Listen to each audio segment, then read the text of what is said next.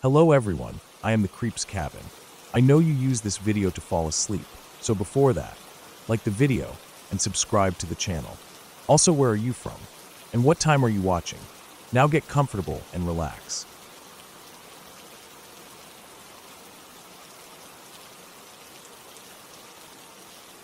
I remember the morning it all started so clearly, though the whole day seems like a blur now. And I think it's because of how quickly things escalated. We just finished breakfast, a quick, quiet meal, nothing out of the ordinary. My son, not even 2 yet, had started saying a few words here and there, and that morning he said something that seemed odd, but nothing alarming. "I hurt," he said, looking at me with a confused expression as he stood by the table, still holding his half-eaten pancake. At first, I thought it was just him playing around. Babies say strange things when they're learning to talk. But then he repeated it a couple of times, each time with a slightly different tone, more like he was trying to tell me something. I didn't really think much of it at the time. He was still so little, still figuring out how to express himself. And "I hurt" could just be something he'd picked up from seeing someone else say it. Maybe he had some discomfort, but we didn't know enough to worry. I brushed it off and went about the morning, still cleaning up the kitchen and trying to get the day started. But then, something happened that made my heart drop. A few minutes later, my wife was standing by the kitchen counter with him, trying to distract him with a popsicle. It was early, just after 8 a.m., but we weren't following any set routine anyway, so what did it matter? She stood him up to get him settled for his treat, and the next thing we saw was him collapsing to the floor. It wasn't like he tripped or lost his balance in the normal way. It was different. He simply crumpled. 1 minute, he was standing there, holding on to her, and the next, he was on the floor with his legs splayed out in front of him. My wife gasped and immediately reached down to help him up. He seemed dazed, looking up at her, his little face all scrunched up in confusion, but the worst part was his speech. Instead of his usual baby talk, he was mumbling in gibberish, something we couldn't make out. He'd always been a chatterbox, so hearing him suddenly lose the ability to form words, to communicate in any way that made sense, was terrifying. We both stood there, frozen for a moment, trying to figure out what was going on. Then he tried to talk again, but it was still just gibberish, nonsense, like a string of meaningless sounds that made no sense at all. My wife's face turned pale, and I could feel the blood draining from mine too. Without thinking, I scooped him up into my arms. We didn't even wait for him to fully regain his balance before rushing out of the kitchen, and my wife quickly grabbed the keys.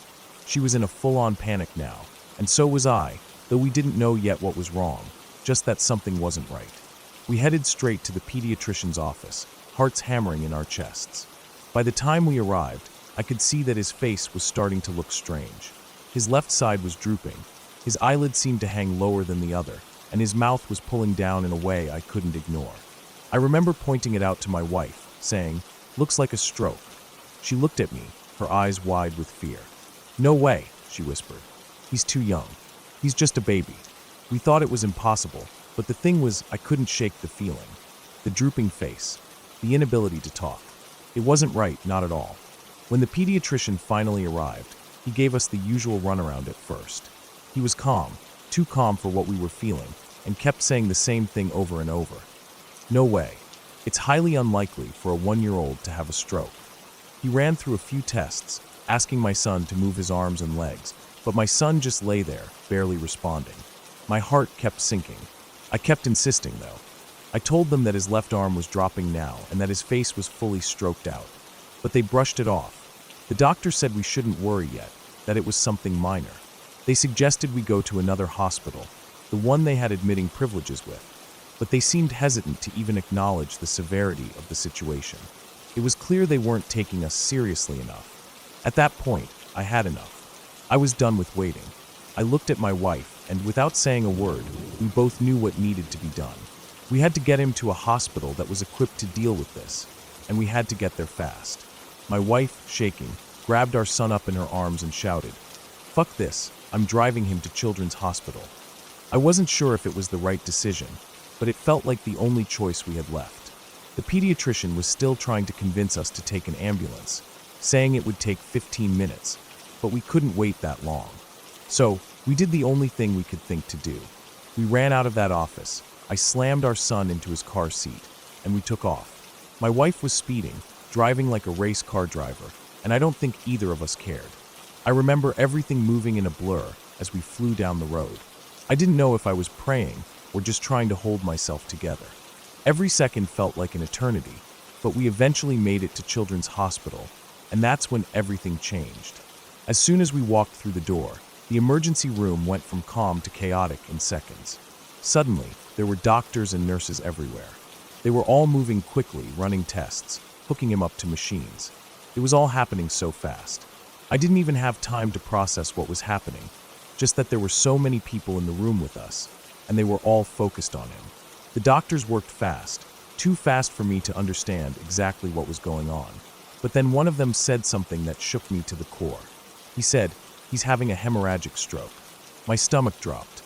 It felt like the floor had fallen away from under me. I couldn't breathe. My son, my baby, was dying. The doctor explained that he had a burst capillary in his brainstem, and that if we had stayed at the pediatrician's office, there was a very real chance he would have died. The doctors at Children's saved his life. They were brilliant, focused, and they knew exactly what to do. It wasn't over yet, though. Not by a long shot. They rushed him into surgery, and we were left in a cold, sterile waiting room, pacing back and forth, not knowing if we would ever see him alive again. My wife held on to me, trembling, while I tried to stay calm. It felt like hours, though it was probably only a few minutes before they came back with the news that he was stable, but they couldn't be sure of what would happen next. We spent what felt like days, though in reality it was just a few hours, being questioned. The doctors asked things like, "Was he struck? Do you hit him?" I felt the heat rising in my chest, but I understood later what they were trying to figure out. They needed to know if we had caused this somehow. They had to rule out abuse, but I never thought for a second they would suspect us.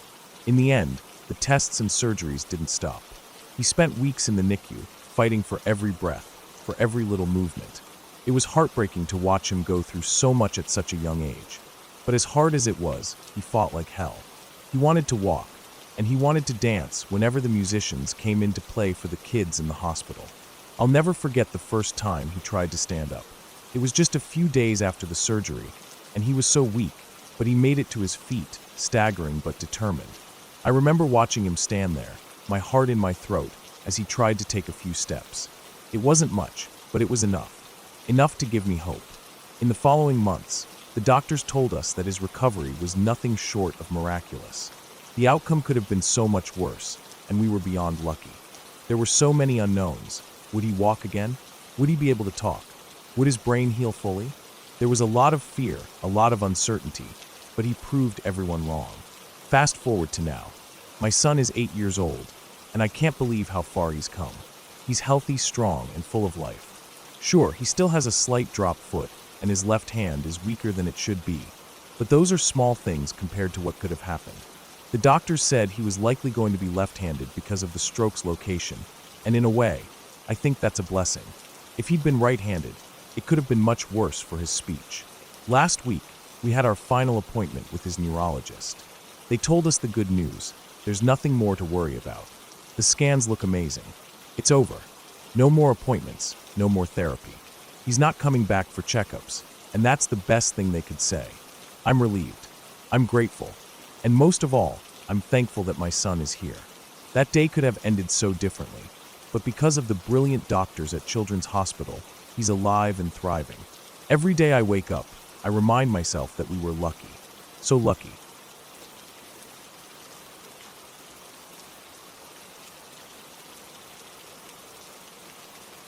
The house we moved into wasn't like any other house.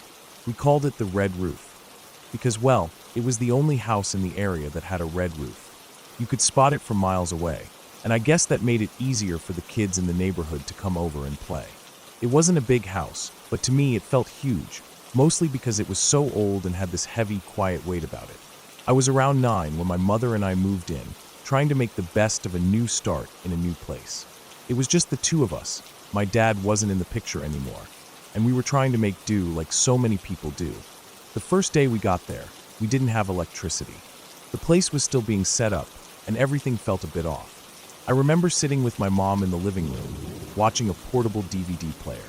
We didn't have a TV at the time, just a small old DVD player that we'd bring in the car when we went on long trips.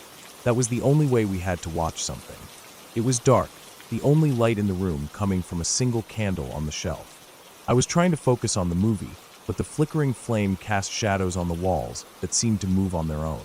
It was odd, but I didn't think much of it. I was a kid, and kids don't tend to worry about shadows. They just seem like part of the world around them. But then something happened. The candle, just sitting there on the shelf, flew off. It wasn't a slow fall, like it had toppled over. It shot across the room, like someone had shoved it with force. My heart stopped for a moment as the candle skittered across the floor, the flame flickering out the second it hit the ground. I looked over at my mom, and I saw that her face had gone pale. I didn't understand what had happened. She didn't say anything for a moment, just sat there staring at the spot where the candle had been. I didn't want to ask her, but I could tell she was scared. I was scared, too. We didn't know what to make of it, so we didn't talk about it. We just sat in the dark for the rest of the night, the quiet between us only broken by the occasional creak of the house settling. A week went by, and things only got stranger. My mom tried to clean the house, wiping down the surfaces and trying to make everything look nice. I was in my room, settling in with homework from my new school, when I heard her calling me from the kitchen. When I walked in, she was standing by the fridge, staring at something in her hand. It was a machete, a rusty old thing. She had pulled it down from the top of the fridge. I had no idea why it was there, and neither did she. She told me it looked like it had been there for years, hidden out of sight. She said it gave her a bad feeling, and I could tell by the way she was holding it that she wasn't sure whether to be disgusted or afraid. She put it back, but it didn't feel right. The kitchen felt cold all of a sudden, like the temperature had dropped by a few degrees. I didn't ask any questions. I didn't need to. My mom worked in the medical field, so knives and machetes weren't anything new. But this one felt wrong. After that, the house seemed to come alive in ways I couldn't explain. I'd be playing with my toys in the living room, and I swear I saw them move on their own. The little action figures would shift slightly, their positions changing when I wasn't looking. It was like something was watching me. I started having nightmares at night, dark, suffocating dreams where I couldn't escape from something chasing me. I'd wake up in a cold sweat, not sure if I was still dreaming or if it was real. It got to the point where I didn't want to sleep anymore. But even then, I couldn't escape. The walls of my bedroom started to change, too. At first, I thought it was just my imagination, or maybe the paint was old and stained. But it didn't take long for me to realize that something was wrong. It looked like coffee stains were seeping through the paint.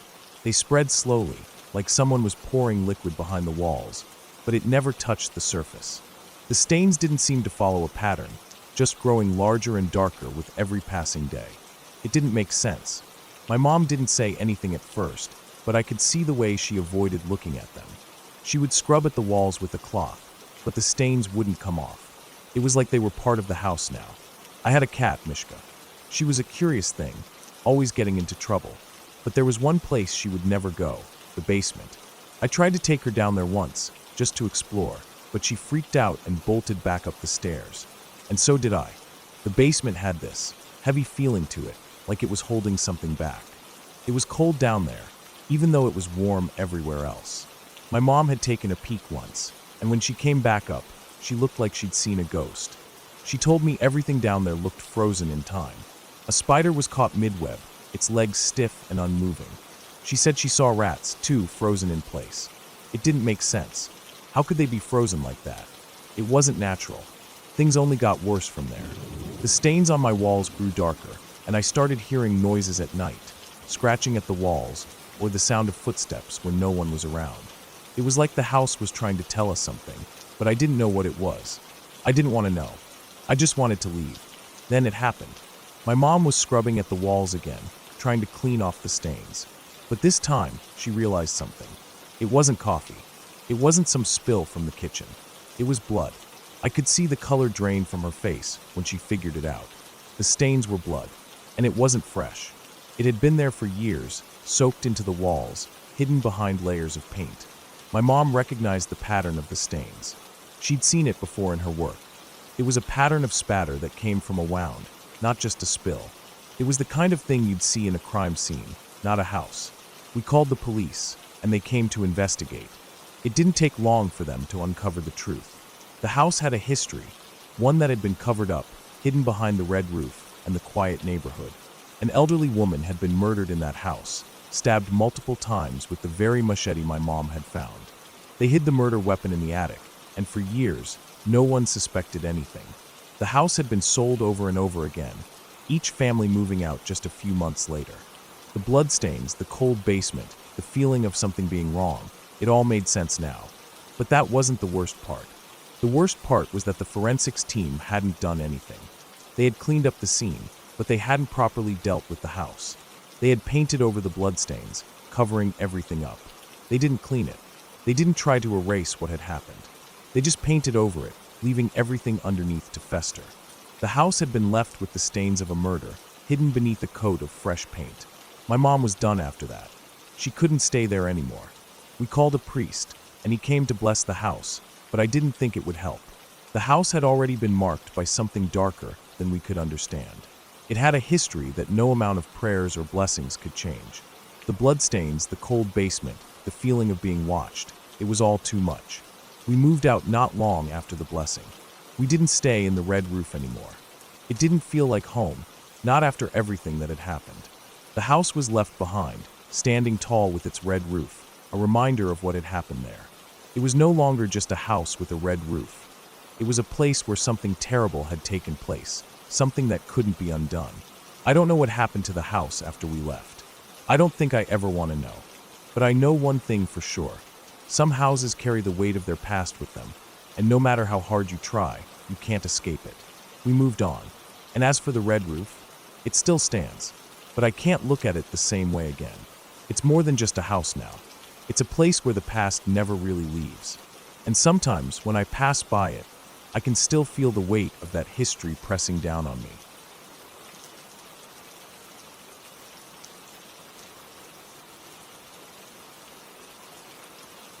Last year, my roommate and I were living in a small, older house in a quiet neighborhood.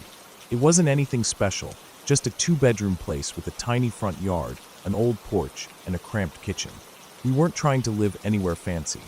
We just needed a place to crash while figuring things out. The house had its quirks. It creaked and groaned at odd hours, and you could hear things shifting in the walls. It was old, and everything about it screamed that it had stories to tell, but I didn't think much of it. It was a cheap rent, and that was all we needed. One evening, it was a typical night, no different from the countless others we'd had. My roommate and I went outside to smoke. The porch was that spot where we'd unwind after a long day. It wasn't a big deal. We sat, exchanged a few words, and just chilled as we watched the sun set behind the trees. Nothing seemed out of place. After finishing up, we headed back inside. I reached for the doorknob, but it didn't turn. I figured I was just being dumb, so I tried again, twisting it with more force. It wouldn't budge.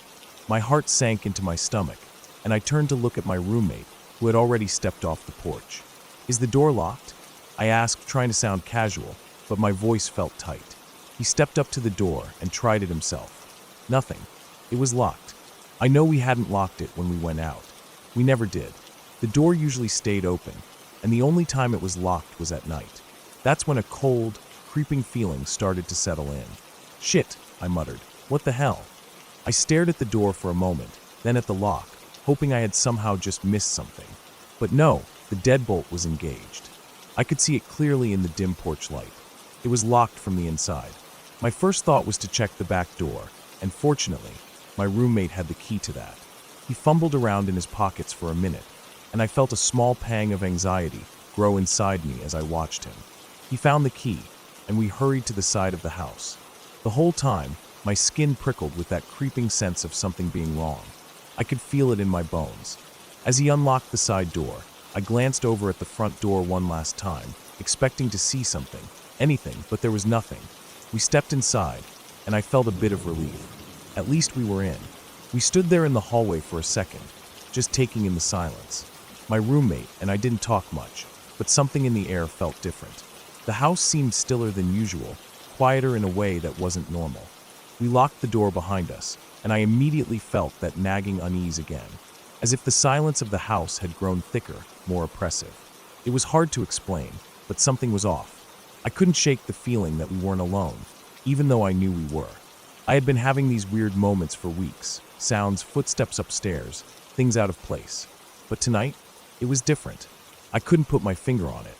I didn't bring it up to my roommate because I didn't want to seem paranoid. But the sounds upstairs, they'd been happening for a while, and I kept brushing them off. I thought I was just hearing things, but every time it happened, I'd find myself pausing and listening, waiting. My cat, though, she wasn't having any of it. There were moments when I'd find her sitting in the living room, staring up at the ceiling, her ears twitching, eyes wide and full of something I couldn't quite place. And she'd stay there, completely still, as if she was waiting for something to happen. Her pupils would be dilated, like she was in a state of full alert. Then, after a while, she'd run to my side, acting more skittish than usual.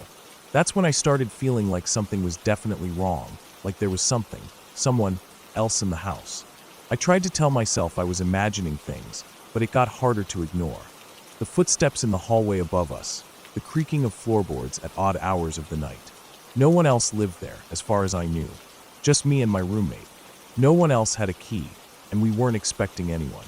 But things started disappearing. Food mostly. It started small. 1 or 2 things would be gone, but I figured maybe I was just being forgetful. But one day, I noticed something I couldn't explain away. I'd gone to the freezer to grab something, and when I opened the door, there was an empty space where a whole pack of steaks used to be. I don't cook, so it wasn't like I'd eaten them and forgotten. My roommate didn't either. He wasn't even the type to cook a steak. So where the hell had they gone? I asked him if he'd seen them, and he just shook his head. That was it. It didn't make sense. I checked the freezer a few more times, and sure enough, they were gone.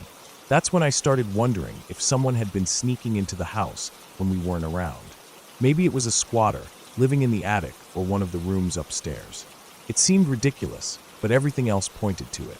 The sound of footsteps became more frequent, always in the middle of the night, always upstairs. I kept trying to shake it off, but it didn't make sense. My cat would act stranger and stranger. One night, she had spent an entire hour staring at the wall next to the staircase before she darted off and hid under the couch. Something wasn't right. It felt like the walls were closing in on me. It wasn't long after that when the whole deadbolt incident happened. After we got inside, we just stood there for a while, not really talking. I know I was on edge, but I didn't want to scare my roommate more than he already was. We had no idea who could have been in the house, if anyone at all. It was just so damn strange. A few days later, I decided to check upstairs. The whole place had that musty and used smell, like no one had been up there in a while. I moved through the house carefully, every step feeling heavy. I checked the closets and the rooms. There was nothing unusual at first, but then I noticed the door to the attic. It was cracked open just a little. I hadn't remembered leaving it that way. I approached the door slowly, feeling that pressure in my chest build again. My heart was pounding in my ears as I reached for the handle. I pulled it open, and the smell hit me first. It wasn't like mold or anything like that, but more of an odd, sour scent. It made my stomach turn, but I had to see what was up there. I climbed the stairs, holding my breath. The attic was nothing special. It was just dusty and cluttered with old boxes and forgotten furniture. But that's when I saw something that made my blood run cold. In the far corner of the attic, tucked behind some old blankets, was a backpack. It didn't belong to me or my roommate. I froze, staring at it, knowing something was horribly wrong. I moved toward it slowly, my hands trembling. Inside the backpack, there was some clothing, old clothes, worn shoes, and a few other items that I didn't recognize, including a few food wrappers. I almost couldn't believe it. Someone had been living up there. A squatter. A fucking squatter had been in our house for God knows how long. I backed away, my heart racing, and hurried down the stairs. I didn't want to think about what else they had been doing in the house. We moved out of that place within the week. We never found out who had been staying there, but we got in touch with the landlord. They had no idea anyone had been squatting. We left the place without a word. We packed our bags, got out, and never went back. But even now, when I close my eyes, I can still feel the weight of that house, the feeling of someone else lurking in the shadows waiting. I don't know who was there or how long they'd been hiding, but I'll never forget the fear that settled in the pit of my stomach the night we couldn't get back inside.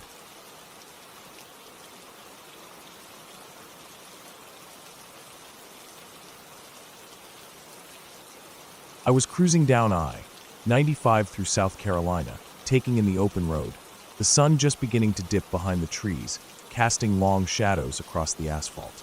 The wind was cool, and the hum of my motorcycle was steady under me as I settled into my rhythm.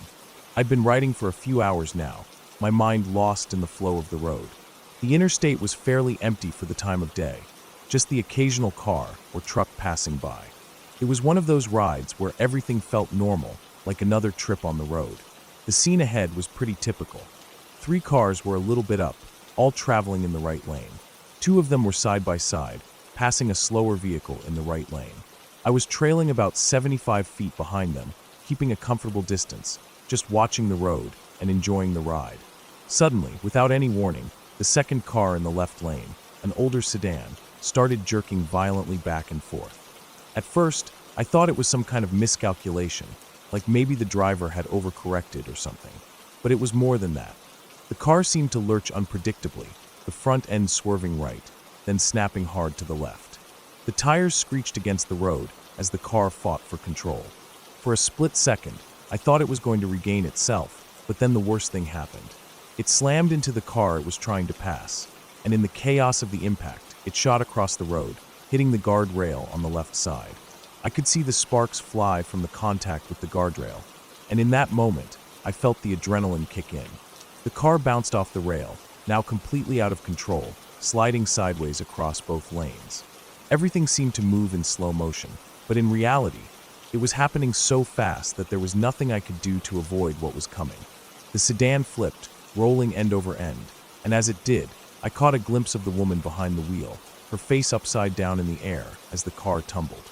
Her eyes were wide, and I could tell she was still trying to process what was happening, her body bracing for the inevitable crash. It all happened so quickly that I almost couldn't comprehend what I was seeing. The car continued its spin, landing hard on the opposite side of the road, scattering debris in every direction. A cloud of dust and shattered metal filled the air, and the whole scene was chaos.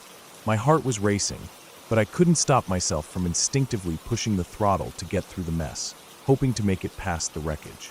As I sped through the debris field, something small and metallic flew out of nowhere and passed right in front of me. I watched horrified as a chunk of the car's bodywork, probably from the hood or fender, spun through the air. It missed me by mere inches, but the sheer speed of it was enough to make my stomach drop. Then, just as quickly as it appeared, a second piece of debris shot past, this time close enough to make my skin crawl. It tore through the air, and I felt the wind shift in its wake. I ducked instinctively, but the edge of the piece clipped the back of my leather jacket. I didn't even realize at first what had happened, thinking the piece had missed me entirely. I raced ahead, not taking a second to look back. The bike seemed to carry me through the aftermath of the crash with only the roar of the engine in my ears and the scent of burnt rubber and metal in my nostrils. When I felt like I was far enough from the wreck, I pulled over to the shoulder of the road, my heart pounding in my chest. I was shaken, but I didn't fully register the danger I just narrowly avoided until I was safely off the bike. I stopped the bike, put the kickstand down, and swung my leg off. My hands were still gripping the handlebars tightly, as if I hadn't fully let go of the moment of panic. I took a deep breath, trying to steady myself. It was then that I noticed something odd. There was a tug at the back of my jacket, a strange sensation that made me look over my shoulder. I pulled at the leather, and to my horror, I saw a massive rip along the shoulder. The cut was at least 5 inches long, stretching from the top of the shoulder all the way across the back. My mind couldn't immediately make sense of it. I had been so caught up in the moment that I hadn't even felt it. I stood there, staring at the damage to my jacket, feeling a surge of relief mixed with disbelief. The rip wasn't just a scratch, it was a gaping hole that had come dangerously close to my skin. I couldn't believe that I'd just missed having something fly directly into me. The reality of how close I had come to getting hit made my head spin. If that piece of debris had been just a fraction of an inch closer, it would have been a very different outcome.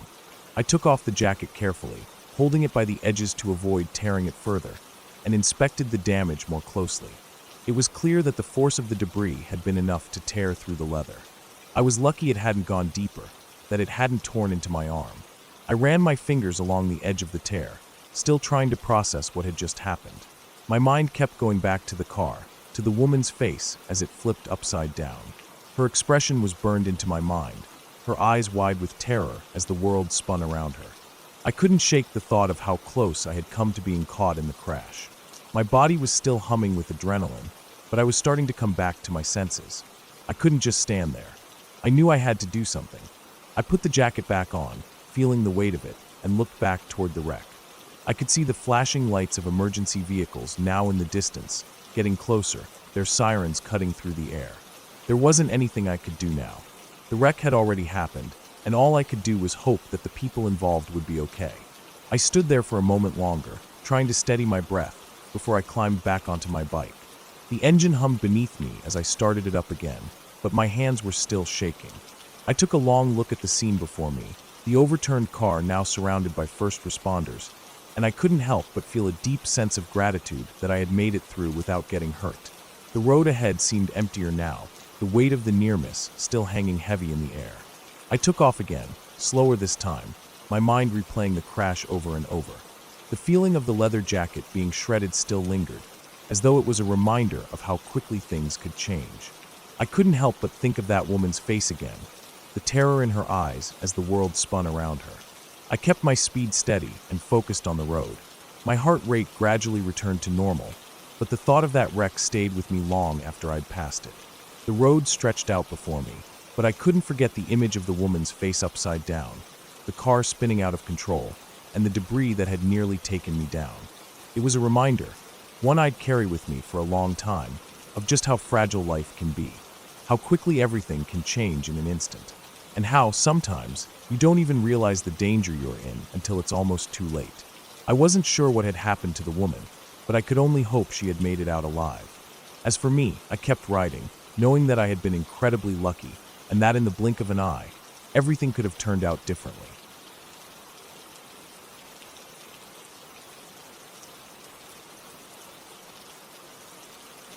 I had always been a swimmer. It was in my blood, my identity. From the time I could walk, I was kicking around in the water, my mom saying I was born with fins instead of feet. It was no surprise when I made varsity swim team in high school, or when I became MVP of the team. I thrived in the water like it was my natural habitat. Pools, oceans, lakes. I wasn't afraid of any of it. Water was where I felt strongest, most in control. I had done hundreds of laps, swum across entire lakes, and even done a few open water competitions. Swimming was my world. One sunny afternoon, I found myself at the beach, enjoying the warmth of the sun and the sound of waves crashing on the shore. My friend Jake was working as a lifeguard that day, and I made my way over to chat with him. He was perched high in his chair, scanning the water with his usual serious expression, but when he saw me coming, he broke into a grin. "Hey man, what's up?" he called down. "Not much.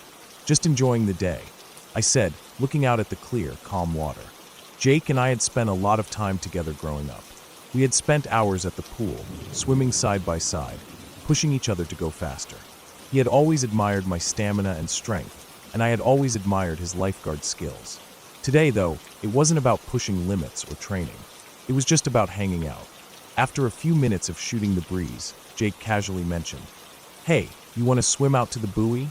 It's about 200 yards or so. Shouldn't be a problem for you, right?"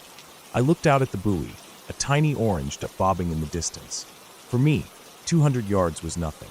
In fact, it was less than half the distance I used to swim during my warm-up drills. I could knock it out in under 3 minutes, no problem. "Sure," I said, grinning. "Let's do it." We stripped off our shirts, and without hesitation, I dove into the water. The first thing I noticed was the cold. The water was significantly colder than I was used to, and it immediately took my breath away. I knew the ocean could be chilly, but this was a shock. My body tensed as the cold water rushed past, my lungs fighting to adjust. I wasn't used to this kind of chill in the water, especially not without the protection of a wetsuit. I forced myself to focus and settled into a rhythm, but that wasn't the only problem. I realized quickly that I hadn't brought any goggles. Normally, in a pool, I could just bury my face in the water, effortlessly gliding through the strokes without worrying about anything but my technique. But here, in the ocean, I was forced to keep my head above the water, my face getting sprayed with salt water with every stroke. The constant movement of the waves made it harder to find a smooth rhythm, and I could feel the strain on my muscles almost immediately. I tried not to let it get to me. I'd swum in the ocean before, and I had always felt comfortable in the open water. But today, something was different. The cold, the waves, the lack of goggles. It all felt like a series of small obstacles that were building up in my head. I knew I could power through it, but something inside me was telling me that this wasn't going to be as easy as I thought. As I continued swimming toward the buoy, I noticed a tightness in my chest. My breathing felt shallow, and the air seemed to be slipping out of my lungs faster than I could inhale. I tried to shake it off. After all, I was a swimmer. I was in peak physical condition, but I couldn't ignore the fact that my lungs weren't cooperating. By the time I reached the buoy, I was already winded. I clung to the floating platform, trying to catch my breath, and noticed Jake and another lifeguard treading water next to me. They were both chatting casually, but I could feel the sweat building on my forehead, the exhaustion creeping in. It was strange. I had swum much farther than this before without any issue, but now something was off. We spent a few minutes just floating there, talking about random stuff. Jake asked if I wanted to head back, and I nodded, even though I wasn't sure I was ready. My chest felt tight, and my arms felt heavy. But I pushed the thought away, telling myself I was fine. "Yeah, let's head back," I said, forcing a smile. Jake nodded, and with a swift stroke, he turned around and started swimming back. I followed, but every stroke seemed to take more and more energy. The ocean seemed to have grown colder, the waves bigger. My breath was coming in ragged gasps, and every time I took a breath, it felt like I wasn't getting enough air. My legs felt like lead, and I was starting to struggle to keep my body above the water. The familiar rhythm of my strokes was slipping away. I tried to focus on my technique, but my mind kept drifting to the thought that I was too far from the shore. The buoy was behind me now, and the beach seemed farther away than it should have. I looked out to the shore and wondered if I was making any progress. The panic started to creep in, little by little, like the rising tide. I tried to calm myself down, but it wasn't working. The more I thought about how far I was from shore, the more I realized how much energy I was expending just trying to stay afloat. I was already starting to tire, and I had no way to rest. There was no poolside to grab onto, no edge of the water to catch my breath. It was just me, the cold water, and the endless horizon. I flipped onto my back, trying to float and catch my breath. But even that wasn't helping. My chest felt constricted, and the tightness in my lungs only grew worse. My heart was pounding in my chest, and I could feel the panic building inside me, like a wave crashing in my stomach. I started side-stroking, but it wasn't making any difference. I wasn't making any progress. I looked back toward the shore, and it seemed so far away. The lifeguards had disappeared, and there was nobody else in sight. I tried to keep my head clear, but the thoughts were overwhelming. I thought about how embarrassing it would be to wave Jake back out here. How stupid would I look, struggling like this when I had always been such a strong swimmer? I thought about the people on the beach. How would they feel if they saw me in distress? I didn't want to make a scene. I didn't want anyone to see me struggle. But I knew deep down that if I panicked, if I didn't do something, I was in serious trouble. You can't panic, I told myself over and over. If you panic, you're screwed. But the panic was still there, gnawing at the edges of my thoughts, making everything harder. I started to feel like I wasn't even moving anymore, like the water was pulling me out instead of bringing me in. But I forced myself to focus again. I kept telling myself that I had to stay calm, that I had to just keep swimming. I had to make it back. I don't know how long it took, but eventually, I could see the shoreline again. It was closer now, but not by much. My arms and legs were burning, and my body was screaming for rest. My breath was shallow and ragged, but I kept pushing forward. It felt like I was fighting against the ocean itself, and it was winning. Finally, I felt the sand beneath my feet. I was barely able to keep my balance as I stumbled out of the water, completely spent. Jake was waiting for me, a confused expression on his face. "You good?" he asked. I nodded, but I couldn't say anything. My body was shaking, my chest tight, and I was so exhausted I could barely stand. I couldn't figure out why I was so winded. I was a swimmer. I'd swum much further than this before. So why had this been so hard? Jake helped me to the beach, and I collapsed on the sand, trying to catch my breath. He kept asking me what happened, but I couldn't answer. I was too tired. The panic still hadn't fully left me, and I couldn't shake the feeling that something had almost gone terribly wrong. Later that day, I read about the signs of drowning. I learned that the way I had been floating on my back, the way I had been switching strokes, was actually a warning sign of a swimmer in distress. That hit me hard. I had been close, closer than I wanted to admit. And then there was something else I couldn't shake. My mom, who had been at home that day, had called me afterward. She said she had a strong feeling that something was wrong, like she knew I was in danger. It was strange. I hadn't told her anything about what happened, but she knew. It's been over 15 years now, but I still won't go in the ocean. The thought of it, the feeling of being out there with nothing beneath me, still terrifies me. It's like the ocean has a way of showing you just how small and powerless you really are. No matter how strong you think you are, the ocean will always be bigger. And sometimes, no matter how much you fight it, the water will win.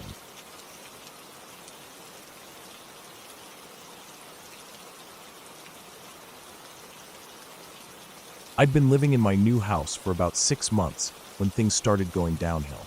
It was the beginning of July, the days were long and hot, and the last thing I expected was to start feeling sick. It wasn't sudden at first. I had a bit of a cough, something I thought was just a summer cold. But then it escalated, gradually but steadily. By early August, I was barely functioning. It wasn't just a cough anymore. I couldn't stop. My chest ached, and I had that dry, nagging sensation in my throat that wouldn't go away. I hadn't been feeling right for a few days before it got bad, but one morning, it felt like I was suffocating every time I tried to take a deep breath. I couldn't lie down without coughing uncontrollably. It was impossible to get comfortable. My head was dizzy, my body felt heavy, and I was losing strength. After a night of barely sleeping, I decided it was time to go to the doctor. I could barely speak without breaking into another fit of coughing when I got to the clinic. The doctor listened to my chest, checked my symptoms, and after some consideration, told me he suspected pneumonia. He was concerned, especially because there was a particularly dangerous strain of it going around that summer. He gave me a prescription for some heavy antibiotics, told me to take it easy, and if things got worse, I should go to the emergency department. He made it sound serious, and in a way, I was grateful for his urgency, though it did freak me out a bit.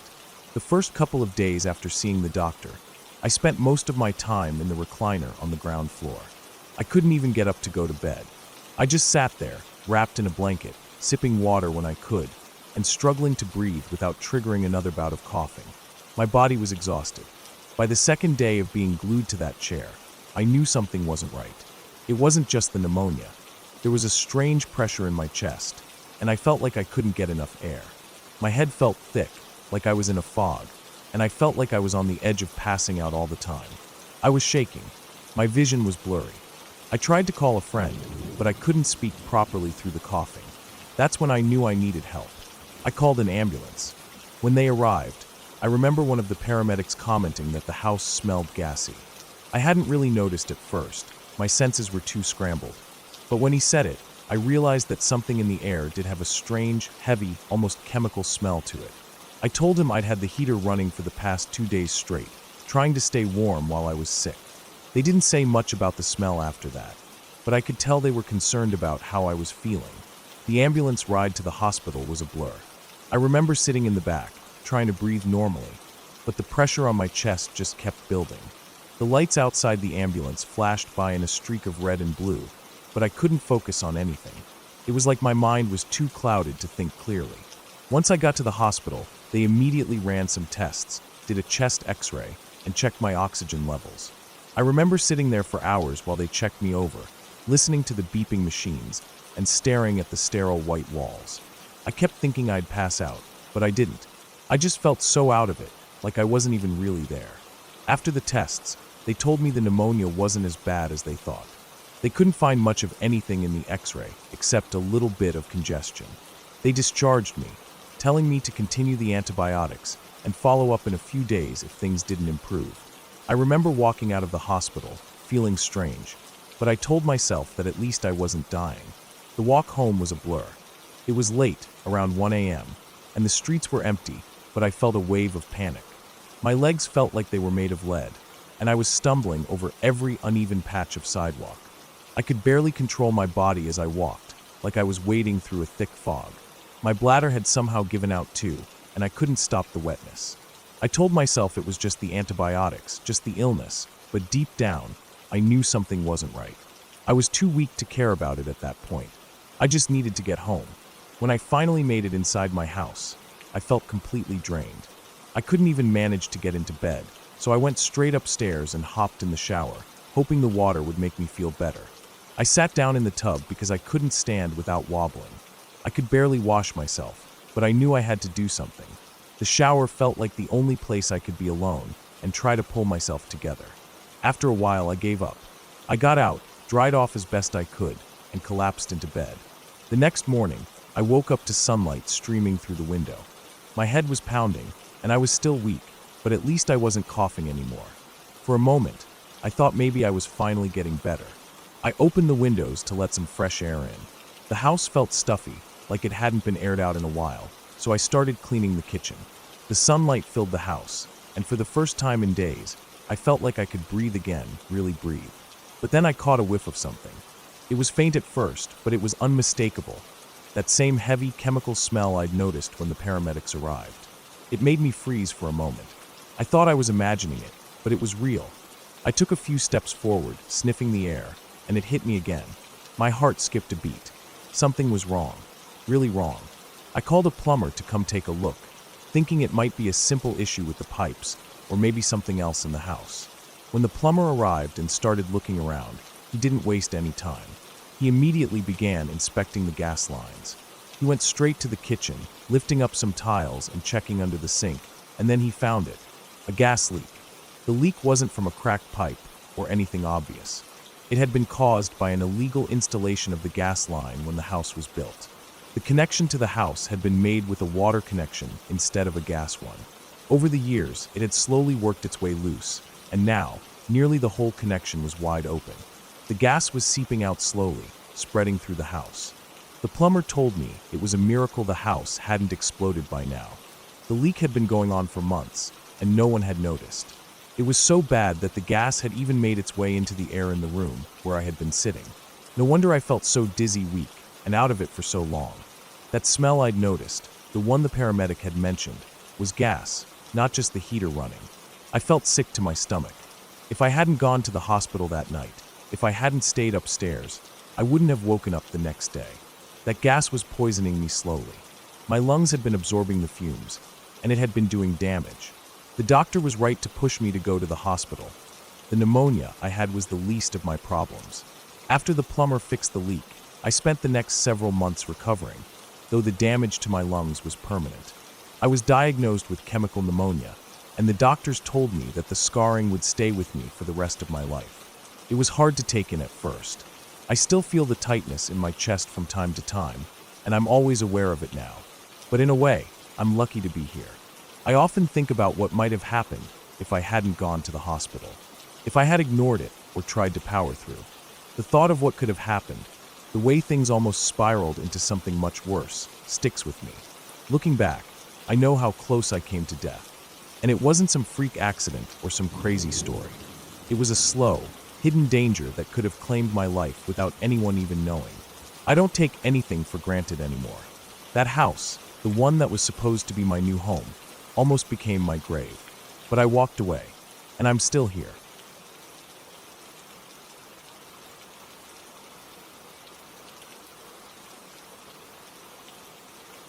It was a hot summer night in 2004. I was 11 years old, living in a small community in northern Michigan. The air was thick and heavy with heat, and the only sound at night came from the endless chorus of insects. The town was small, so everyone knew each other. In the summer, almost every house left their front and back doors open, the screens keeping out the bugs, but doing little to keep out the humidity. With no air conditioning, it was the only way to survive the sweltering nights. There was something strange about it, though, the feeling of being watched. The windows and doors were just covered with thin screens, and it always felt like the dark outside could see into the house, but I couldn't see it. It made my skin crawl, especially at night. I had just finished playing video games and was heading to bed. It was probably around midnight, and the house was quiet except for the distant hum of the crickets. The usual noises of summer nights were comforting in a way, like a lullaby. But tonight, something was off. I had just gotten into bed, pulling the blankets up, when I felt it, a sudden unease. It came from my window, the one that faced the front of the house. There was something about it that didn't sit right with me, but I couldn't pinpoint why. The usual sounds of the night were gone. The bugs outside had fallen silent, and the silence felt thick. At first, I thought it was just my imagination, or maybe the neighborhood cat walking past the window. But then I heard it, a sound that sent a cold wave of fear over me. It started faintly at first, like the soft scraping of metal against dirt. Chains. The sound of chains dragging through the ground. I froze. I knew that sound, and I knew it didn't belong. It was faint at first, but unmistakable. I strained my ears, trying to make sense of it. It was too dark outside to see anything, just the black void beyond the thin screen of my window, but I could hear the chains dragging closer. The sound was odd, stopping and starting, like someone was dragging them slowly, as if they were walking with them. The chains would scrape across the ground for a few seconds, then there would be a pause, followed by the sound of dragging again, more distant now, then closer once more. It wasn't continuous, like someone was pulling them steadily. No, it was more like someone was moving slowly, the chains dragging behind them, each step a deliberate scrape against the dirt. My heart pounded in my chest as the noise grew louder, coming from right outside my window. The hair on the back of my neck stood up, and I could feel my breath quicken. Whatever it was close. The dragging sound moved past my window, just a few feet away, and then it faded off into the distance. But it didn't stop. The noise continued, moving around the side of the house and beyond. It felt like it lasted forever, though it was only about 10 seconds. 10 seconds of sheer terror that felt like hours. I couldn't move. I couldn't speak. My body was paralyzed by fear as I lay there, staring at the window. The silence after the chains faded away was deafening. I didn't hear a thing, not even the bugs, which had been so loud only moments before. My entire body was trembling, and I could feel the sweat sticking to my skin. My mind was racing. What had I just heard? Who was outside my window, dragging chains through the dirt? Why would someone do that? It didn't make any sense. I didn't dare look out the window. The thought of seeing something, or worse, someone standing there, just on the other side of the screen, terrified me. I could feel the weight of the darkness pressing against me, and I was too scared to even breathe too loudly. I stayed there in the bed, staring at the shadows, willing the night to pass, hoping that whatever it was would just go away. Eventually, exhaustion took over. My body gave into sleep, though I was still on edge. But when I woke up the next morning, the fear hadn't left me. It lingered, like a shadow that wouldn't disappear. I couldn't shake the feeling of something being wrong, something being out of place. But I didn't tell anyone. Not my parents, not my brother. I didn't want them to think I was being childish or imagining things. I wanted to brush it off. I needed to explain it, to tell myself it was nothing, just a figment of my imagination. But as the morning went on, I couldn't ignore it. I had to know what I had heard, what had happened. So, I decided to investigate. Maybe there was a logical explanation. Maybe it was just an animal, or a strange noise from the neighborhood. I walked outside through the front door, the sun already up, and the air a little cooler than the night before. I looked around at the yard, at the dirt and grass that surrounded the house. Everything seemed normal, but then I saw it. The lines. There were 2 clear indentations in the dirt, as if something heavy had been dragged through the yard. They started right outside the front door, just a few feet from where I stood. The lines were about 1 foot to 1.5 feet apart, and they led straight to my window, then curved around the house. I followed them, my heart racing as I looked closer. They weren't just random marks. No, these were deliberate, like something had been dragged in a controlled, purposeful manner. The tracks went all the way around the front of the house, looping around my brother's window, and then heading toward the backyard. I could feel my stomach twist as I walked closer, my footsteps slow and heavy. The lines were deeper here, more noticeable in the sandier dirt of the backyard. I could see them clearly now, stretching across the yard, coming dangerously close to the back fence. I opened the gate to the backyard, my mind racing, my stomach churning. The lines continued, going all the way through the yard, and then around the side of the house. I followed them, my breath shallow, until I reached the other side. The lines disappeared into the grass on the far side of the house, vanishing into the distance. But it was the lines themselves that chilled me to the bone. The tracks were too purposeful, too deliberate to be from any animal. No animal, not even a bear, would drag chains like that. And it didn't make any sense why anyone would want to drag chains around our house, especially in the middle of the night. I stood there, frozen in place, my mind racing. The feeling of being watched, the fear that had gripped me the night before, was back with full force. I couldn't shake the feeling that someone had been watching me, had been outside my window, moving around the house while I slept. I had no explanation for it. There were no signs of anyone around the house, No footprints in the dirt, nothing that would explain the chains. I walked around the rest of the yard, checking every corner, every possible place where someone could have hidden, but I found nothing. No evidence of anyone. Just those strange, deep lines in the dirt. I didn't tell anyone about what I found. How could I? They would think I was making it up. I didn't want to be called crazy, but I couldn't get it out of my head. The sound of the chains dragging through the dirt, the feeling of being watched. It all came back to me every time I looked out the window, every time I walked around the house. To this day, I don't know who or what dragged those chains around my house that night. There was no explanation, no answer to the questions that haunted me. I tried to forget about it, to move on, but the image of those deep, deliberate tracks, the sound of the chains scraping the dirt, never left me. And every time I think back to that night, I wonder if someone, or something, was out there, just waiting in the shadows, dragging chains through the dirt. I'll never know for sure, but I'll never forget the night of chains. The night the world outside my window went silent, and something far too strange passed by.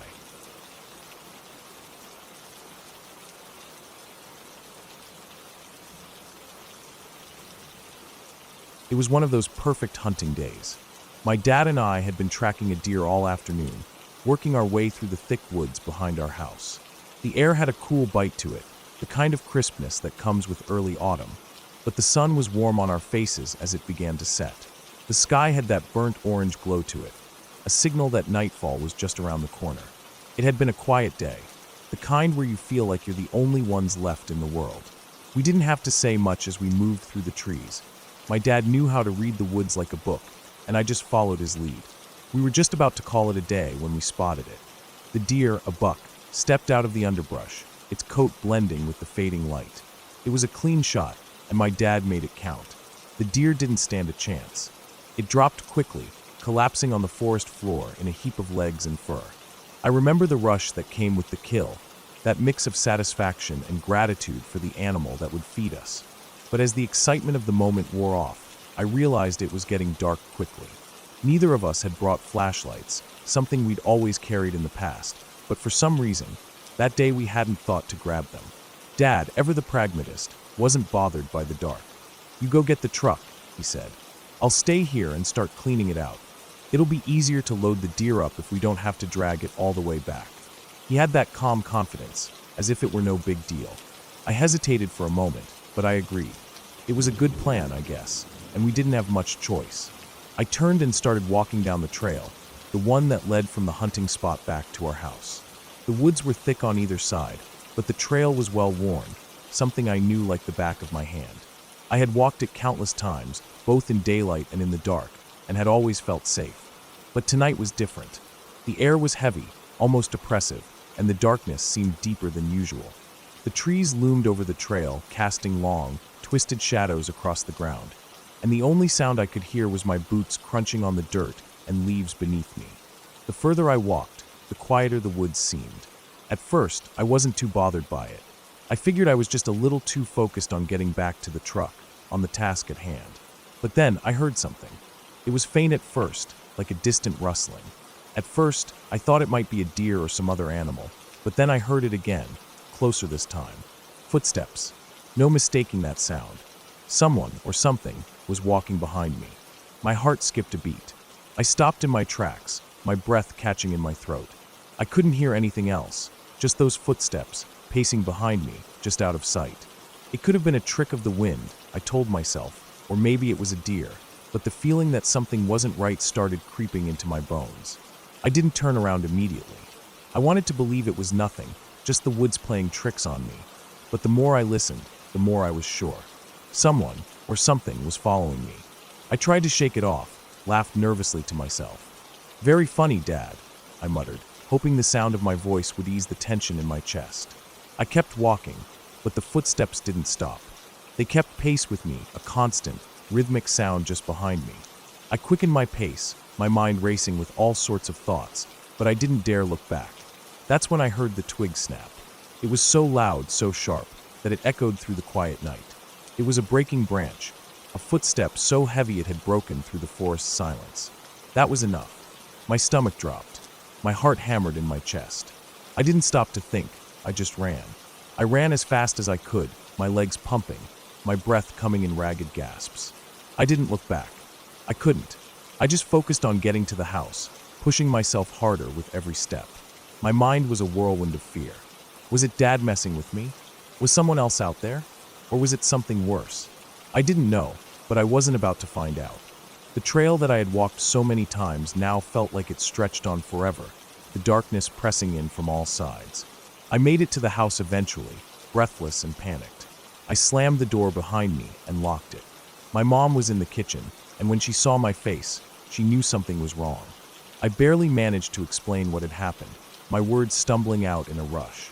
I told her about the footsteps, the twig snap, how I had run without looking back. She listened quietly, her face a mixture of concern and disbelief. After a moment, she nodded. "Your dad's still out there?" she asked, her voice calm but tense. I nodded, not trusting myself to speak again. "I'm not going back out there. I can't go alone." She didn't argue. Instead, she grabbed her coat, and we both made our way back outside. The house sat at the edge of the woods, and the truck was parked near the trail where I had left it. The darkness now seemed thicker, the air colder. We had no flashlights, but we didn't need them. We knew the way. We walked in silence, the crunch of our footsteps the only sound in the heavy night air. I kept looking over my shoulder, expecting to see something, but there was nothing. No footsteps. No sounds. When we reached the spot where I had left my dad, he was still there, standing over the deer. He looked up when he heard us approach. "What's going on?" he asked, his voice steady, but his eyes were narrowing as he took in our nervous expressions. I swallowed hard. "Dad, were you following me on the trail?" He gave me a weird look, as if I had just asked the most ridiculous question. "No, son. I was here, cleaning the deer. Why would I follow you?" That was when it hit me. My dad hadn't been behind me. I had heard someone or something else, and it wasn't him. My mind was racing, trying to piece together what had happened. But the more I thought about it, the more unsettled I became. I didn't know what had been behind me that night, but part of me was glad I hadn't turned around. I didn't want to see whatever it was. I wasn't sure I wanted to know. We eventually loaded the deer into the truck, and the trip back to the house was uneventful. But the whole time, my thoughts kept drifting back to the trail, to those footsteps. The woods felt different after that, like they were hiding something I wasn't meant to know. I never went back into those woods at night after that, not alone, and certainly not without a flashlight. To this day, I still don't know what followed me on that trail. It could have been an animal, or maybe it was something else, something human. Whatever it was, I don't think I want to know. What matters is that it was there, and it wasn't my dad. That's the part that still sends chills down my spine when I think about it. Maybe it's just a story of a freak encounter, something I'll never understand.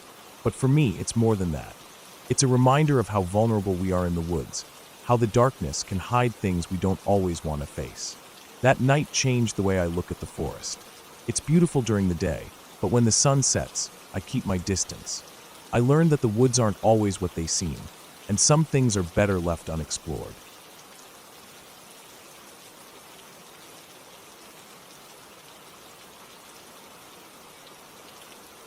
It's been about 10 years since that day, but I can still feel the cold water rushing around me, the panic in my chest, and the terror that took hold as soon as everything went wrong. When my husband first suggested that we go tinker tubing, I'll admit, I was excited. The idea sounded fun, a nice way to spend a summer day with family, floating lazily down a creek. I pictured myself drifting peacefully along the water, enjoying the sun, with nothing to worry about. It seemed simple enough, a casual adventure that would give us all a chance to unwind. He'd gone before as a kid, and he talked it up like it was a dream trip. He promised it would be a relaxing, easy ride, just a lazy river for about an hour. But what we didn't know, what we couldn't have known, was that everything had been set up to go wrong from the start. It had been raining for days in the mountains where the creek fed into the river, and though it was July, the water was cold, icy cold, the kind of cold that sinks into your bones and takes your breath away the second you're submerged. My husband didn't warn us about any of this. All he said was, "It'll be fun, trust me." We all piled into the bus, our family of 7, including my aunt and cousins, each of us with our inner tubes in hand. The ride to the drop-off point was bumpy, and the chatter was lighthearted, but underneath it all, I had a sense of unease I couldn't shake. There was something off about the way the water looked, too dark, too swift, but I pushed those thoughts aside. I didn't want to ruin the mood. After all, my husband had been so sure about this, and I didn't want to be the one to cause any tension. We were all in for a fun day, right? When we finally arrived at the drop-off point, I tried to ignore the heavy mist in the air and the swollen, fast-moving creek that stretched ahead. The bus driver gave us all the usual instructions. Hold on to your tubes, don't panic, the water's shallow in spots, and just enjoy the ride. As he pulled away, leaving us to face the wild waters ahead, I couldn't help but glance at my family. My husband was grinning, excited, his eyes gleaming. He was already in the water, pulling his tube toward the bank. Everyone else followed, splashing into the creek one by one, each of us eager for the adventure to begin.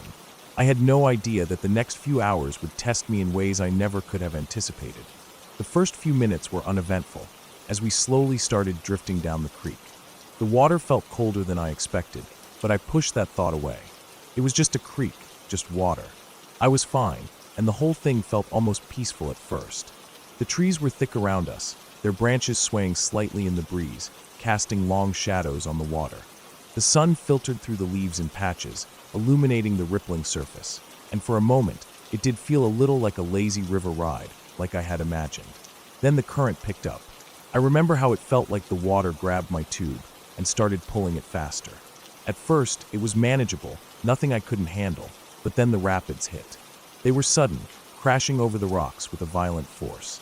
My tube slammed into a rock, and before I even realized what was happening, I was thrown off, tumbling into the water. The shock of the cold was immediate. It cut through me like ice, and I gasped as I struggled to get my bearings. My life jacket kept me afloat, but the current was much stronger than I'd expected. It pulled at my limbs, yanking me downstream, and no matter how hard I kicked, I couldn't seem to gain any ground. I tried to hold on to the tube, but it was slipping away. The water rushed over my face, and I couldn't tell up from down. My lungs were burning, and I was terrified. I remember the panic that flooded me, the terror of being pulled deeper into the creek, unable to breathe, unable to find solid ground. It felt like forever before I finally managed to grab onto the tube again, pulling myself back on. I was shaking, my arms weak, but I didn't stop. I kept my grip tight, even though my fingers were numb. That first flip, that first moment of helplessness, set the tone for everything that came after. I glanced around, trying to spot my family, and saw my aunt struggling to keep up. She had been a few feet ahead of me when the rapids hit, but now she was flailing, her tube spinning uncontrollably. I heard a sharp yelp from her, and when I turned to look, I saw her crash against a large rock, her back arching as she slammed into it. She cried out, but the sound was swallowed by the rush of water. I couldn't reach her. The water was too strong, and I couldn't risk losing my grip on my own tube to help her. My heart was racing, but I had to keep moving. I managed to paddle with my hands, trying to steady myself, but the creek didn't care. The rapids seemed to get worse, more intense with each passing minute. I was already terrified, my mind racing, trying to think of a way out of this mess, but all I could do was hang on. My mind was spiraling into panic when something else happened. I was sucked into a whirlpool. I don't know how it happened, or if it was even a true whirlpool, but the water spun around me in a way I couldn't escape. My body was jerked around, pulled under, and I could feel my legs being dragged down by the current. I fought, kicking with everything I had, but I was losing the battle. My mind was frantic. What if I went under for good? What if I couldn't get out? I remember the flash of my husband's face, his eyes wide in panic as he reached out for me. He was on his own tube nearby, but he couldn't get close enough to pull me out. The whirlpool had me, and I could feel myself being tugged deeper. My husband dove into the water, grabbing my tube and pulling me toward him. I reached for his hand, but I couldn't quite grasp it. Then I saw him wince in pain, his face twisting in agony. He pulled me up as best as he could, but something was wrong. His arm was crooked. He grimaced, clearly in pain, but he held on to me anyway, his grip unwavering as he yanked me from the whirlpool. "You're okay," he said, though his voice was tight with pain. He was trying to stay calm, trying to reassure me, but I saw it, the way his shoulder hung at an odd angle. It was dislocated. My heart sank as I realized the extent of what was happening. He wasn't just helping me, he was hurting too. "Let's just get to the shore," I urged him, but I was already so tired. The water felt endless, and I couldn't seem to keep my bearings. My whole body was shaking, my teeth chattering from the cold. I knew that we couldn't stay in the water much longer. If we did, things would only get worse. We finally made it to a small, shallow stretch of creek near the bank, and we pulled ourselves out. My husband was gasping, his arm cradled against his chest, but we were both just relieved to be out of the water, even if it was only for a moment. I looked around, and that's when I saw it. My cousin had gone over a waterfall. It wasn't a huge waterfall, maybe 10 feet high, but it was enough. The water had held him under, and when he finally came up gasping for air, he was struggling, disoriented, terrified. He managed to scramble to his feet, walking along the creek bed, and after a few seconds, he climbed back up and shouted at the rest of us to stay away from that part of the creek. We didn't need any more encouragement. My family started to gather, each of us shaken and bruised, and we realized just how dangerous the situation was. I could see the fear in everyone's eyes, the realization that we had been in way over our heads. We were all struggling to stay afloat, both literally and figuratively. I couldn't keep going. My arms felt like lead, and my chest ached from the cold. I couldn't tell if I was more afraid of the water or what might happen if I kept going. The drop point was supposed to be just a little further down the creek, but it felt like miles away. That's when someone shouted at me from the bank. They told me that the water was shallow enough for me to stand, that I could make it. I wasn't sure if I believed them, but at that point, I didn't care. I hopped off my tube, my legs shaking, and waded through the cold water toward the bank. As soon as I stepped onto the ground, I felt a rush of relief. My fingers and face were blue from the cold, but I was out of the water. I took a few shaky breaths, still trembling from the ordeal. I looked around at the others, who were slowly making their way toward the same point. We were all bruised, battered, and exhausted, but we had made it. We had survived. When I finally warmed up, when my body stopped shaking and my breath steadied, I could hear the sound of the creek flowing peacefully once again. It was hard to believe that just moments ago, it had almost taken everything from me. Looking back, it feels like it happened in another life. I still get flashbacks to that day, especially when I hear rushing water. It's a reminder of how quickly things can change, how dangerous something that seems harmless can really be. I won't ever forget that day. Not the panic, not the terror of being swept away, not the sound of rushing water that drowned out everything else. But I also won't forget the feeling of finally stepping onto solid ground, the overwhelming relief of knowing I was going to be okay. The creek had nearly claimed me, but in the end I survived. And that's the only thing that really matters.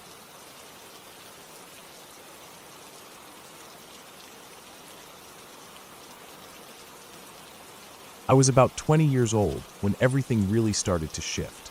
I was still living at home with my parents and younger siblings, stuck in that weird in-between stage where you're technically an adult, but your life is still controlled by the rhythm of your family's dynamics. It wasn't ideal, but it was what it was. My room was small, tucked away at the end of the hallway, and I spent a lot of time in the living room on the couch, watching TV or mindlessly scrolling on my phone. The evenings were usually quiet, especially when the rest of the house settled down. One evening, I was sitting on the couch, enjoying the rare silence when my sister came in. She was 16, a few years younger than me, but she always seemed like she had the upper hand in every situation. She wasn't a giant by any means, but she had this presence, this unspoken confidence that made people feel like they needed to step aside when she walked into a room. Me included. I was the type to avoid confrontation, always the peacemaker, which meant I ended up giving in way too often. She didn't have that problem. She had a way of getting what she wanted, and she wasn't afraid to take it. She walked right in, grabbed the remote out of my hand, and flipped the channel.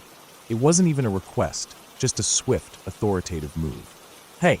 I protested, but it was already too late.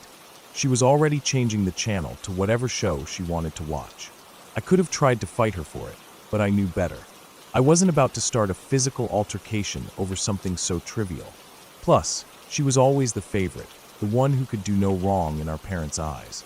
They'd always taken her side in any argument, and I wasn't about to risk getting into trouble over something so dumb. So I did what I always did. I let her have the remote. I could feel the frustration building in my chest, but I didn't say anything. The last thing I wanted was to be the one who started a fight, especially when it would inevitably be turned around on me. It wasn't worth it. I just sat there, half watching the show she'd picked, scrolling on my phone to distract myself. She stayed for a little while, watching her show like she was the queen of the house. About 10 minutes before her show was supposed to end, she stood up, turned, and walked out of the room without saying a word. She didn't even glance back. I watched her go, my fingers still absent-mindedly tapping the screen of my phone. The show on the TV ended, and then the next one started. Another episode. Another hour of mindless content. But she never came back. I didn't think much of it at first. She'd done this before, disappearing to her room for hours at a time, only to come back when she wanted something. I didn't even glance back at the TV for a while, just kept staring at my phone, waiting for the inevitable moment when she would come back, demand that I change the channel back, and storm off in a huff. 45 minutes later, that moment came. I was just starting to feel like I'd been left alone long enough to relax when she appeared in the doorway. Her eyes were dark, her face twisted in that familiar scowl, and she didn't waste time with pleasantries. "Change it back," she demanded, her voice harsh, almost guttural. I didn't even bother to look up at first. I was so used to this routine that I just didn't care anymore. I wasn't going to fight her over something as stupid as a TV channel. "No," I said, not even lifting my gaze from the phone. "Your show's over." She stood there for a second, her gaze fixed on me. The air felt thick, heavy with an unspoken tension. I could feel the change in the atmosphere, the way everything seemed to go still, like the world was holding its breath. Then she spoke again, this time in a voice that made the hairs on the back of my neck stand up. "Change it back," she repeated, but it was different this time. There was something off in her tone, something darker. The way her voice carried that guttural edge made me feel like I'd crossed some line I didn't even know existed. Her eyes locked onto mine, and it felt like she was trying to burn right through me. She wasn't asking. She wasn't even demanding. She was commanding, like she expected me to obey, no questions asked. But I didn't. I stood my ground. "No," I said again, my voice firm despite the rising panic in my chest. "You left. Your show ended." That's when things escalated. She didn't say anything else, just turned and walked out of the room. I sat there for a moment, my heart racing, my body stiff with tension. I didn't know what was going to happen, but I could feel something was coming.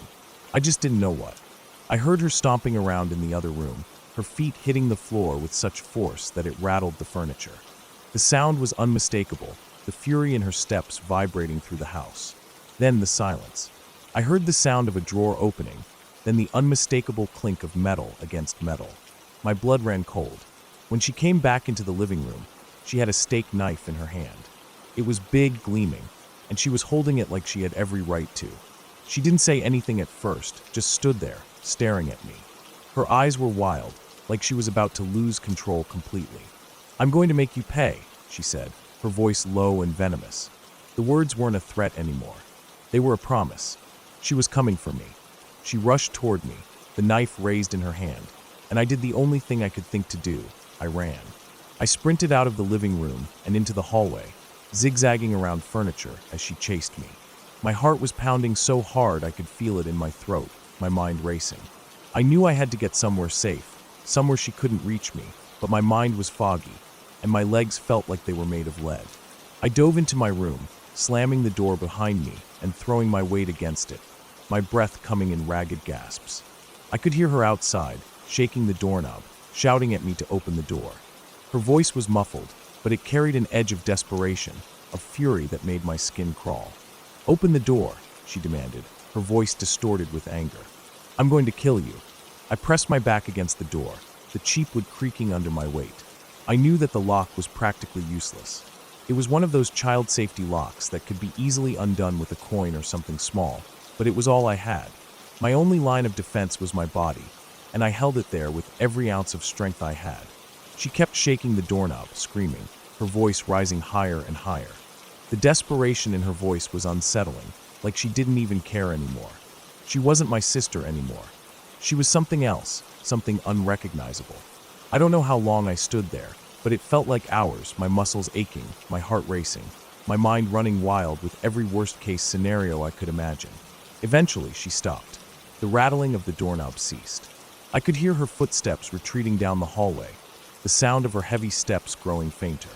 But I didn't move. I stayed there, pressed against the door, waiting for what felt like an eternity before I finally allowed myself to breathe again. I didn't dare leave the room until I heard my parents pull into the driveway, their car rumbling to a stop outside. The sound of the garage door opening felt like a lifeline. When they came in, I told them what happened. I was shaking, my voice unsteady, but they didn't believe me. They brushed it off like it was just some silly fight between siblings. It wasn't. It was so much more than that. But they didn't see it. Not the way I saw it. The months that followed felt like I was walking on eggshells every day.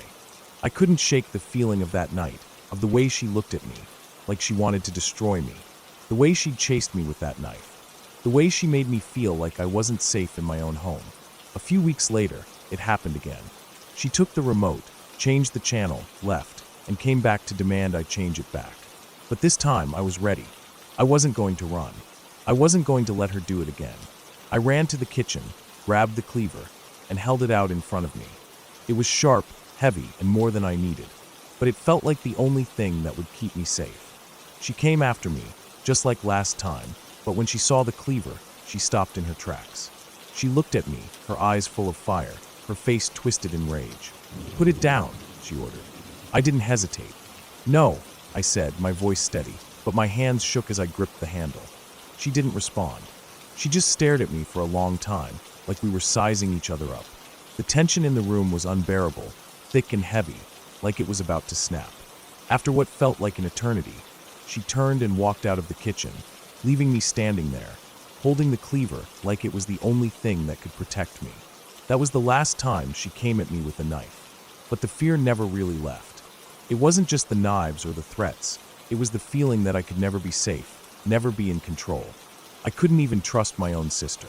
And that realization, it stuck with me long after everything settled down. The aftermath of it all was messy, and it took years for me to process the trauma. But it was clear, I couldn't have a relationship with her. Not one that was healthy. Not after everything that had happened. And I couldn't let my family make me feel guilty for it. They didn't understand what I'd been through. They didn't see the side of her I did. Some of my family eventually came around. They saw her for what she really was. But others, they still don't get it. And I've had to live with that, but I'm okay with it. I'm safe now. And I'm not going to let anyone tell me that I need to forgive her for what she did. Not when I know what she's capable of.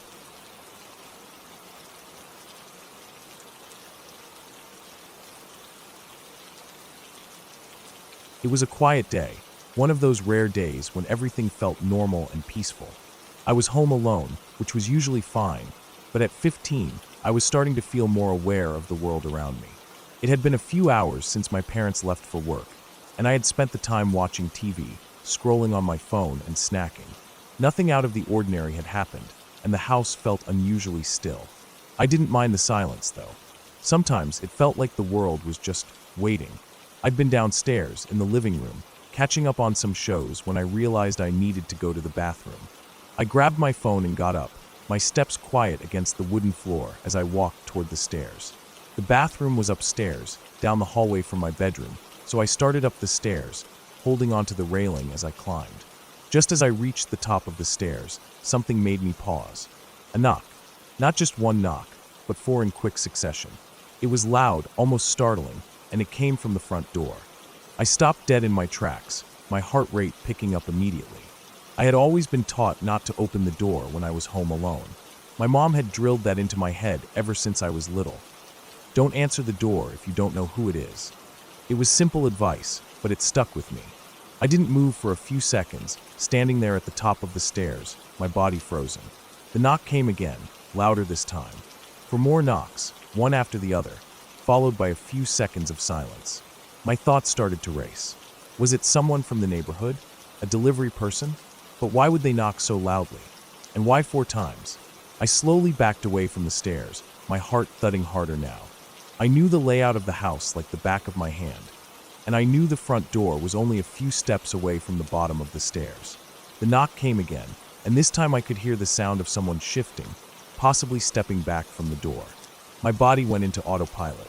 I crept down the hallway to the corner between the front door and the stairs, positioning myself behind a small table, trying to stay hidden. I could still hear the faint echoes of the knocks, my mind spinning with worry. I stayed absolutely still, listening carefully, waiting. There was no way I was opening that door.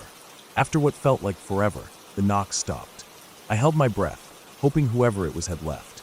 I told myself it was probably nothing, just a misunderstanding, maybe someone who got the wrong address. But then my stomach dropped. I heard the sound of the back door opening. The back door was always locked. I double-checked it every time my parents left. My heart skipped a beat. The sound wasn't loud, but it was unmistakable, the slow, deliberate creak of the door as it swung open. I stayed as still as I possibly could, my legs trembling, my pulse pounding in my ears. I had no idea what to do. Without thinking, I darted up the stairs as quietly as I could, my feet barely making a sound on the steps. My head was spinning, and the only thought that kept racing through my mind was that I needed to get somewhere safe, somewhere no one could find me. I slammed my bedroom door shut behind me and locked it. The click of the lock sounded too loud in the quiet house, but it was the only thing that made me feel like I had some control. My mind was running a million miles a minute. Should I call the cops now? Or wait and see if the person left? My hands shook as I fumbled for my phone, my fingers slipping as I tried to unlock it. I quickly shot off a text to my mom. Someone is here. Then I called my grandma.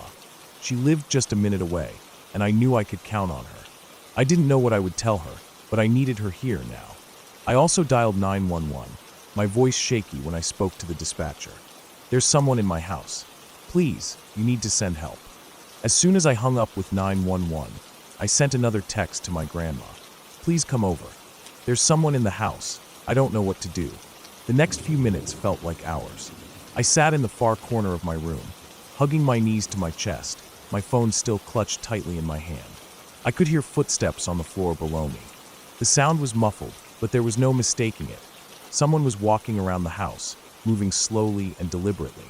I squeezed my eyes shut, trying to focus on the sound of my breath to calm myself down. Then it happened.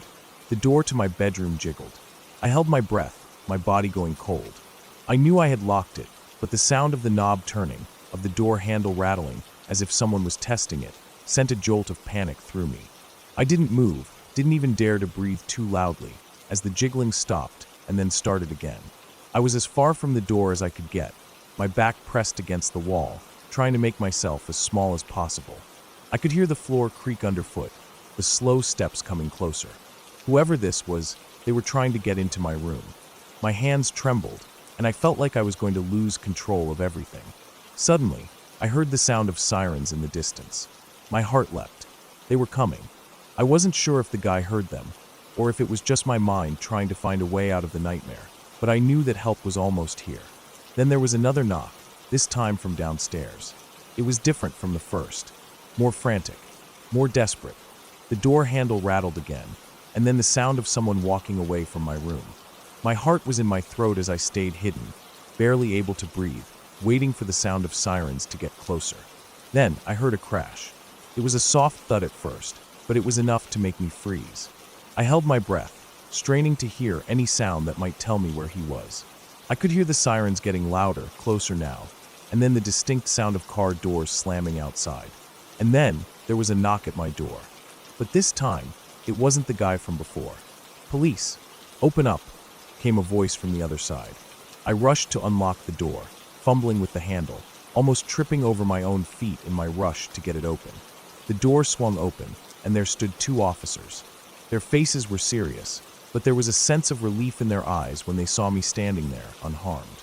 "Are you all right?" one of the officers asked, his voice steady but urgent. I nodded, unable to speak at first, my throat dry. I could feel the tears starting to well up in my eyes, the adrenaline wearing off, and all the fear I'd been holding back flooding my chest. The officer stepped inside, followed by another, and I saw that they were already making their way downstairs. I stood there in the hallway, trying to steady my breath, my mind still racing. A few moments later, one of the officers came back up, nodding to me. "We found him. He's been arrested." It didn't feel real. I didn't know how long I stood there, just staring at the officers, until I heard a knock at the door again. This time, it was my grandma. She had beaten the cops here, rushing over in her car as fast as she could. She pulled me into a tight hug the second I opened the door, and I finally let the tears fall. The officers had found the guy. He was arrested outside, trying to flee through the backyard. They said he had been in and out of homes in the neighborhood, but they were grateful I had locked myself away. If I had been alone in the house when he tried to break in, who knows what would have happened. As I stood there, holding my grandma, the relief finally started to wash over me. The house felt different now, like the air had been cleared of whatever presence had made me feel so unsafe. My heart was still pounding, but I was safe. The cops assured me they were going to check on the neighbors, especially the house across the street where the young girl was home alone. I thought about her, alone in that house, and I felt a knot in my stomach loosen just a little, knowing she was all right. That night, my parents came home to a house that felt too quiet, too calm. They were concerned, asking me if I was okay, if I needed anything. I didn't know what to say. I just wanted everything to feel normal again. But as I lay in bed that night, staring at the ceiling, I couldn't shake the feeling that someone had been inside my home, had been so close to me. It wasn't just the fear of the moment, it was the knowledge that I had been alone, and someone else had been in the house with me. And for the first time, I understood how truly fragile safety can be.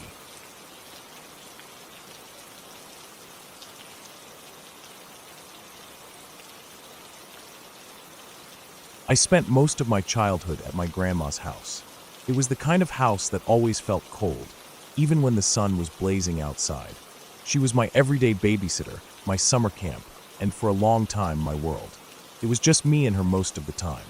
I didn't really have friends over, and the outside world didn't come calling either. It was just how things were. Grandma wasn't like other grandmas you'd hear about. You know, the ones who bake cookies and spoil you rotten. No, she was something else. Cold. Distant. The kind of woman who looked at you like you were an inconvenience, like your very existence was something that needed to be tolerated.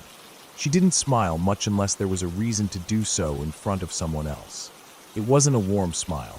It was a tight-lipped, controlled smile, like a mask she put on when company came over. She'd hug you, but it was always stiff and calculated. I remember how she'd bite her tongue when she hugged me, almost like it was part of her way of showing restraint. It was strange.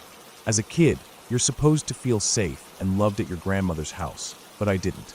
I just felt like I was a visitor in my own life, existing under her watchful, judgmental gaze. I learned early on not to touch her things, not to make too much noise, and certainly not to make myself a burden. You could never be in the same room with her unless she allowed it. If she was in the living room, you stayed in the back room, or you went outside. And if she was in the back room, you stayed in the living room, or you went outside. There was no in-between. It was a house with invisible walls, and the rules changed without warning. She had strange habits too. She never seemed to like animals, but she'd always adopt them. Cats were her main targets. She'd poison them without a second thought, like it was some kind of sick game. I've lost count of how many cats came and went through that house. She'd act like they were just inconveniences, like they were disposable. I remember once, when I was about 7, watching her drown one of the cats in the old tin tub out back. It was a quiet, slow thing. No screams, just the soft splashing of water, and the cat's desperate attempts to escape. She didn't even blink as she stood there, watching it struggle. After that, I stayed far away from the animals. I never understood why she did it, but I wasn't in a position to ask questions. Grandma was the boss, and you didn't question her. I tried not to get too close to her, emotionally or physically. My presence seemed to irritate her, and I learned to keep my distance. I'd sit in the back room, reading or playing quietly, trying to be as invisible as possible. I figured it was easier that way. I didn't want to be a bother. I didn't want to end up like the cats or those other kids she started fostering. I couldn't quite put my finger on it, but something changed when I turned 8. She started bringing other kids into the house. Foster kids, she called them. It was the strangest thing. Grandma didn't like me much, let alone other people's kids, and definitely not misbehaving ones. But there they were, one after another, coming in and out of her house like some kind of revolving door. I was suspicious right from the start. It didn't sit right with me. I didn't like the idea of other kids taking up space in the house. The first one, a boy around my age, lasted only a week before he was gone. When I asked Grandma where he went, she just said he had gone back to his family. But something in her voice told me that wasn't the truth. There was no sympathy, no sadness, just coldness. Then came another kid, a girl, younger than me. She stayed for about 3 months. I'd gotten used to her being around. We'd play sometimes, but I never felt like she was truly safe in that house. Every time she'd laugh or get loud, Grandma would shoot her these looks, and the girl would immediately quiet down. I didn't like how it felt, like we were walking on eggshells all the time. I would sneak peeks at Grandma when she thought I wasn't looking, and I saw the way she looked at the girl. It was the same way she looked at the cats before she poisoned them. Cold, detached. And then, Just as suddenly as she'd come, the girl was gone. She went back to her family, Grandma said, just like before, but I knew better. I didn't ask any more questions after that. I was scared of what might happen if I did. The fear of disappearing like the others started to gnaw at me. What if I annoyed Grandma? What if I made a sound when I wasn't supposed to? What if I touched something I wasn't allowed to? Would I disappear too? There were more foster kids after that. More kids coming and going. Some stayed for a day, some for a week. But they all disappeared, always without explanation. I never saw any of them again. Grandma never said a word about it. She'd just clean up the mess they left behind and go back to her quiet, controlled life. I never told anyone about what I saw or what I suspected. My parents trusted Grandma. They had their own lives, their own problems. I was just a kid, and they figured I was fine as long as I was with her. It was the safest option for them, after all. Grandma was never the type to cause a scene, at least not outside her house. She was the least dangerous adult they knew, so they didn't question her. I was just supposed to endure. So I did. Time passed, and I grew older. The memories of the foster kids started to blur, but the fear stayed. I began to wonder if I'd end up like them. Would I disappear one day, just like those kids? Would I end up like the poisoned cats, or worse? I didn't know what happened to them, but I had a feeling. I didn't need to know the details. I could feel the weight of it in the air whenever she looked at me too long. Then one day, it all came to a head. I was about 11 by then. Grandma was in her usual spot, sitting in the living room with her knitting, her sharp eyes flicking up only when someone entered the room. It was like she was always watching, even when she wasn't looking directly at you. I was in the back room, minding my own business, when I heard a noise. It was faint at first, but it grew louder. Footsteps. Someone was outside. I tried to ignore it, thinking maybe it was just someone passing by, but the steps came closer. I couldn't shake the feeling that someone was watching me, lurking just outside. I peeked through the window, my heart pounding in my chest. And there, standing just beyond the edge of the porch, was one of the foster kids. I didn't recognize her at first. She looked older now, but it was definitely her. Her name had been Sarah, I think. She had blonde hair, too bright to be natural. Her eyes were wide, almost wild, as she stood there, staring at the house. It was like she was waiting for something, or someone. Then, she turned and disappeared into the woods behind the house. I didn't know what to do. Part of me wanted to call out to her, to ask what was going on, but another part of me knew better. I wasn't supposed to be involved. I wasn't supposed to ask questions. I wasn't supposed to care. But my curiosity got the best of me, and I snuck outside, creeping toward the woods. I walked for what felt like hours, the sun setting behind me, until I reached the edge of the forest. The trees were thick, their branches heavy with the weight of time. And there, in the clearing, I saw something that I'll never forget. There was a shallow grave. It wasn't even covered properly, just dirt piled on top of something. I didn't need to dig to know what was beneath it. I could see the outline of a body, half buried, still fresh enough that the air smelled wrong, thick with the metallic scent of decay. I ran back to the house, my heart racing, my mind spinning. I didn't know what to do with what I had seen. I didn't want to know, but I knew. I knew exactly what had happened to all those kids. I never saw Sarah again. She was gone, just like the others. And Grandma went back to her usual routine, silent and unbothered by the things she'd done. Nothing changed. Not for me, not for her. We kept on living in the house that felt more like a prison than a home. I never told anyone what I saw. I didn't have to. What happened in that house stayed in that house, and I made sure I stayed out of Grandma's way. I learned my place. The kids came and went, just like the cats. No one asked questions. No one cared. And that was how it always was, until the day I left for good. Now, when I think about it, I wonder about those kids. I wonder where they ended up. But deep down, I know the truth. They were never going to be okay. Not with Grandma. And as for me, I don't know what happened to me either. I'm still here, but part of me left that day in the woods.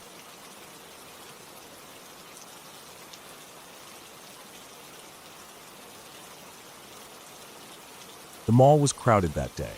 It was 3 days before Christmas, and of course, I didn't think for a second that I was walking into a storm of chaotic holiday shoppers running around, frantically searching for last-minute gifts, or dealing with returns, or whatever else people do in the madness of Christmas shopping. I was just trying to get my COVID booster shot. I'd been putting it off for a while. I know, with the pandemic, it It's been all over the news, and it seemed like a simple enough thing to do. But I had trouble finding a spot for a Pfizer booster.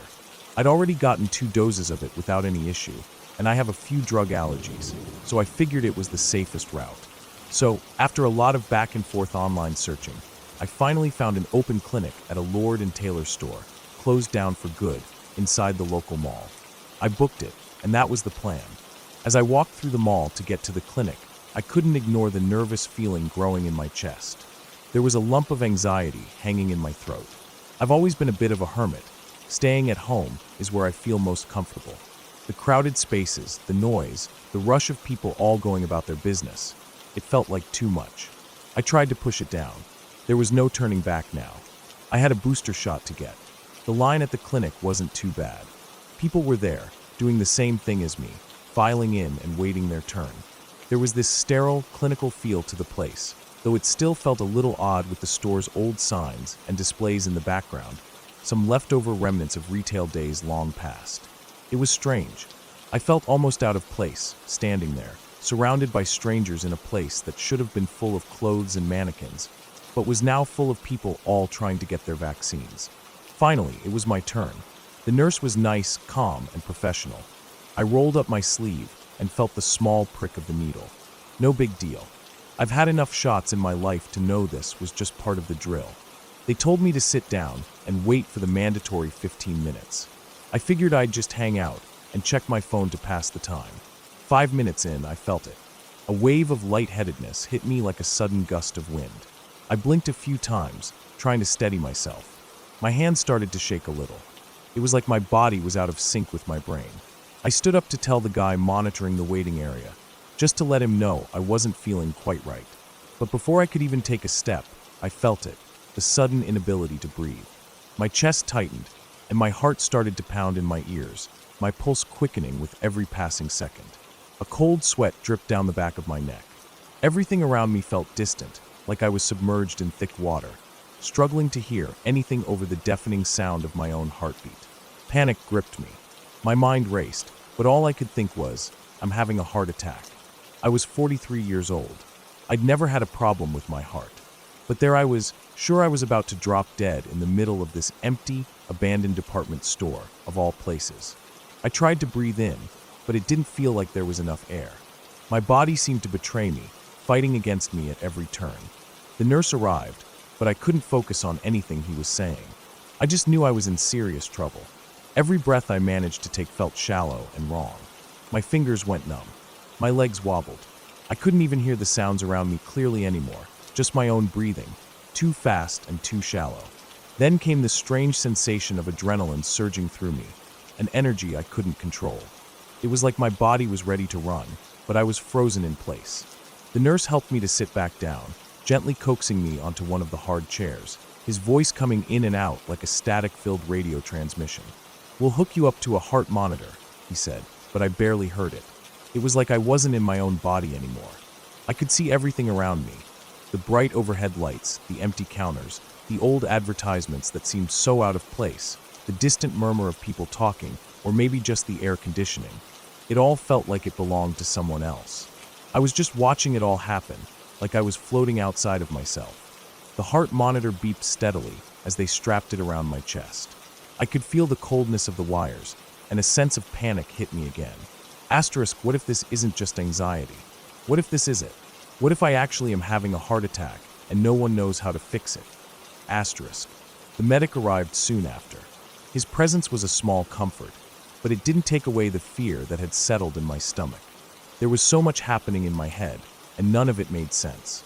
They kept asking me questions, what I'd eaten, how I was feeling, what my history with anxiety was, but it all sounded muffled. My thoughts raced too fast to slow down and make any of it coherent. They were professionals doing their job, but I was stuck in a loop of panic, every second feeling like it was dragging out into forever. Eventually, the medic turned to the nurse and said something about it being a panic attack. A panic attack. I'd heard about them, of course.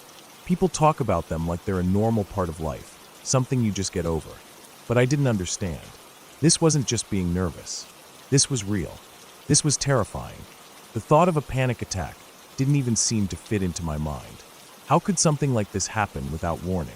My husband was called, and he arrived soon after, his face filled with concern as he rushed into the room. I couldn't even explain what had just happened. How could I? I didn't understand it either. They made arrangements for him to drive me home, and I felt like I had to be led around like I was somehow still disoriented, though I couldn't say why. The world still felt a little off-kilter as I left that cold, sterile place, my legs barely able to support me. When I got home, the fear didn't stop. I couldn't sleep that night. Every time I closed my eyes, the sensation of tightness in my chest returned. My heart would start to race, and I'd sit up in bed, gasping for air, unsure whether I was imagining it or if it was really happening again. But this wasn't just a one-off feeling. It was constant, these little waves of panic, rolling over me like some terrible tide I couldn't control. It felt like I was constantly teetering on the edge of something much worse. I had no idea what was happening to me. The next day, I couldn't shake the feeling. I went to urgent care, hoping they could tell me that it was just a one-time event, that it wasn't anything to be worried about. They hooked me up to more machines, took my blood pressure, checked my heart, and assured me that everything seemed fine. They told me that the reaction I had wasn't all that uncommon after receiving a vaccine. A lot of people experience heightened anxiety after the shot, especially if they're already stressed. It was hard to believe. My whole body felt like it had been ripped out of sync, and I was supposed to just accept it as part of the process. It didn't feel like a simple reaction. It felt like I was breaking apart from the inside. They gave me a prescription for Xanax to calm me down. I'd never taken anything like that before, and I wasn't sure how I'd feel about it. But by then, I was desperate for anything that might help. That night, I took the first pill, hoping it would quiet the storm inside my mind. The difference was immediate. It wasn't a magical fix, but it felt like someone had finally dialed down the noise in my head, just enough to let me rest. I managed to sleep for a few hours, and I woke up the next morning, still anxious but a little calmer. The next 2 weeks were a blur. Christmas came and went, but I felt like I was moving through everything in a fog. The medications helped, but the panic never fully left me. I spent every day counting the minutes until I could see my therapist, desperate to understand what had happened to me, desperate to fix it. When I finally saw my doctor, I was told that it was likely a combination of factors: stress, anxiety, the buildup of everything I'd been holding in for months without realizing it. The holidays, the pressure of everything piling up. It was all too much. My anxiety had been running unchecked for so long that it had finally reached a breaking point. I was given a prescription for daily anti-anxiety medication. I started taking it, and over time, the panic attacks stopped. Slowly, I started to feel more like myself again. I still felt anxious from time to time, but it was manageable. Looking back, I can see it all a little clearer now. I had been living in a constant state of stress and anxiety, but I hadn't even known it. The panic attack was a wake-up call. I had to start taking care of myself, not just physically, but mentally. It wasn't going to be a quick fix, and it wasn't easy, but I had to accept that I couldn't keep going like I had been. Things didn't magically change overnight, but slowly, I felt like I was getting back to a place where I could breathe again. I'm doing better now. I still take my meds, and I've learned to listen to my body and mind in ways I never had before. The anxiety is still there, but it's no longer controlling me. I'm learning to manage it. And now, when I think back to that day at the clinic, I don't see it as a failure or something to be ashamed of. It was a sign that I needed to take my health seriously, that I needed help. And that's okay. We all need help sometimes.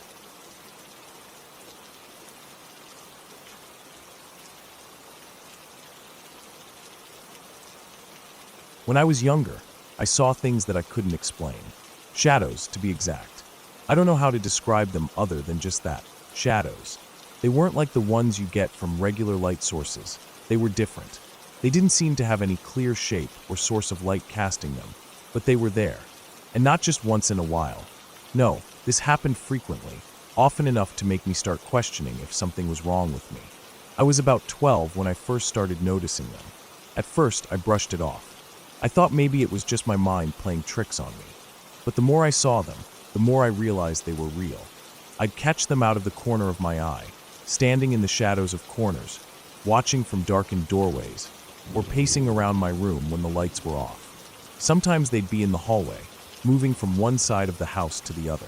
Sometimes I'd hear them talking, murmuring in voices that sounded like they came from a distance, but still so clear.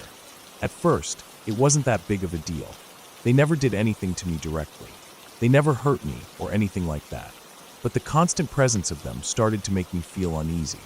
I was never able to shake the feeling that they were aware of me, that they knew I could see them, even if they never acknowledged it. It was like I was being watched, and it made the hair on my arms and neck stand up every time. It was subtle, but it was always there. As I got older, they started appearing more often, and the feeling that something was watching me only grew stronger. It was almost like they were getting closer, as though they were becoming more comfortable with my presence. They would never do anything too obvious, just a quick flash of a figure standing at the edge of my vision, or a strange whisper of movement in the dark, like they were trying to keep their distance, but still stay near enough to be noticed. It wasn't always at night either. Sometimes I'd see them during the day, walking across the yard outside, or standing in the hallway, just out of sight.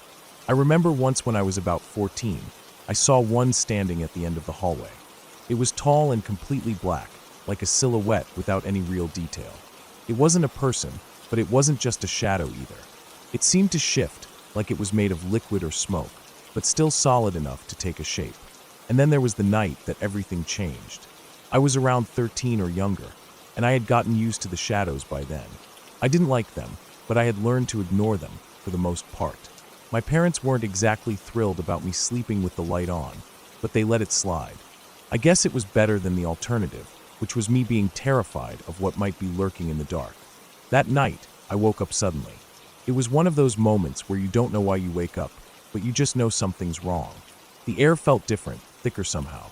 I looked around, trying to shake off the feeling that I was being watched, but something felt off about the room.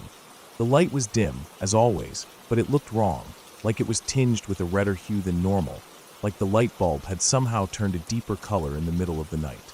I sat up in bed, feeling a cold chill run through my body. I told myself it was just my imagination, but then I noticed it. Standing against the wall beside me, just out of my direct line of sight, was a figure. It wasn't like the usual shadows I'd seen. This one was solid, sharp, and defined. It looked like it was made of the same dark, shadowy substance, but it was unmistakably there, clearly visible in the dim light. My heart pounded in my chest as I stared at it, unable to move. It didn't do anything at first. It just stood there, unmoving, like it was waiting for something. I held my breath, trying not to make any noise, praying that it wouldn't notice me. But then, without warning, it started to shift.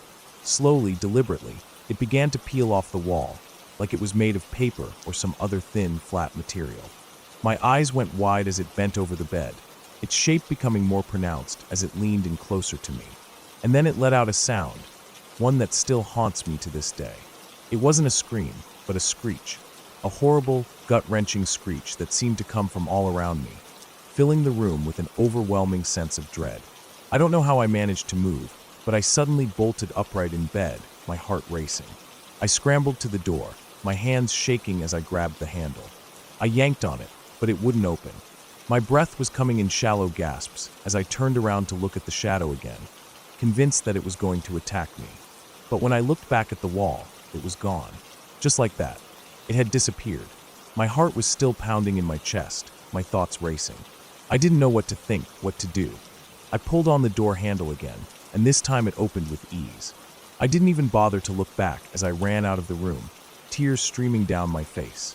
I ran straight to my parents' room, crying hysterically. I curled up on the floor beside their bed, too terrified to go back to my own room. My parents, still half asleep, asked me what was wrong, but I could barely get the words out. When I finally managed to explain what had happened, they took me seriously. They didn't dismiss it as a nightmare or a trick of the light. They could see how scared I was, how real it felt to me. They prayed over me that night, and the next day, the pastor from our church came over to pray for the house. For weeks after that night, I couldn't sleep without the light on. I was terrified of the dark, of being alone in my room. The shadows never stopped. They kept coming, but after that night, they didn't come close anymore. It was like they knew I had seen too much, like they were no longer interested in getting any closer. They still moved around my house, but they never came near my bed again. I couldn't explain why, but I always felt their presence, lurking just out of sight, watching me. As the years went on, I learned to live with them. I'd see them every now and then, and I'd hear them too. Sometimes I'd hear them walking around. Sometimes they'd murmur to each other in that soft, unintelligible way. They were still there, but I had learned to ignore them, to push down the feeling of unease they brought with them. But even now, all these years later, I can still feel them. They're not gone. They're still out there waiting. I've moved several times since then, but they always find me. It's like they follow me, like they've marked me somehow. The shadows are still with me, always lingering at the edge of my vision, always there when I wake up in the middle of the night. I don't know what they want, and I don't know why they're there, but they are, and they always will be.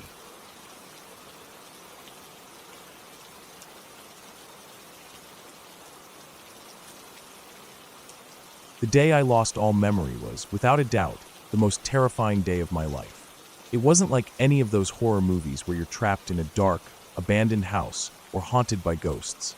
No, it was something far more personal. It was something that happened to me, something I couldn't escape, no matter how hard I tried. The memory of it still sends a cold shiver down my spine when I think back. It was 2004, and I was 19. I was with a group of friends, doing what 19-year-old guys do, messing around, joking, and pushing each other's limits. We had decided to go out to a frozen lake, something that, in hindsight, was already a bad idea. But we didn't care, not then. The adrenaline was pumping, and the thrill of being young and invincible was all that mattered. We were in a minivan, cruising along the ice, with the side doors wide open. I had one hand gripping the door frame, and I was standing up, the cold air biting into my skin. The ice beneath us was solid, or at least we thought it was. The van was moving around 40 to 50 kilometers an hour, and there was that feeling of weightlessness in the pit of my stomach whenever we hit a little bump. It was exhilarating, that kind of reckless fun that only young people seek out, not thinking about the dangers. My friends were yelling and laughing, and I remember feeling free. Too free, maybe. Then came the joke. It wasn't unusual for my friends to mess with me, especially when they thought it would get a laugh. This time, one of them decided it would be funny to pretend to punch me in the balls. I don't know why they thought that was a good idea, but it was.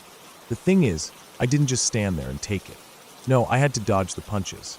I was moving my hips side to side, trying to evade the mock blows, laughing along with them. It felt like a stupid game at the time, but looking back, I realized how close I was to danger.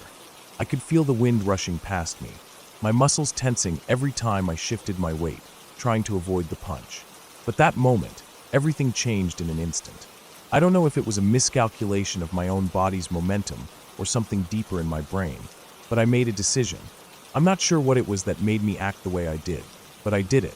Without warning, I launched myself out of the van. Everything was a blur after that. The next thing I remember is the sickening crunch of ice against my head. The impact was so violent that I didn't even have time to process it. My body slammed into the frozen surface, and I knew nothing more. I had no sense of where I was, no sense of who I was. It was as if my brain had just shut down, turned off, as if it didn't know how to deal with what had just happened. Somehow, they must have realized something was wrong. I don't know how long I was out cold, but I was told later that they turned the van around, rushing back to where I had fallen. When they got to me, I was snoring. At first, they thought I was faking it, trying to prank them, but as the moments dragged on, they realized I wasn't faking. I wouldn't wake up. That's when one of them, probably out of desperation, threw snow in my face and slapped me a few times. I don't remember waking up. 1 second, I was unconscious, and the next, I was in the middle of something I couldn't understand. I opened my eyes, but it wasn't the same. It was as though I was seeing the world for the first time. There were people around me, but I had no idea who they were. I had no idea where I was. The ground beneath my feet felt foreign, like I had never walked there before. My feet shuffled aimlessly, and I couldn't understand why everyone was staring at me with concerned expressions. They looked worried, but all I felt was fear. Raw, paralyzing fear. I was walking backward, my mind unable to make sense of anything. The world around me seemed distant, alien, as if I had just woken up on a strange planet. I could hear their voices, faint, distant, unintelligible, almost like they were speaking a language I didn't recognize. But at the same time, I knew everything. I knew Earth was real. I knew I was in Canada. I knew I was a human being, but I didn't know who I was. I didn't recognize these people. I couldn't even remember my own name. The panic hit me like a freight train. I was crying, walking backward, feeling trapped in my own mind, not knowing how I got there or what I was supposed to do. It wasn't just about the fear of the unknown. It was the complete loss of control. I didn't even know if the world around me was real. For all I knew, I could have been imagining all of it. It was terrifying, like being a child again, lost and alone in the dark, unable to make sense of the simplest things. I remember looking at their faces, the strange expressions of concern, and wondering if they even knew who I was. Was I just a stranger to them? Why were they so worried about me? I tried to speak, but nothing came out. It was like my brain couldn't form words. I didn't know how to explain what was happening to me. Then slowly, things started to come back. It wasn't a sudden rush, not a magical pop of clarity. It was more like a slow trickle of information, memories resurfacing bit by bit. I remembered my name. I remembered my friends. I remembered the van, the frozen lake, and the stupid prank that had led me to this moment. But even then, it didn't feel like I was fully back. There was a part of me that remained terrified, haunted by that moment of blankness. My mind kept returning to the question, what if I lost myself again? What if I couldn't come back next time? I remember walking around in circles, trying to get my bearings, trying to make sense of everything. It felt like my body was moving, but my mind was still half frozen, stuck in the ice with no way to get out. I was scared. I wasn't sure if I could trust what I was feeling, if this reality was even mine to control anymore. Somewhere in the midst of my panic, my friends must have realized that I wasn't completely present. They kept telling me to sit down, to relax, but I couldn't stop moving. I had to keep walking. I had to keep moving, because if I stopped, I feared I would fall back into that void of nothingness, that place where I didn't know who I was or where I was. I was afraid of losing myself again. It was only after what felt like an eternity of disorientation that I was able to focus enough to realize that I was in a group of people who cared about me. They weren't strangers. They were my friends, people I had known for years. Slowly, I began to reconnect with the present, even though a part of me kept looking over my shoulder, terrified that the darkness of forgetfulness would come back for me. I don't know how much time passed before I felt normal again, or at least normal enough to feel like myself. It wasn't instant, and it wasn't easy. My mind had been shaken to its core, and I couldn't help but wonder what might have happened if I hadn't regained my memory. What if I had stayed lost, trapped in that terrifying space where nothing made sense? Eventually, I was able to stop shaking. I stopped walking in circles. My friends took me to the hospital the next day, and they ran some tests. They told me everything looked fine, that I had just experienced a mild concussion, and that there was no lasting damage. They told me I was lucky. I didn't feel lucky. The truth is, I'll never forget how it felt to lose everything for those few minutes. The fear of not knowing who I was, where I was, or what was real, it was a feeling that stayed with me for a long time. It's hard to explain to someone who hasn't experienced it, but losing your memory like that, even for just a short while, is one of the scariest things that can happen to a person. It's a kind of terror that comes from deep within, a feeling of complete vulnerability. Looking back, I can laugh at it now. It's almost funny, in a way, but that moment of fear, that's something I'll never forget.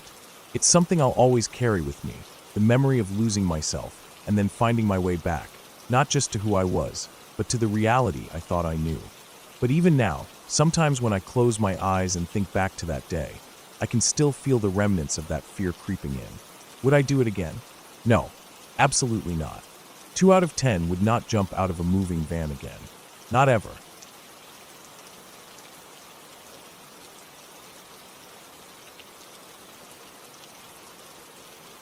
It was late, around midnight, and I was lying in my bed, staring up at the ceiling. I had just gotten done with a long day and was trying to wind down, hoping I could finally get some sleep. The house was quiet, almost too quiet, which only made the silence feel heavier.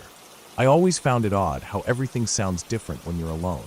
The creaks of the floorboards, the occasional groan of the house settling, they seem louder when there's no one else around. I tried to ignore the unease that crept in, turning over to my side to face the window.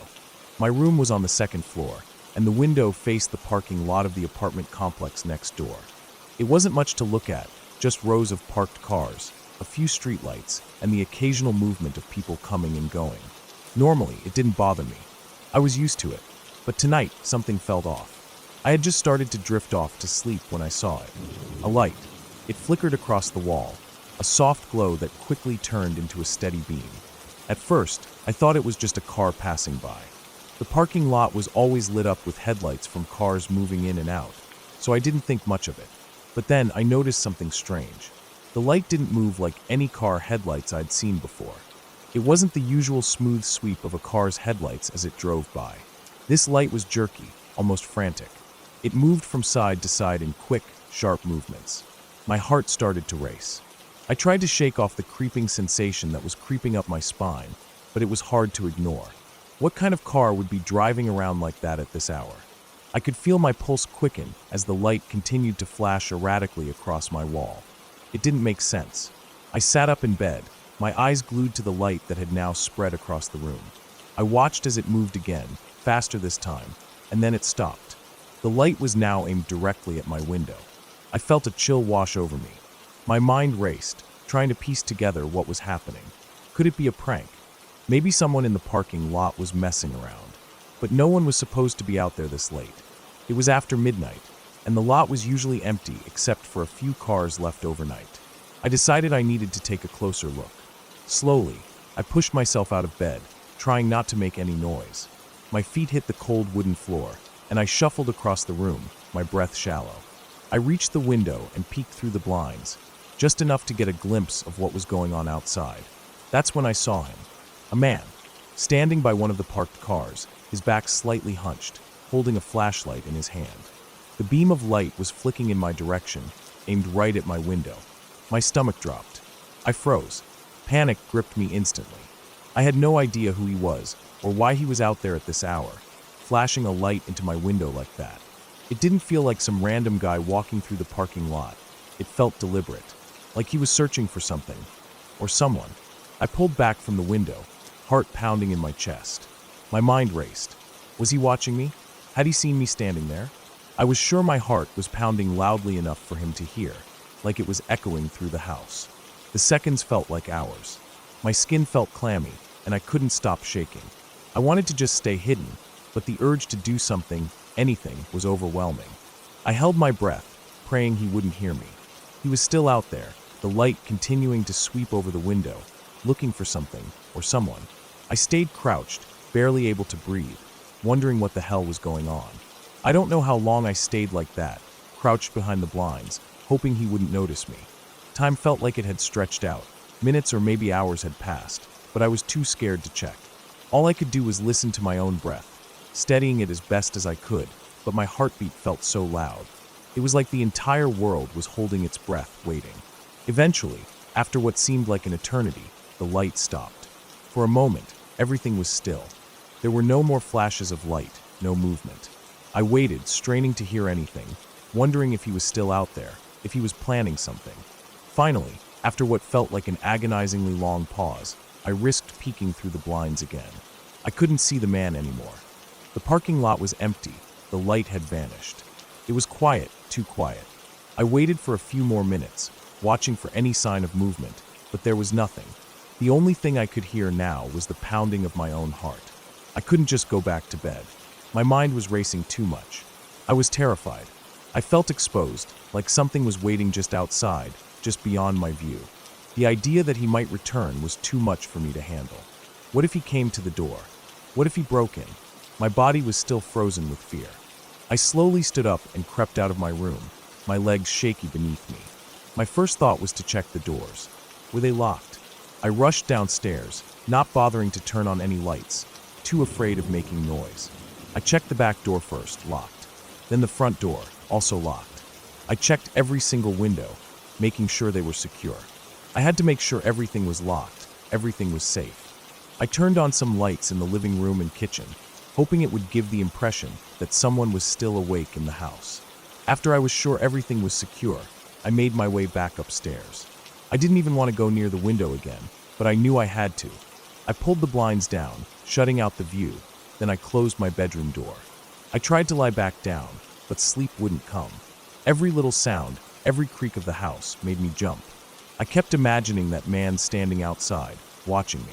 What had he been doing? Why had he been flashing the light into my window? Had he been looking for something, or someone? I eventually did fall asleep, but not without checking on the locks one more time and making sure the lights were still on downstairs. My dreams were restless, filled with flashes of light and the shadow of a man standing just outside, waiting. The next morning, I woke up feeling exhausted. I went about my day, trying to shake the unease that still lingered from the night before. I kept glancing out my window, half expecting to see him again, but there was nothing. The parking lot was empty, as it usually was during the day. But even so, I couldn't shake the feeling that something wasn't right. Weeks went by, but every time I saw car headlights flash across my window, I felt that familiar surge of panic. I couldn't help it. Every time I was home alone, every time the night grew quiet, I couldn't escape the feeling that someone was watching me. And every time I saw those headlights, I wondered, was he out there again? Was he waiting for the right moment to come back? I never saw him again. No flashlight, no strange man standing in the parking lot. But the fear stayed with me, lingering in the back of my mind. It wasn't just the man with the flashlight that had scared me. It was the realization that I was vulnerable, that someone had been so close, so intent on something, and I had no idea what it was. I'm more careful now. I lock the doors, check the windows, and keep the lights on when I'm alone. Maybe he was just some random guy, maybe it was nothing, but I can't shake the feeling that it wasn't. And no matter how much time passes, that feeling never quite goes away. It's always there, in the back of my mind, waiting for the next flash of light.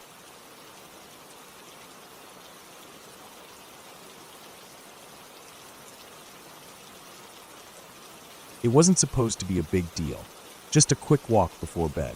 The sky had already darkened, the clouds rolling in, and the weather forecast predicted rain. I didn't want to deal with muddy paws tracking through the dog door, so I decided to take my dog out one last time before the storm hit. I was only 11 at the time, and I didn't know that what I thought was just a normal evening walk would turn into something I would never forget. We had a large piece of property, a good 10 acres of land that stretched back into the woods. It wasn't unusual to see wildlife wandering through our yard, but this was different. I had 2 dogs at the time, Abby, a large 90-pound guard dog, and Gracie, her daughter. Gracie had just turned a year old a few weeks before this night. Abby was the type of dog you could rely on for protection, and Gracie was more of a nervous, scared dog, especially when it came to unfamiliar sounds or situations. The evening started out like any other. Gracie was sniffing around and doing her business in the back part of our property. Abby was usually a little more independent, and sometimes she wandered off to patrol the area, but I didn't think anything of it. The yard was surrounded by a mix of cedar and Spanish oak trees, the kind that made everything feel secluded and peaceful. We were deep enough into the yard that the house wasn't visible anymore, and it felt like our little patch of wilderness. But then, things started to feel off. Abby had disappeared, and that was unusual. I glanced around, calling for her, but she didn't come. I figured maybe she had gone further back into the woods to explore. But when I turned to look down at Gracie, I saw that she was cowering under my legs, her body trembling. She'd never acted like that before, and it made me uneasy. I tried to comfort her, but my own nerves were starting to get the best of me. That's when I heard it. Footsteps. A lot of them. They were soft but distinct, like the sound of leaves rustling, and they were moving quickly. Then there was a noise, a strange, cackling sound, almost like a dog's laugh. It sent a chill through my spine. My heart was pounding now, and I glanced down at Gracie. She was shaking uncontrollably. Something wasn't right. In that moment, the thought hit me, coyotes. We had them in the area, though I'd never seen more than 1 or 2 at a time. I didn't know how many there were, but I had a sinking feeling that I wasn't alone out here. Not anymore. I looked around. The shadows were thickening, and the sounds were growing closer. The rustling wasn't just coming from one direction. It was surrounding me, like they were closing in. I knew I was too far into the yard to make a run for the house. It was about 10 acres to the edge of the woods, and I wasn't going to make it in time. I didn't know where Abby was, and Gracie was no help. She was terrified, and if anything, her presence only seemed to make things worse. The footsteps grew louder. The coyotes, I was sure of it. They were getting closer, and they weren't alone. Then I heard it. A deeper, more menacing sound. Something else, something far bigger than a coyote, was moving in the shadows. I froze. I realized too late that this wasn't just a pack of coyotes. There was something else here. A mountain lion. The realization hit me with a gut punch. I didn't know what was happening, why the coyotes were acting so bold, or why the mountain lion was so close, but I knew one thing. I was in serious trouble. The coyotes weren't interested in me. They were after Gracie.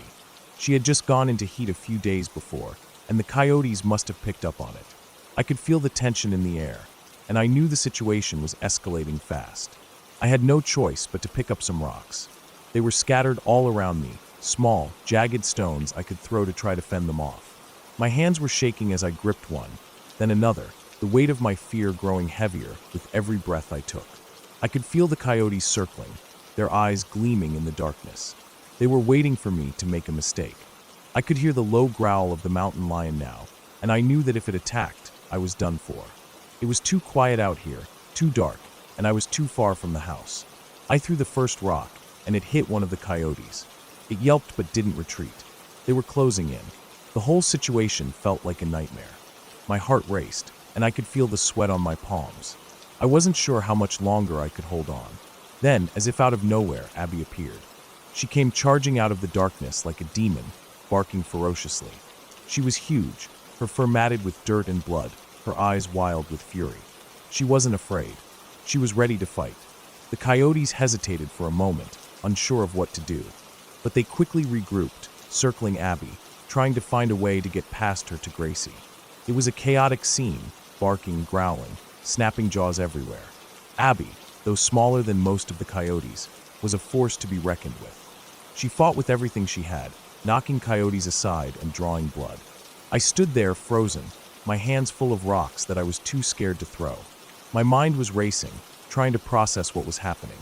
I wanted to run back to the house, but I knew I couldn't leave Abby and Gracie behind. I couldn't leave them to fend for themselves. In the midst of the chaos, I heard something, a shrill, terrifying screech. It was the mountain lion. I couldn't see it clearly, but I could hear its growl and the thundering of its paws. It was closing in on us. That's when I finally snapped. I ran. I didn't look back. My heart was pounding in my chest as I sprinted towards the house, dragging Gracie along behind me. I wasn't sure if the coyotes were following, but I didn't care. I had to get back to safety. I heard Abby's barks fading into the distance, and I prayed she was still alive. My legs burned as I pushed myself harder, the fear giving me an adrenaline rush I never knew I had. The coyotes were close behind, but I didn't stop running. When I reached the edge of the yard, I let go of Gracie's leash, my hands too shaky to hold onto it anymore. I didn't want to, but I had to. I didn't know if I could make it to the house in time. I had to move faster. Abby was still fighting, her massive frame charging through the pack of coyotes, scattering them as she went. Gracie had stuck by me the whole time, and I could hear her panting beside me. As I reached the porch, I heard a shot ring out. My father had come running, his shotgun in hand. He'd heard my screams and had rushed outside. The coyotes scattered, cowering away at the sound of the gunfire. I collapsed on the porch, gasping for breath, shaking from head to toe. My dad ran to me, checking to make sure I was all right. His face was pale, but I couldn't look at him. I was too shaken. Abby came charging back toward the house, her fur matted with blood. There was no sign of the mountain lion, and the coyotes were retreating into the woods. But Abby had been injured. She was limping, and I could see the deep gashes on her sides. She had been fighting for her life, and she had saved ours in the process. Gracie had a few scratches on her back, but she was mostly unharmed. As for me, I had a bruise but from falling and scraped legs from running through the underbrush. But I was lucky. We all rushed inside, and my dad locked the doors. Abby needed medical attention. We took her to the vet the next day, and she spent a few days recovering from her injuries. It was a miracle she had fought off so many coyotes. She had dragged one of them back with her. A leg. There was no mistaking it. I'll never forget that night. I don't go out into my backyard without a shotgun anymore. Not without being prepared for the worst. To this day, I can't explain why the coyotes acted the way they did or why the mountain lion was so close. But I know one thing. Nature is ruthless, and when it decides to test you, you'd better be ready. I'll never underestimate the power of a mother protecting her own, whether it's a dog or a human. Abby proved that to me that night.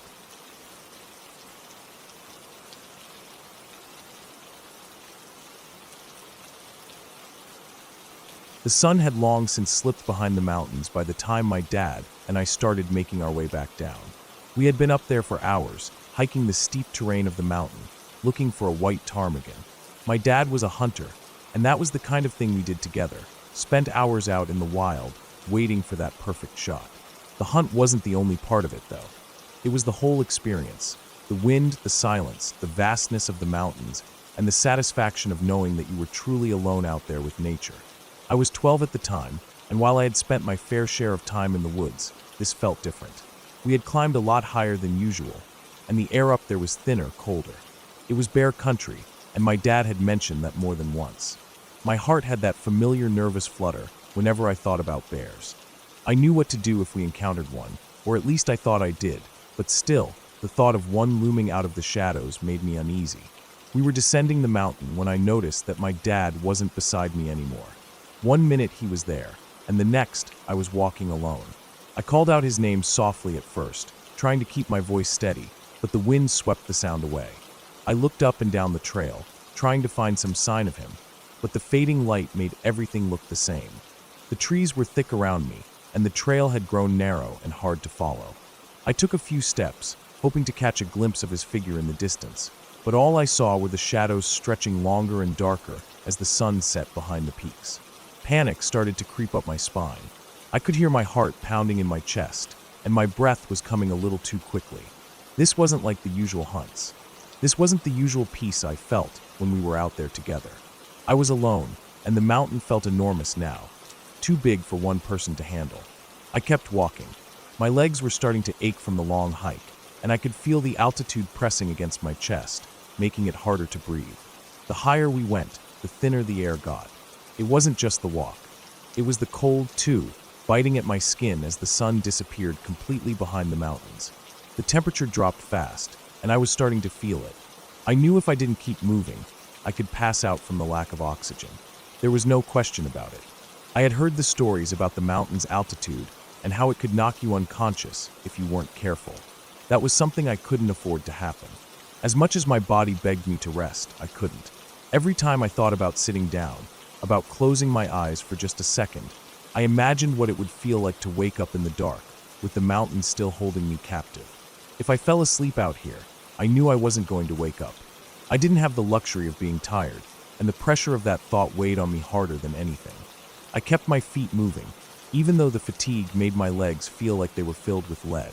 It was getting darker by the minute, and the mountain started to feel less like a place I knew and more like a maze I couldn't escape. The trees were taller now, blocking what little light there was left. I had lost track of time completely. The only thing that mattered was getting back to my dad, finding him, and figuring out how we were going to get off this mountain safely. The wind had picked up, and I could feel it howling through the trees, making everything sound like it was alive.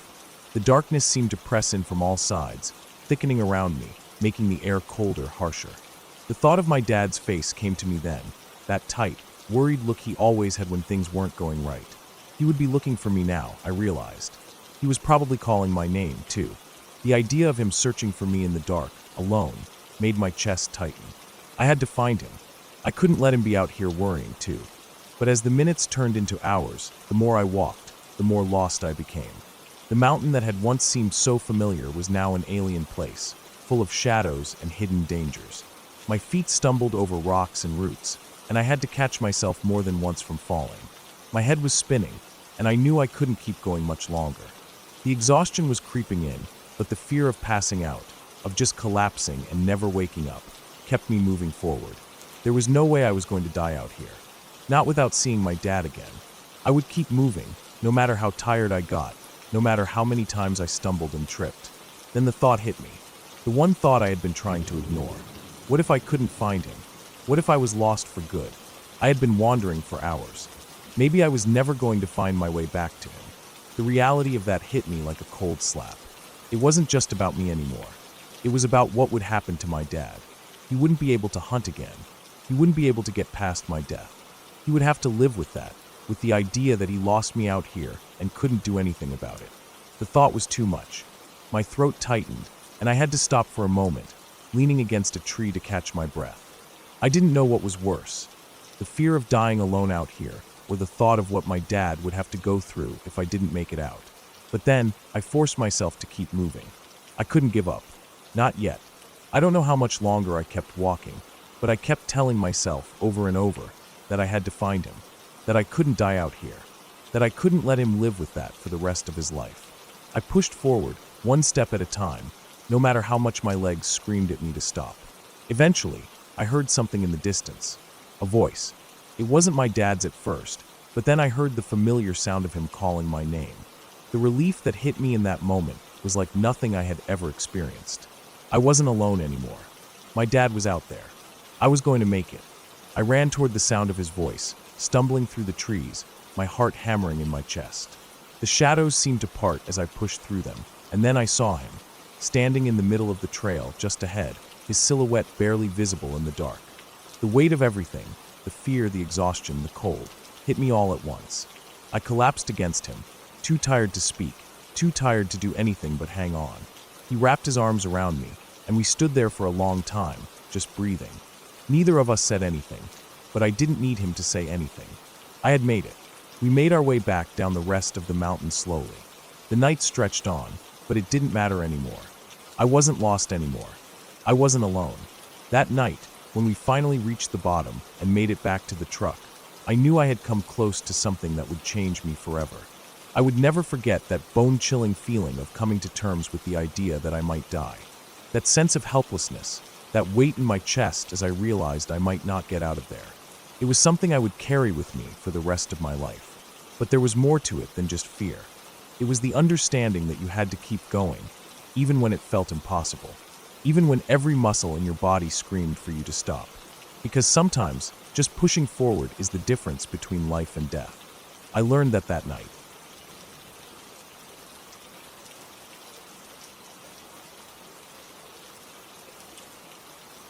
It happened when I was around 7 years old, sometime in the fall, though I don't remember the exact date.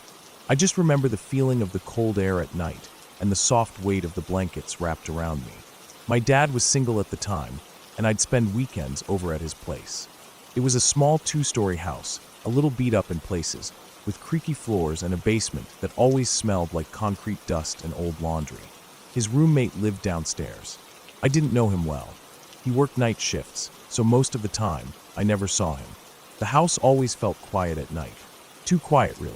That particular night, I woke up for no real reason. I wasn't having a nightmare, wasn't sick, didn't hear a sound. I just woke up. My room at my dad's was plain, a twin bed in the corner, a small dresser, and a closet with sliding doors that never really shut right. There was a soft orange light coming in through the hallway from a night light, just enough to see the outline of my doorway. That's when I saw it. There was this black shape standing in the doorway. Not just standing, it had its arms raised in the air, like someone surprising you at a birthday party. It didn't move. It didn't make a sound. Just stood there, facing me, hands raised like a frozen snapshot of someone saying "Tada." I couldn't see any features. It wasn't like a shadow from someone or something real. It didn't look like light casting anything. It was like a thick, solid black shape, darker than the dark around it. I didn't scream. I didn't even move at first. My heart was pounding, so hard I thought maybe the thing could hear it. I did what most kids probably would. I pulled the blankets over my head and just lay there shaking, pretending it wasn't real. I remember counting slowly. I got to 4 before I couldn't stand the not knowing anymore.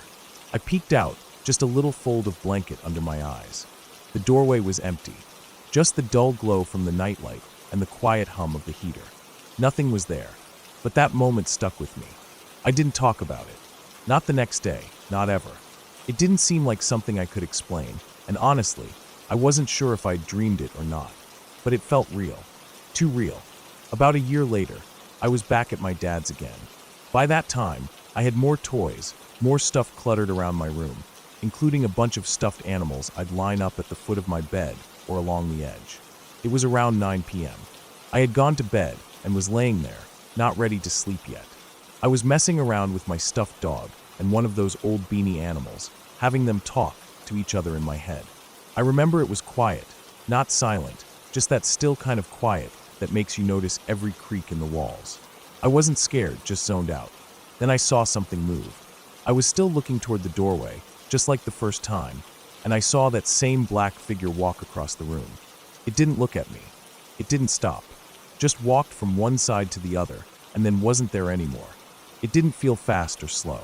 Just a smooth, steady pace, like someone late for something but not running. I froze. All the toys in my hands went still. I didn't know what to do. I just pulled the blankets over my head again and didn't come out for the rest of the night. My heart felt like it was caught in my throat, but I didn't scream. I don't know why. Maybe I didn't want to wake anyone up, or maybe I didn't think anyone would believe me. I didn't sleep much that night. Just laid there, hot and sweaty under the covers, holding my breath every time the house creaked. By the time I was 8 or so, I had sort of convinced myself I imagined both times. Maybe it was dreams, maybe I was just young and making stuff up in my head. I started ignoring any little weird feelings I got. But then a while later, it happened again. It was early morning. The sun wasn't fully up, but the sky outside had that dim blue light that made the world feel quiet and a little strange. I was laying in my dad's bed, waiting for him to get ready. He was in the bathroom, probably shaving or brushing his teeth. I was just staring at the ceiling, my arms behind my head, thinking about what I'd do that day. Then I glanced toward the nightstand. The nightstand next to the bed had one of those little cabinets at the bottom with a door that flipped open downward, like a mini oven. That door had been left open, and there, sitting on the edge of the open door, was the figure. The same one, solid black, legs hanging over the side, back slightly hunched like it was resting. No face, no eyes, just there, so close I could have touched it. I couldn't move. I didn't blink. I don't even remember breathing. I just stared, and then nothing. I don't remember how that moment ended. I don't remember if it vanished or if I looked away. It's like a blank spot in my memory. 1 second it was there, the next I was doing something else, and the morning kept going like normal. But I never forgot what I saw. It felt more real than anything before it. After that, years went by. I didn't see it again. I got older, focused on school, friends, video games.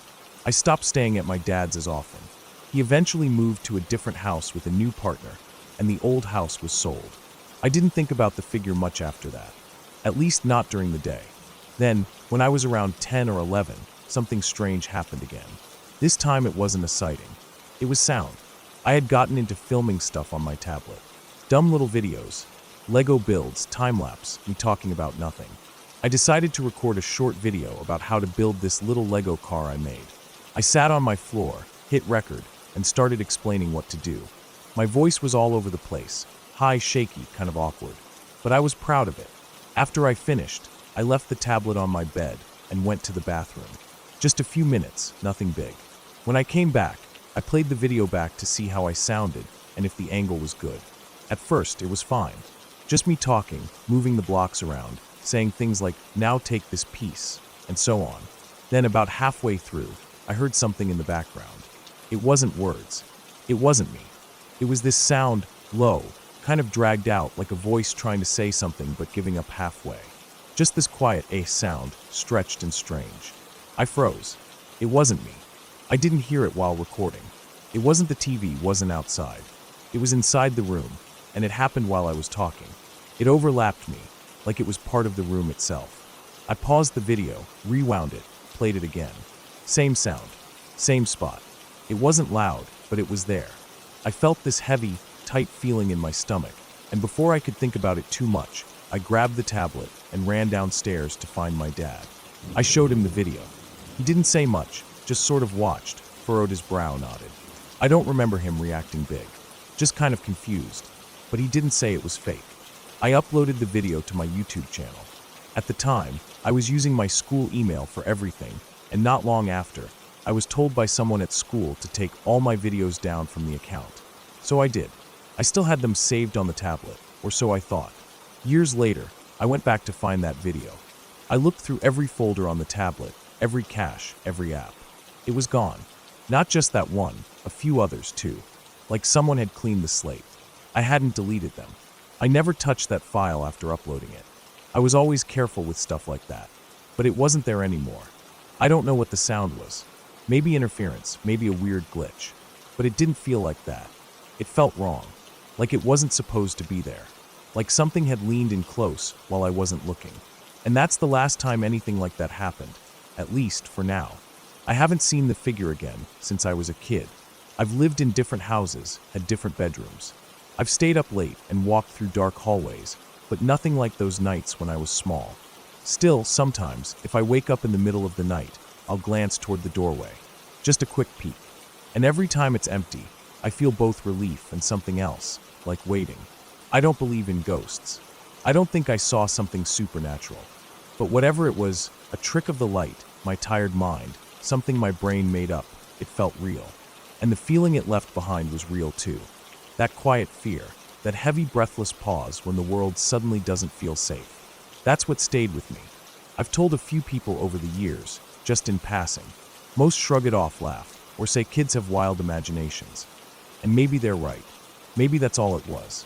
But even now, as an adult, if I hear a sound I don't recognize, or if I wake up and feel like someone's watching, I remember those nights.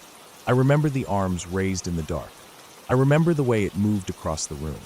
I remember the feeling of being watched without being touched, heard without being heard. I haven't seen the figure again, but I haven't forgotten it either.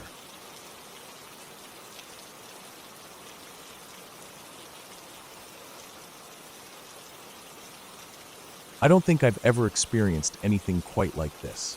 It was a month ago, during a work trip to Ukiah, California. I was staying at this small, older hotel that was tucked away just outside of the main part of town. The building had that kind of musty, vintage feel to it, like it hadn't been updated in a while, but was still functional. I didn't think much of it at the time, just another hotel room for a few nights while I was out there for work. I'm used to it. It's part of the job. The room I was in was on the bottom floor. I typically prefer being up higher in hotels, but this one was almost empty, so I took whatever they gave me. I didn't think it'd make much of a difference. It was around 3 a.m. when I woke up, jerked out of sleep, my heart racing, as if I had just been startled awake. For a few seconds, I had no idea what was happening. My brain was still fuzzy from sleep, and it took me a moment to process the loud noise coming from outside. At first, I thought it was gunshots. The sharp, fast sounds, bang, bang, bang, came in quick succession, and I instinctively hit the floor. My body reacted before my mind could fully catch up. I just hit the deck and pressed my body to the carpet, holding my breath, trying not to make a sound. It took me a few more seconds to realize that wasn't what was happening. The pounding on the window started again, this time accompanied by screaming, absolutely blood-curdling screams. I could hear the desperation in them, mixed with something else that made the hairs on my neck stand up. The screaming wasn't just a person yelling for help, though. It sounded more primal, like an animal in distress. The sort of noise that made you feel like something was very, very wrong, and you needed to do something about it. The kind of scream that made my heart race even faster. I grabbed my firearm without thinking, just out of reflex. I always carry, especially when I'm traveling for work. I've had to deal with some unpleasant situations before, but this was different. I was completely vulnerable. I was alone in the room, in nothing but my underwear, just trying to process what the hell was going on. The pounding on the window was relentless, and the sounds coming from outside, those screams, followed by strange moans and then sudden sharp bursts of anger, were unlike anything I'd ever heard before. The noises seemed to shift from one extreme to the other, 1 minute sounding like someone was in pain, and the next like they were enraged. I didn't want to turn on the lights. I couldn't bring myself to do it. I knew if I did, they'd know I was in there, and I didn't want to give away my position. I didn't know what this person was capable of, but I wasn't about to make it any easier for them to get to me.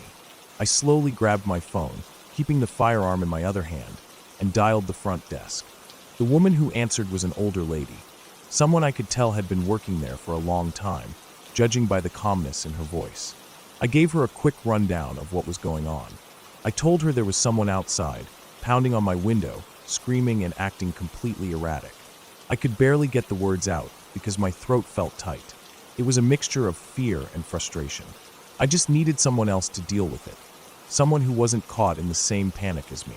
The lady's voice was steady as she said, "I'll take care of it." I didn't know what that meant. I didn't know if she meant calling the police or if she was going out there herself, but I didn't care at the moment. All I could think about was getting through this, staying safe, and hoping this person would just move on. As I waited, my mind raced. What the hell was going on outside? Was this someone trying to rob me? Someone off their meds? A drunk looking for trouble? Whoever it was, they weren't acting like any person I knew. The sounds were just off. It was like whatever was out there wasn't entirely human. It made me question everything I thought I knew about human behavior. I crouched in silence, every nerve in my body strung tight. The pounding on the window continued, a loud, rhythmic banging like someone was trying to break through. The screams, though, they kept changing, turning into guttural sounds that almost didn't sound human at all. They were so intense that for a moment, I thought maybe this person was hurt. Maybe something was terribly wrong with them, and they were just trying to get help, but the noise was too wild, too desperate, too chaotic. It wasn't normal. It didn't feel right. It felt dangerous. After what seemed like an eternity, the sound stopped. I don't know if it was because they gave up or if someone, maybe security or the police, had finally gotten there to deal with the situation. I stayed in my position for another minute, just listening, but all I heard was the faint hum of the air conditioning. Then I slowly stood up, still holding my firearm, unsure of what was going on. I waited a little longer before I finally decided to head out into the hallway. I was hesitant, still half expecting someone to be waiting for me, ready to cause more chaos. But when I stepped out of my room, I saw the lady at the front desk, Mabel, I think her name was, sitting in her chair, calmly typing on the computer. She didn't seem bothered at all. I walked up to the desk, my voice still shaky from the adrenaline, and asked her if she'd seen anything. She looked up from her computer, not missing a beat, and said, "Well, by the time I went out there to chase them off, I didn't see anyone. The homeless tend to hang out by the Walmart across the street, and they can get noisy, so the rooms closest to there tend to get more action." My stomach dropped. The idea that I had just gone through that, wondering if my life was in danger, imagining that someone was about to break through my window, and all it was some person, probably on something, causing a scene. The thought of it made me feel sick. I couldn't even get the words out at first. "You what? You went out there by yourself?" I asked. The thought of her, an older woman, walking out into that situation alone made my blood boil. If I had known you were going out there alone, I would have just handled it myself. "What the hell were you thinking?" She just gave me a calm look and shrugged. She wasn't fazed by any of it. For her, it was just another part of her job. For me, it was a moment of pure terror, something that stuck with me long after. I still didn't understand what had happened out there. Was it really just someone who had wandered off the street, lost their grip on reality, and decided to start causing trouble? Or was there something more to it? I still don't know.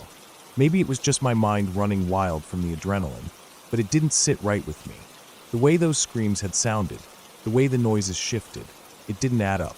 I learned something that night. I learned that it's easy to be brave when you're in a uniform, when you're at work, when you're in control of a situation. But when you're caught completely off guard, when you're in your most vulnerable state, it's a whole different thing. You can't always control the fear, and sometimes you can't control what happens next. After that, I decided one thing for sure. I wasn't staying on the first floor of a hotel again. Ever.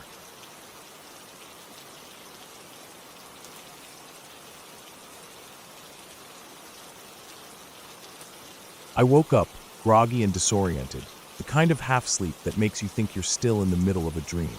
The dream I had was nothing new. I was back in high school, sitting in the chemistry lab, and everything around me felt strange. The Bunsen burners were glowing, their flames flickering like a mockery of real fire. I could almost smell the faint odor of burnt chemicals in the air. It wasn't the kind of dream that left you with a warm feeling. It was unsettling, but it wasn't the first time I'd had it. For years, I'd had this recurring dream of being back in school. Always the chemistry lab, always with those Bunsen burners. I didn't think much of it. It was just a weird quirk of my subconscious. But when I woke up that night, I realized something was wrong. The smell, the sharp, acrid scent of burning, lingered in my nose. It wasn't just a memory of the dream. It was real, like the air in my room had somehow caught that same burnt chemical odor. I bolted upright in bed, my heart already starting to race. I wasn't sure what was happening, but I knew that smell shouldn't have been there.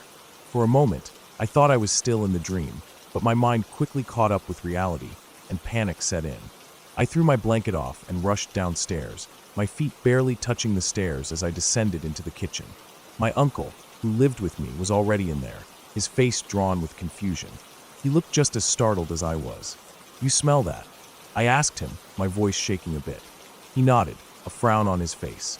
I thought it was just me. I heard crackling from my room earlier. I wondered if it was hailing outside. Hailing?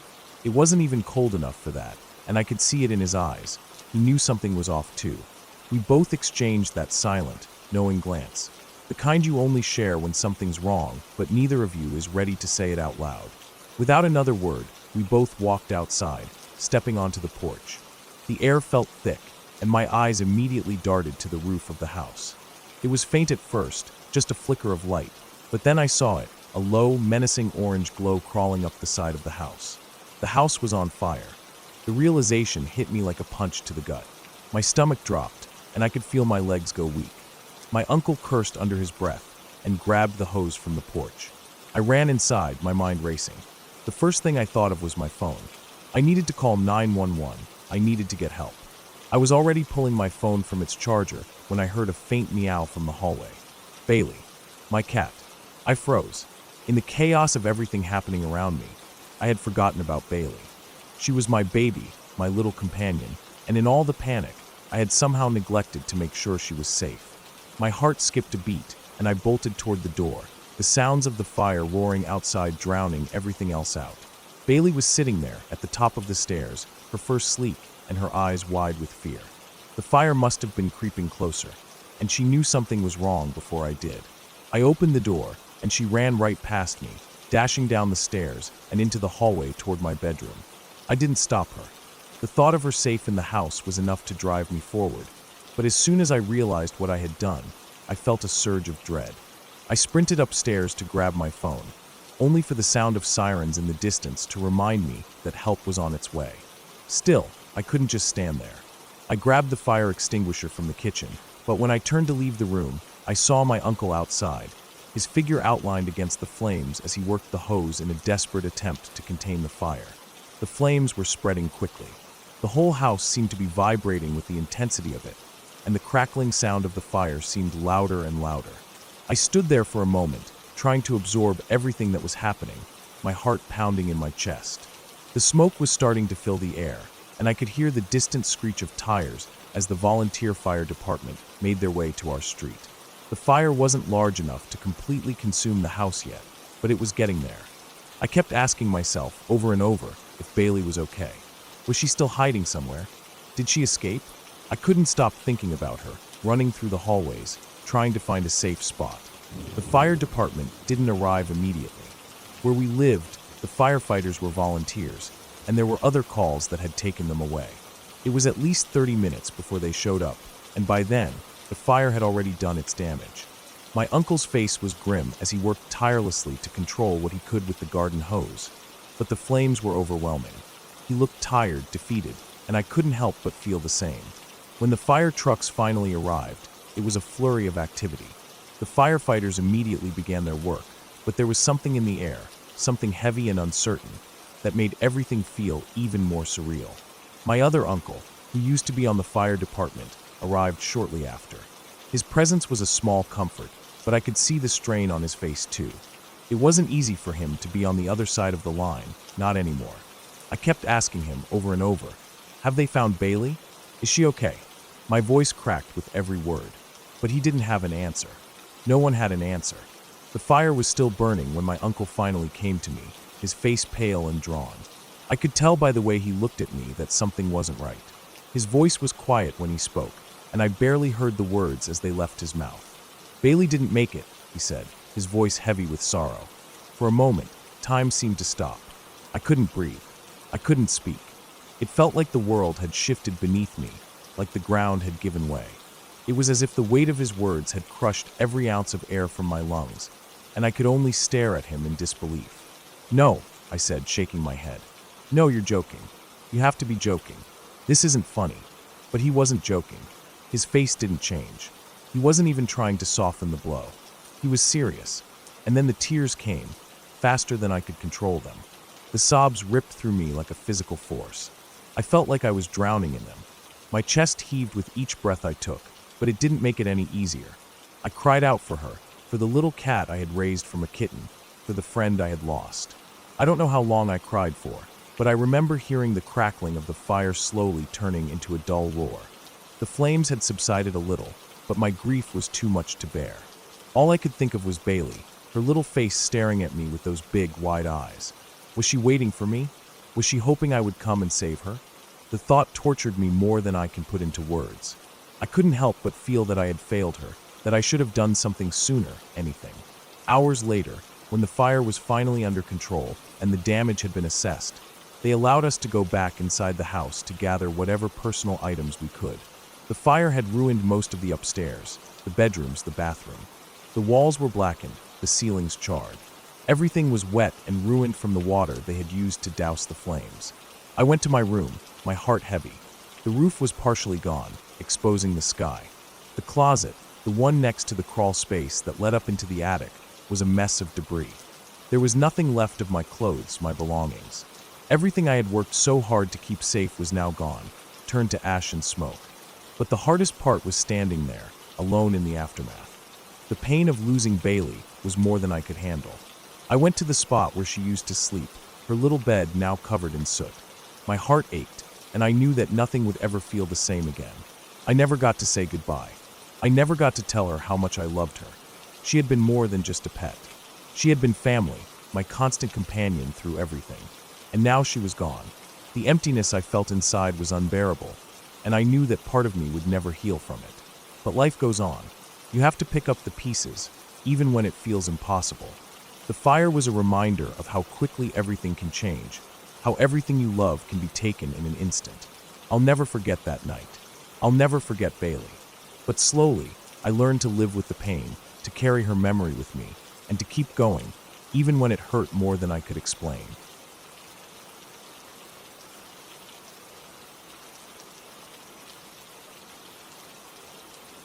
I don't remember much about that night. A few pieces here and there, flashes that don't make sense. The only thing that stays with me clearly, beyond the confusion and haze, is the feeling of that fence post digging into my arm, pinning me there, and the thought of my kids, my 2 boys, waiting for me to come back home. I can't even fully grasp the sequence of events that night, but I can tell you it was one of the most terrifying experiences of my life. It was Memorial Day last year, and like most people, I was out celebrating. I've got a few friends from the military, and Memorial Day is the time to raise a glass to the ones who never made it home. We hit the bars hard, and I didn't hold back. Money wasn't a concern. I was buying rounds for everyone. I was proud, feeling good, and had nothing on my mind but having a good time. I hadn't been out like that in a while. Maybe I was trying to forget something, or maybe I just wanted to feel alive again. I don't remember leaving the bar. I don't remember the walk to my car, or the drive home. I don't even remember the girl I was supposed to meet at my house. She was new, someone I'd been talking to, and we had plans to hang out. I was supposed to be home around 3 a.m., but that never happened. Instead, I ended up on the wrong side of town, behind some stranger's privacy fence. I don't know how I got there. Louisiana is a big place, but I don't know that neighborhood, and I have no clue how I ended up in that yard. Maybe I stumbled, maybe I was lost, maybe I was still drunk and didn't know where I was going. I'd say I blacked out, but I don't even know if that's true. Maybe I just wandered like a zombie, not knowing where I was. The next thing I remember, it was early morning. I came to my senses with a sharp pain in my arm. My body felt heavy, like I was still stuck in that half-conscious haze, but there was no denying the pain. Something was digging into my skin, and it was getting worse the more I moved. I tried to pull away, but the pain shot through my body like a bolt of lightning. I panicked, thinking I was tangled in something, but when I looked down, I saw the fleur-de-lis on the end of the fence post. The post had impaled my arm, right between my elbow and wrist, with that sharp metal decoration sticking out of my skin. I was stuck, completely and totally stuck. I couldn't move, and I couldn't even think. I had no idea how long I'd been there, but the fact that I was in someone else's yard behind a privacy fence made everything worse. I couldn't figure out if I was in trouble, or just too drunk to get myself home. And then the fear hit me. What if I didn't make it? What if I bled out here, in some random yard? It was that thought, more than anything, that snapped me into a semi-coherent state. I remember staring at the fleur-de-lis, and for a moment, I thought I might just pull myself off the fence and walk away. But my arm was stuck deep, so deep that pulling away would have done nothing but make the injury worse. And then I heard my friend's voice, followed by his girlfriend's, both of them calling out to me. They must have found me. I remember the relief I felt when they finally reached me. It was strange, because I was still so out of it. I couldn't focus on much, but I knew they were there, and I knew they were trying to help. One of them climbed over the fence to get to me. I don't remember who. They started tugging at me, trying to pull me free, but the fence post was deep in my arm, and the more they pulled, the worse it got. That's when I realized I wasn't just stuck in my shorts, like I thought. My arm was impaled. I could feel the blood starting to soak through my sleeve, but I couldn't move to do anything about it. It was like I was frozen in time. I don't remember how it happened exactly, but somehow they managed to free me. My friend and his girlfriend helped me over the fence. My other friend, the girl I was supposed to meet earlier, was there too, and she was terrified. The panic on their faces was clear as they rushed me to the car. But all I could think about, all I could focus on, were my kids, my boys. They were 7 and 8 years old, and I thought about them the entire time. What would they do if something happened to me? What would they feel, knowing their dad was gone? It terrified me in a way that nothing else ever had. The ride to the ER felt like it took forever.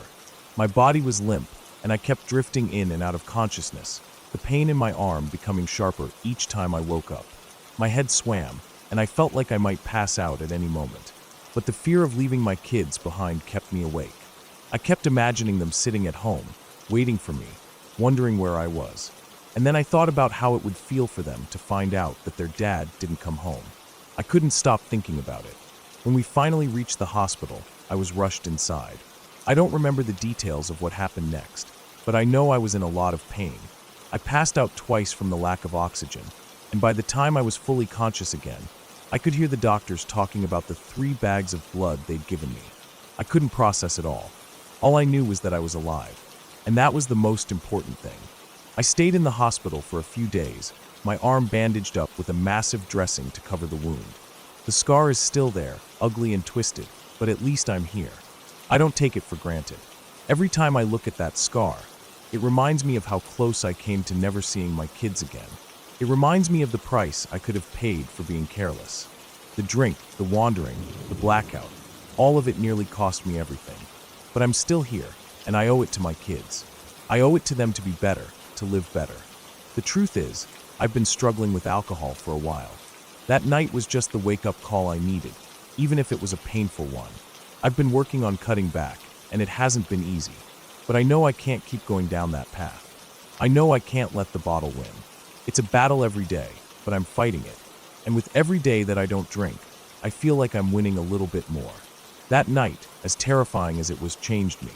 It shook me to my core. And I'll be damned if I let it happen again. For my kids, for myself, for everyone who cares about me, I'm going to do better. I'm not perfect, but I'm here. And that's something I'll never take for granted again.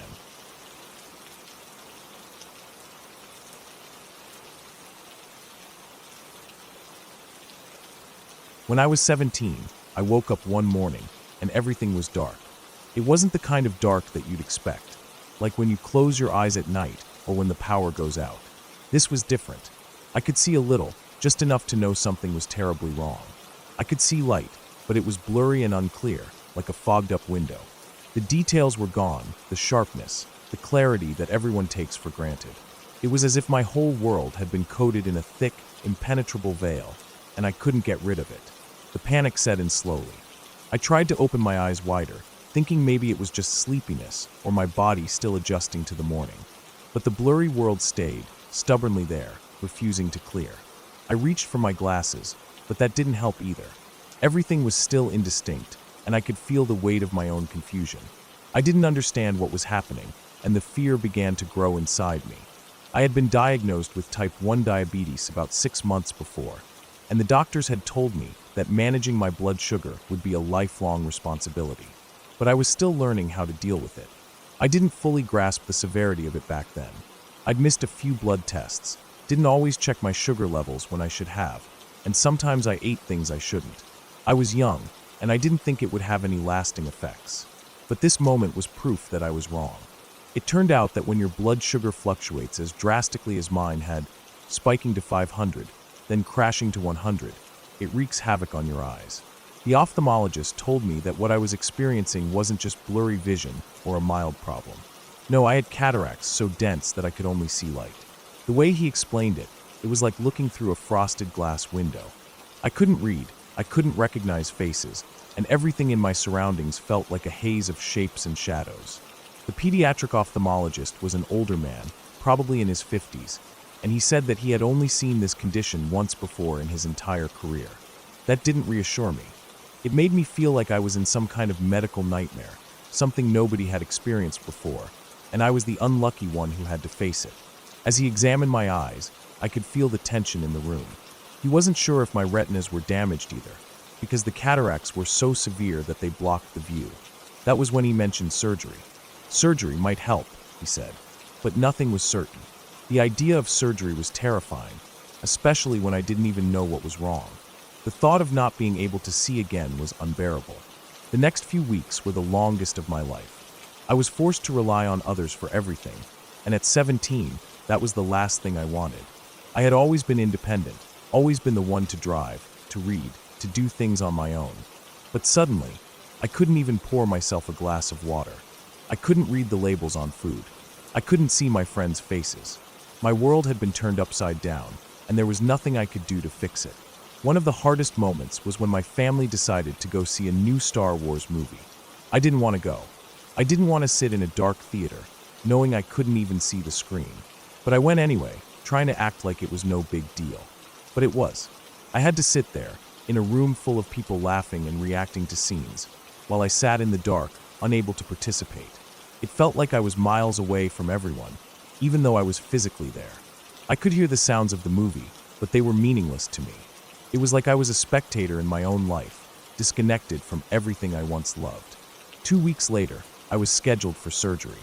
The doctors had explained that the cataracts would be removed, but there was still no guarantee that I would be able to see properly afterward.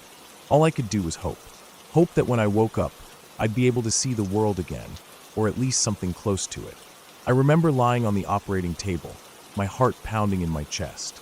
I closed my eyes, took a deep breath, and tried to silence the flood of thoughts that rushed through my head. I prayed silently, not to any specific deity, but just for my life to go back to normal. I wanted to be able to see again. I wanted to feel whole again. When I woke up, everything was different. The first thing I noticed was the pain. It wasn't unbearable, but it was there, a dull ache behind my eyes. My left eye was patched up, and I couldn't see anything through it. The other eye was still clouded with cataracts, a fog that didn't allow any light through. I felt a deep sense of despair. Was I going to live like this? Was this my new reality? The next day, they removed the patch. It was a slow process, like peeling back a layer of something thick and protective. When I opened my eyes, I could see light again. It wasn't perfect, not at all, but it was something. I could see shapes. I could make out the faint outline of people and objects around me. I wasn't completely blind anymore. I could see the world in a way I hadn't been able to for weeks. I stared at the window, watching the sunlight filter through the blinds, and tears started to fall. I couldn't stop them. For the first time in weeks, I felt something other than fear. I felt hope. Over the next few days, the world around me came into focus. The cataract in my right eye started to clear up, and I could see more details. The shape of things sharpened. Colors became vibrant again. I could read the signs in the hospital hallway. I could see my family's faces clearly, their features coming back into focus. Every little thing felt like a miracle. I had no idea how much I had taken my sight for granted until I lost it. A few weeks later, my other eye was done, and my vision was almost back to normal. I had to get used to wearing glasses, but it was a small price to pay for being able to see the world again. I couldn't explain how thankful I was. I could see the trees outside my window, the birds flying by, and the sky that seemed so much bluer than I remembered. I could read books again. I could see people's faces when they spoke to me. I could enjoy life again in a way I hadn't been able to for so long. I was no longer trapped in a fog. It's been 23 years since that day, and I still think about it. I still remember the fear, the helplessness, the uncertainty of it all. And I still feel a deep sense of gratitude every time I open my eyes and see the world. I know life would have been different if the surgery hadn't worked, if the doctors hadn't been able to help me. But they did. And for that, I'm forever thankful.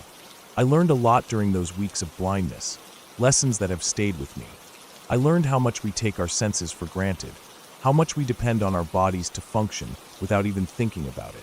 I learned how fragile life can be, how quickly everything can change. And I learned that no matter how tough things get, there's always hope, even when it feels like there's none left. Take care of your health. Don't ignore the little signs, because you never know when they'll turn into something bigger. I didn't realize how much my diabetes was affecting my body, how it could affect my sight, my life. But now I take it seriously. I check my blood sugar regularly, I follow my doctor's advice, and I do my best to stay healthy. Because I know now that good health isn't something you can take for granted. I know how quickly it can be taken away. And I'm grateful every day that I get to see the world, to live my life, with all its colors, its details, its beauty. If you ever feel like things are impossible, if you ever feel like you're losing something important, remember that there's always hope. Even in the darkest moments, there's always a chance for things to get better. You just have to hold on long enough to see it.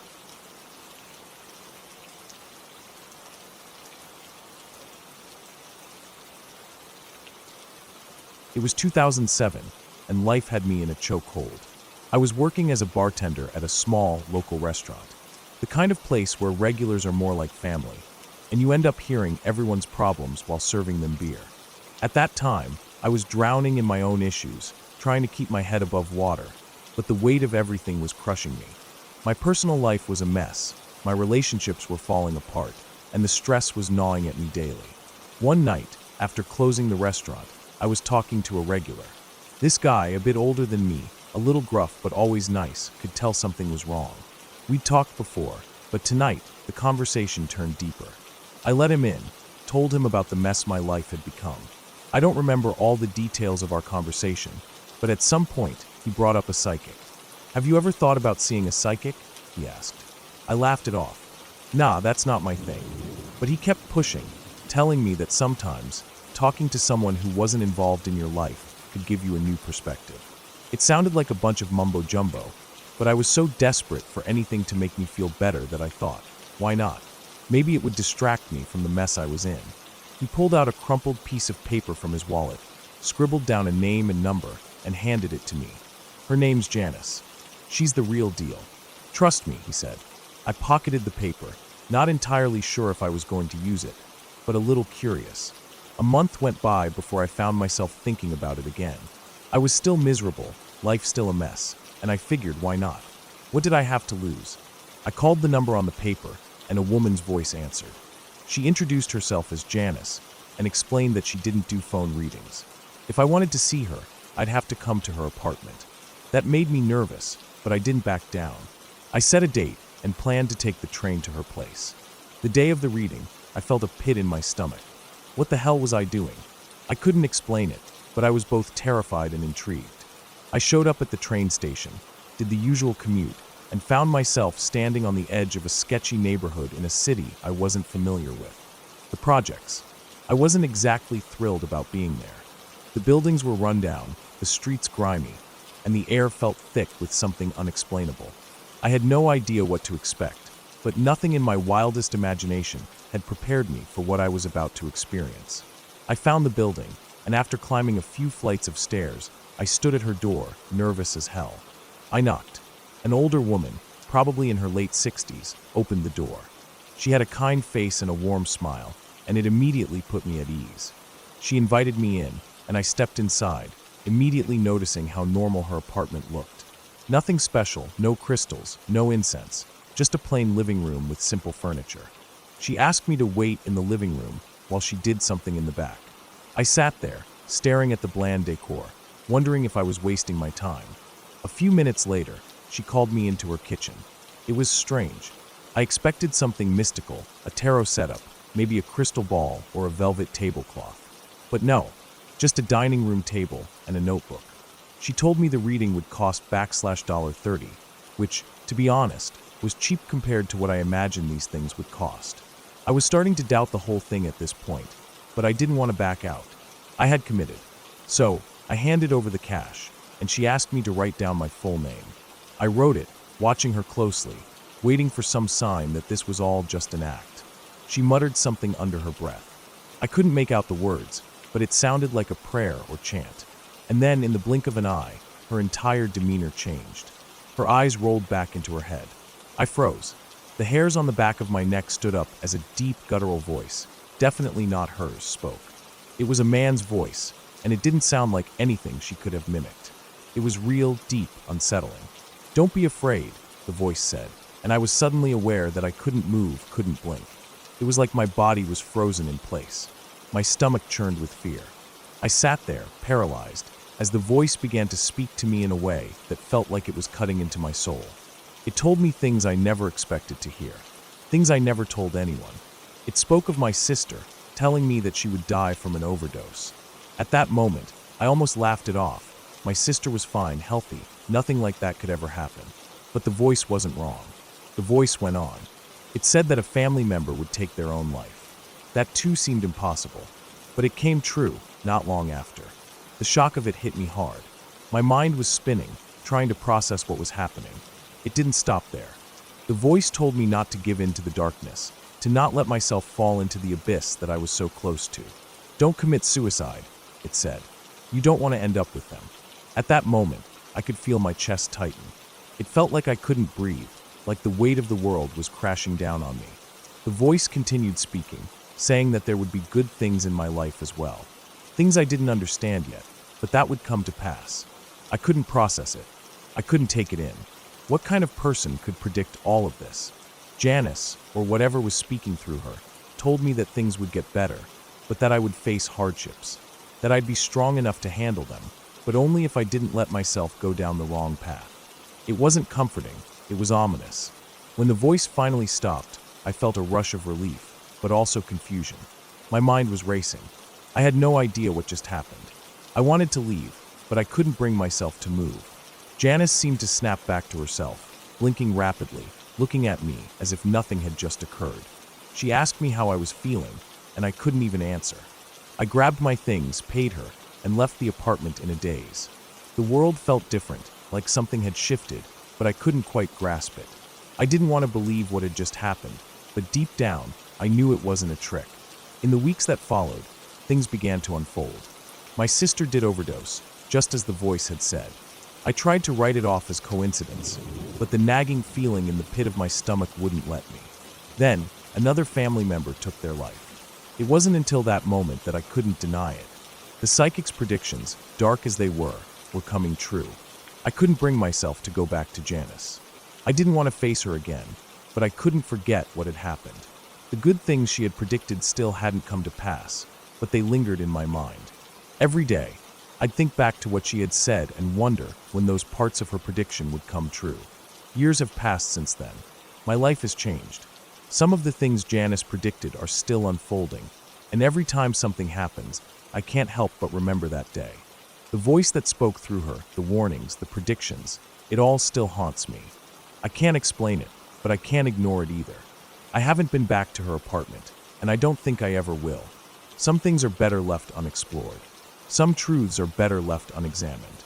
I'm not sure I want to know what else she might have seen that day. There's only so much reality one person can handle before it all becomes too much.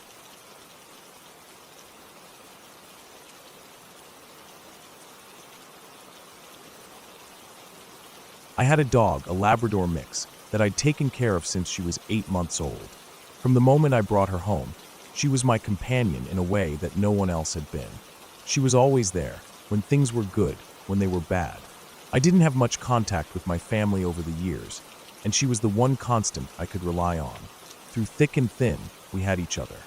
She was a lifeline during the worst of times, particularly when I found myself stuck in an abusive living situation that I finally escaped from in 2017. She was my strength in ways I didn't even realize at the time. I'd spent almost all of her life making sure she had everything she needed: good food, regular vet visits, plenty of exercise, toys, and love. She was a healthy dog, or so I thought. Her vet always praised her, saying she was in great shape for a dog her age. She had just turned 10, and the vet had told me she was incredibly healthy, vibrant, and active for her years. I never thought anything could take her away from me. She was like my own child, and I kept her in the best of health, so I never even considered that something might go wrong, at least not this suddenly. Then came the morning in early October 2021. It was an ordinary day, or at least it started out that way. I woke up to the sound of her paws tapping on the floor as she trotted into the room. She always had this goofy, endearing way of waking me up by dropping her favorite squeaky toy right by my head. That morning, just like any other, she brought it to me, wanting to play. I smiled and tossed the toy a few times across the room, her tail wagging with excitement. I noticed nothing was out of the ordinary. But then, out of nowhere, she stopped. Her body froze mid-motion, and she started to sway, gently at first, like she was struggling to maintain her balance. I watched in confusion as she continued to sway back and forth. My heart skipped a beat. She never did that. She was always so sure of herself, steady on her paws, even as she got older. It didn't make sense. I called her name, trying to coax her back into the playful mood we had just shared, but she didn't respond. She just swayed, then slowly sat down on the floor, looking up at me with wide, confused eyes. A chill ran through me as I kneeled down to her level. Her eyes looked so distant, and her body seemed heavier than it should have been. It was like she didn't recognize me for a second, and that terrified me. I reached for her, stroking her fur in an attempt to comfort her, but she didn't react like she usually did. Instead, she just leaned into me, exhausted, and her eyes started to half close. I immediately knew something was wrong. I tried to stay calm, but my heart was pounding in my chest. I called out to my roommate, who came rushing into the room to help. I couldn't explain it, but I knew something was terribly wrong. We got her to the living room, gently trying to make her comfortable, and I frantically started searching for an emergency vet that could see her. I dialed one after another, each one farther away, each one telling me they had a wait of at least an hour, some of them saying they couldn't even take us in. It was as if they didn't even care that my dog, the one I loved more than anything, was in distress. My panic was rising. I kept thinking to myself that I needed to get her to someone who could help. In between calls, I turned to my dog, desperately trying to comfort her. She seemed to stabilize a little bit, lifting her head, blinking a few times, as if she was coming back to me. For a brief moment, I thought maybe we were overreacting. Maybe she just needed a nap. But deep down, I knew it wasn't that simple. She was too still, too lifeless. An hour passed. She seemed to gain a little alertness, her eyes clearing just a bit. For a moment, I dared to hope. I thought maybe we were in the clear. But then, without warning, she started to tremble, and her back legs gave out from under her. She collapsed on the floor, and I felt like the world was crashing down. Her breathing became shallow, and the panic I had been trying to suppress came rushing back in full force. I could see it in her eyes now. She was fading. I could feel the life draining out of her, and I was helpless to stop it. I scrambled to find a vet who could help, but there was no time. In a matter of minutes, she became incontinent. I don't even know how to explain the feeling in that moment. Watching my best friend, the dog who had been with me through everything, slipping away and being unable to do a damn thing about it. I was supposed to be the one protecting her. I couldn't stop this. My roommate tried CPR, but it was clear there was nothing left to do. I knelt beside her, holding her head in my lap, trying to comfort her as much as I could. But I could tell. I could feel her slipping away. Her breathing stopped, and her body went limp in my arms. I didn't want to believe it, but I knew. She was gone. The suddenness of it was staggering. 1 minute, we were playing together, laughing, and then she was just gone, like a light that had been switched off. I held her, crying, and in my mind I was screaming. It wasn't fair. How could this happen? She was supposed to be fine. She was supposed to live for many more years, to grow old by my side. I couldn't process it. The vet I spoke with later confirmed what I already feared. Based on the symptoms, he said it was likely heart failure. He told me there would have been no way to save her. He said that, in the end, her body just gave out. But that didn't make me feel better. It didn't ease the anger that burned in my chest. It didn't stop the guilt from clawing at me. The vet's apathy still haunts me. I couldn't shake the feeling that my dog had died alone, and no one had cared enough to help her when she needed it most. I felt betrayed by the system, by the people who were supposed to help. I felt like I had failed her. Months later, I adopted another dog. I knew I had to, if only to heal a little bit. But the weight of the experience still lingered. I couldn't shake the fear of what would happen if something went wrong with her too. What if I couldn't get her the help she needed? What if she was sick and no one cared? The trust one had once had in vet offices, in emergency services, had been shattered. I couldn't unlearn what I had been through, the feeling of helplessness as I watched my dog fade away in front of me. I still think about my first dog every day. Sometimes, when I look at my new dog, I feel the intense urge to protect her, to make sure nothing happens to her. Every little change in her behavior makes my heart race. I don't think I'll ever fully recover from what happened. Every time I hear someone dismiss the situation, telling me that at least she passed quickly, or it's for the best, I feel this wave of rage rise up inside me. There's no silver lining in losing something you loved so much. Sometimes life is just shitty, and no amount of pretending can change that. My dog wasn't just a pet. She was my family, and losing her, in such a terrible and helpless way, has changed me forever. I'll never forget her, and I'll never forgive the apathy that failed her in her final moments. I still miss her every day.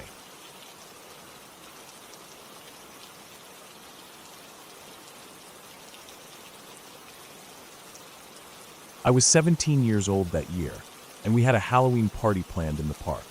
It was supposed to be a simple, fun night with my friends, a typical celebration, costumes, music, food, and just a good time. But Halloween night can bring out the weirdest people, and none of us were expecting what would happen. It started out just like any other night. The air was chilly but not unbearable, and the park was full of people dressed in all sorts of creative costumes. The trees above swayed gently in the breeze, their leaves rustling in the cold wind. There was a sense of excitement in the air as we all mingled and laughed, the usual sounds of a group of teenagers enjoying a party. We didn't realize then how quickly that normal night would turn into a nightmare. We'd been hanging out for hours when one of my friends, Sarah, realized she'd left her wallet back at her place. Sarah wasn't the type to panic, but I could see she was a little stressed. We had planned to crash at her place that night anyway, so I offered to go with her to grab it. I didn't want her walking alone, especially on Halloween when people get strange ideas. We headed off from the park, the crisp night air biting at our cheeks as we made our way down the street. Sarah and I had been friends for years, so there was no question about going back together. We were just two 17-year-olds, confident that nothing bad could really happen. We laughed about the party we'd left behind and the costumes we had seen. But as we got closer to her apartment building, a shift happened. The atmosphere changed. There was a subtle tension in the air, something off that I couldn't quite put my finger on. We walked along the sidewalk, chatting, but I couldn't help but glance around. The street was quieter than it had been earlier. Then I saw them. A group of guys, maybe 8 or so, were standing on the opposite sidewalk. I could see their figures clearly against the dim glow of the streetlights. At first, I thought maybe they were just a bunch of friends. Maybe they had been at a party too.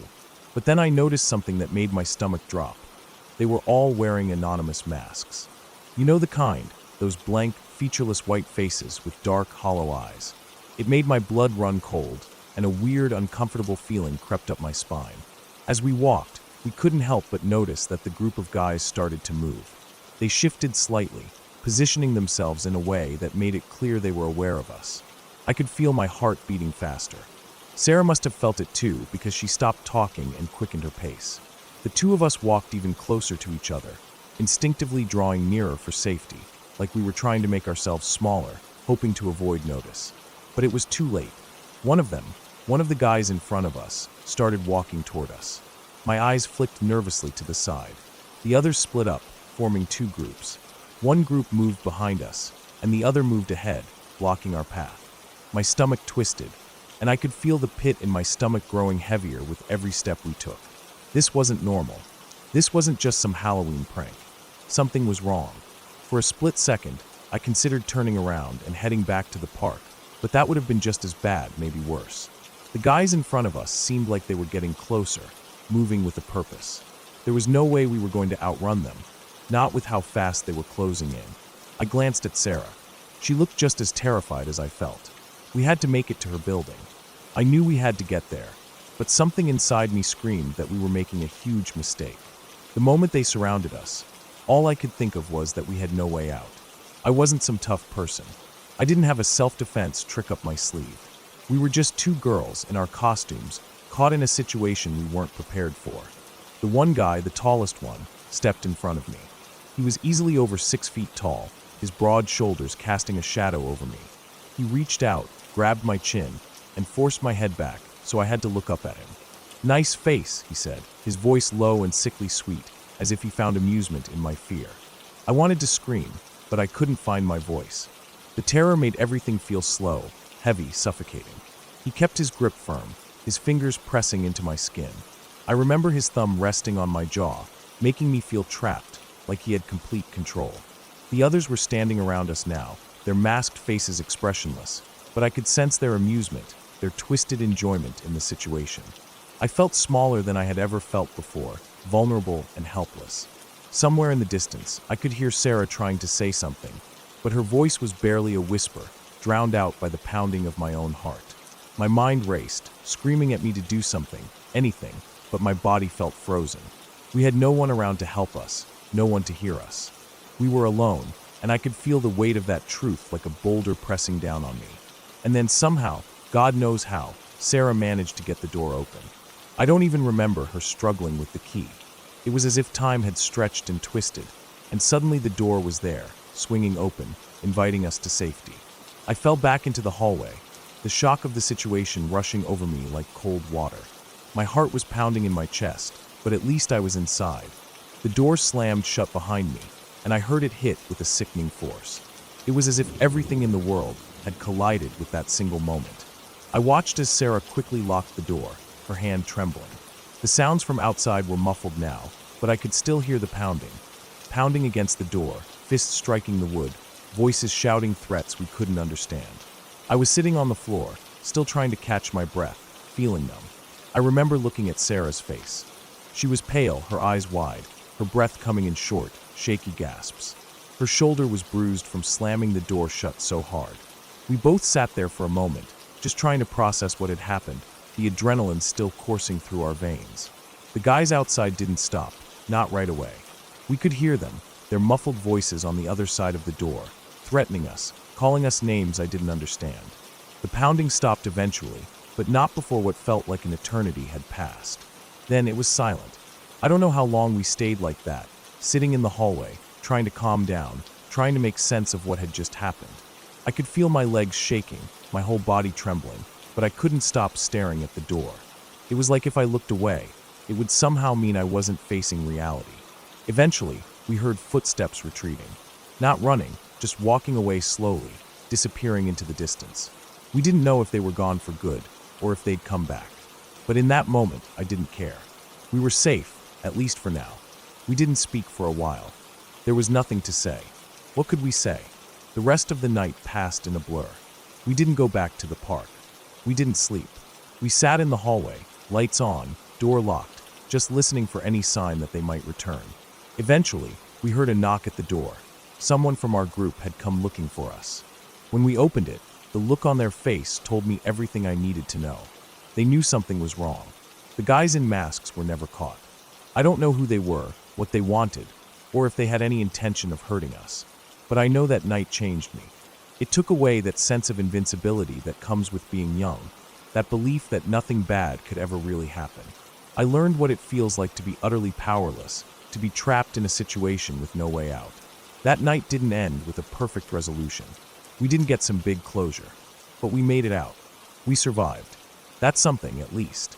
And though it was a Halloween party, it was also the scariest thing I've ever lived through. It's a part of me now, a part of who I am. But I don't ever want to forget how close we came to something much worse.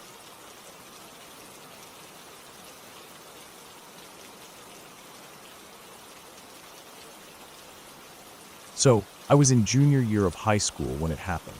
I still think about it more often than I probably should. It wasn't a huge moment in the news, no one died, and everything turned out okay in the end, technically. But the way it unfolded and how close I was to it still haunts me. I never really talked about it much, just to my mom and a few friends. But when I lay down at night, or when I walk past the front office of a school, I think about how normal that morning felt and how quickly everything changed. Our school was massive. It was a public high school, and we had more than 2,000 students enrolled. There were so many of us that lunch was broken up into 4 different periods, A, B, C, and D. I had a lunch, which meant I ate around 10:30 in the morning. It always felt too early for lunch, but you got used to it. I used to keep a small stash of snacks in my locker, chocolate-covered peanuts, usually. That day, something told me to eat a few before lunch. I'm not really superstitious or anything, but I remember reaching into my locker, looking around just out of habit, and popping a few into my mouth before I made my way to lunch. I didn't like eating in the cafeteria. It was too loud, too packed, and the tables were always sticky or covered in crumbs. So I always sat in Yorktown Hall, a hallway near the counselor's office. That hallway was quieter. It had the trophy cases on one side and just a few benches scattered along the wall. I liked it there. I'd sit alone sometimes, or with 1 or 2 people I kind of knew. The school had a whole American Revolutionary War theme. Our team name was the Patriots. All the halls were named after historical battlefields or events. Yorktown Hall, Bunker Hill Hall, Valley Forge Wing, that sort of thing. It felt corny sometimes, but you didn't really think about it much when you walked those halls every day. So that day, I was sitting in Yorktown Hall, right by the trophy cases like always. My lunchbox was on the floor next to me. I had a sandwich, a juice box, some pretzels, and a little container of fruit. I remember taking a bite of my sandwich, chewing slowly, feeling kind of tired, kind of bored. That's how I felt most days, tired and bored. I'd slept like garbage the night before because I had a history paper due, and I left it until the last minute, as usual. So I wasn't really all there mentally. And then, suddenly, teachers started coming out of classrooms and yelling. Not panicking, but serious. Urgent. You could tell by their faces that this wasn't some fire drill. A few of them were pointing toward the gym. Some teachers looked confused too, like even they didn't know exactly what was going on. But they were definitely in a hurry to get us all moving. I didn't ask questions. I just grabbed my lunchbox and booked it. I remember how loud the hallway suddenly got, how all the normal noises turned sharp and quick. Backpacks zipping, sneakers squeaking. Someone dropped their water bottle, and it clattered across the tile. If you've ever seen a fat guy run, then you know it's serious. I'm not ashamed to admit I was sprinting. Something deep in my chest told me to move. Move fast. I wasn't the only one running either. Some kids were just walking quickly, but most of us were pushing through the crowd. I don't even know how I managed to make it to the gym so fast. I guess adrenaline kicked in. Once we got there, they started pushing us into the bleachers. Not gently. Teachers and staff were raising their voices, telling us to sit down, move up, make room. Some kids were crying already. Most of us were just stunned. Once we were all inside, they locked the doors. You could hear the heavy click of them being bolted shut. They told us to turn off our phones. Not silent off. They kept repeating that. Turn your phones off. No noise. No lights. Some people did, some didn't. Teenagers who hadn't eaten since early that morning don't exactly follow rules well when scared and confused. There were a few girls whispering near me. Some guys in the corner trying to joke around like it wasn't serious. I didn't say anything. I just sat there holding my lunchbox, heart pounding, my back pressed up against the cold metal bleachers. At first, I thought it might be some kind of drill. Maybe a threat. Maybe someone called in a bomb threat. I didn't even know. No one told us anything. We just sat there. For hours. And I mean hours. It was about 10:30 a.m. when we were herded into the gym. We sat there, cramped together, for what felt like forever. We weren't allowed to use the bathrooms at first, but eventually they started letting a few of us go, only under supervision. Teachers stood near the exits, watching us like hawks. It was completely silent except for the occasional shuffle of feet, the soft buzzing of the gym lights, and whispers that got hissed at to stop. My stomach started growling around noon. I remember pulling out my sandwich again and setting it on the floor next to me because my legs were cramping and I didn't want to hold it anymore. I must have dozed off for a bit or spaced out because when I looked down again, someone had stepped on it. There was a big boot print right in the middle of the bread. It was smashed flat, crust split open, jelly smeared on the tile. I just stared at it for a minute, not even angry, just numb. People started asking questions around 1 or 2 p.m.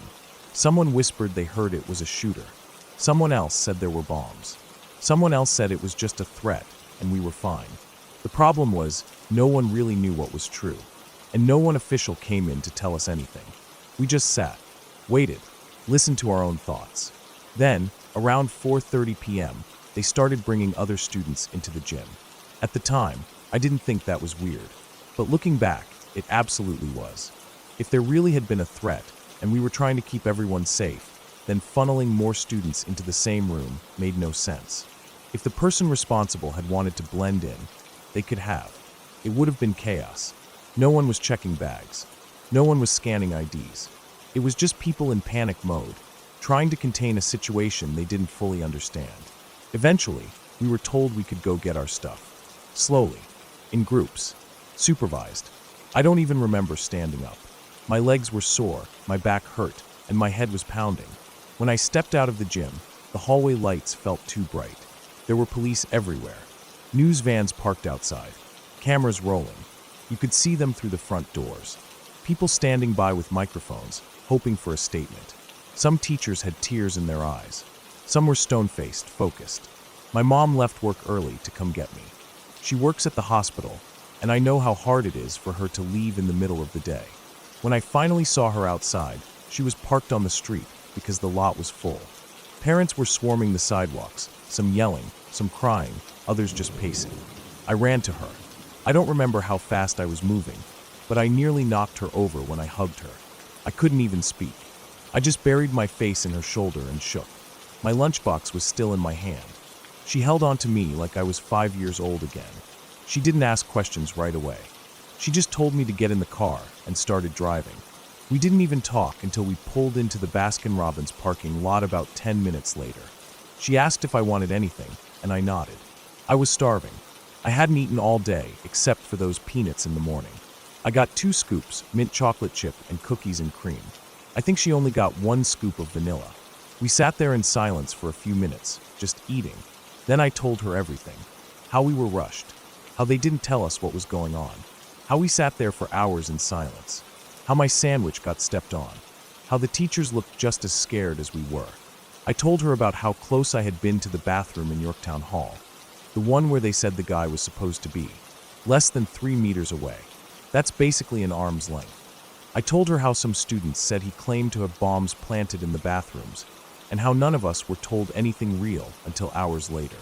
She didn't say much, but the look on her face when she heard all of that stuck with me. It still does. I think she wanted to scream, but didn't. I think she wanted to cry, but held it in for me. Later we found out the man who made the threats was calling from Kansas. Not even in our state. Not even close. He had phoned in a threat, said he was in the school, said he was armed, and that he'd planted bombs in the bathrooms. The administration had to take it seriously, of course. But the execution of the lockdown, locking us all in one large room, the lack of communication, the complete chaos of letting students re-enter, none of it made sense. After that, the school completely changed its shooter and lockdown protocols. New rules were introduced. Training sessions for staff. Drills for students. Everything was taken more seriously. But that doesn't change how unprepared we all were that day. It doesn't change how vulnerable we were, sitting there in that gym for 6 hours, wondering if someone was going to come through the doors at any moment. And even though nothing happened in the end, I think that was what made it so scary. The not knowing. The what-ifs. The way it could have happened, easily. We were one wrong detail away from a very different ending. And I was 3 meters away from the spot where the threat said he'd be. I keep thinking about how if it had been real, if he really had been there, I wouldn't be writing this. I might have never even known what hit me. It changed how I see the world. Not in some dramatic movie way, but in small, real ways. I don't feel safe in public buildings anymore. I watch people more closely. I sit near exits. I scan faces, movements, bags. It's just how my brain works now. My stomach knots up when I hear sirens near a school or see a suspicious activity, text alert. I keep food in my backpack in case I ever get stuck like that again. I never used to think about those things before. Some days I feel like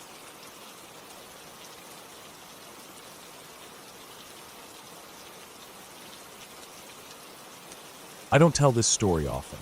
I carry it like something wrapped in paper that I keep folded up at the bottom of a drawer. Not because it's a secret, but because it's heavy. Sometimes people laugh when they don't know how else to react.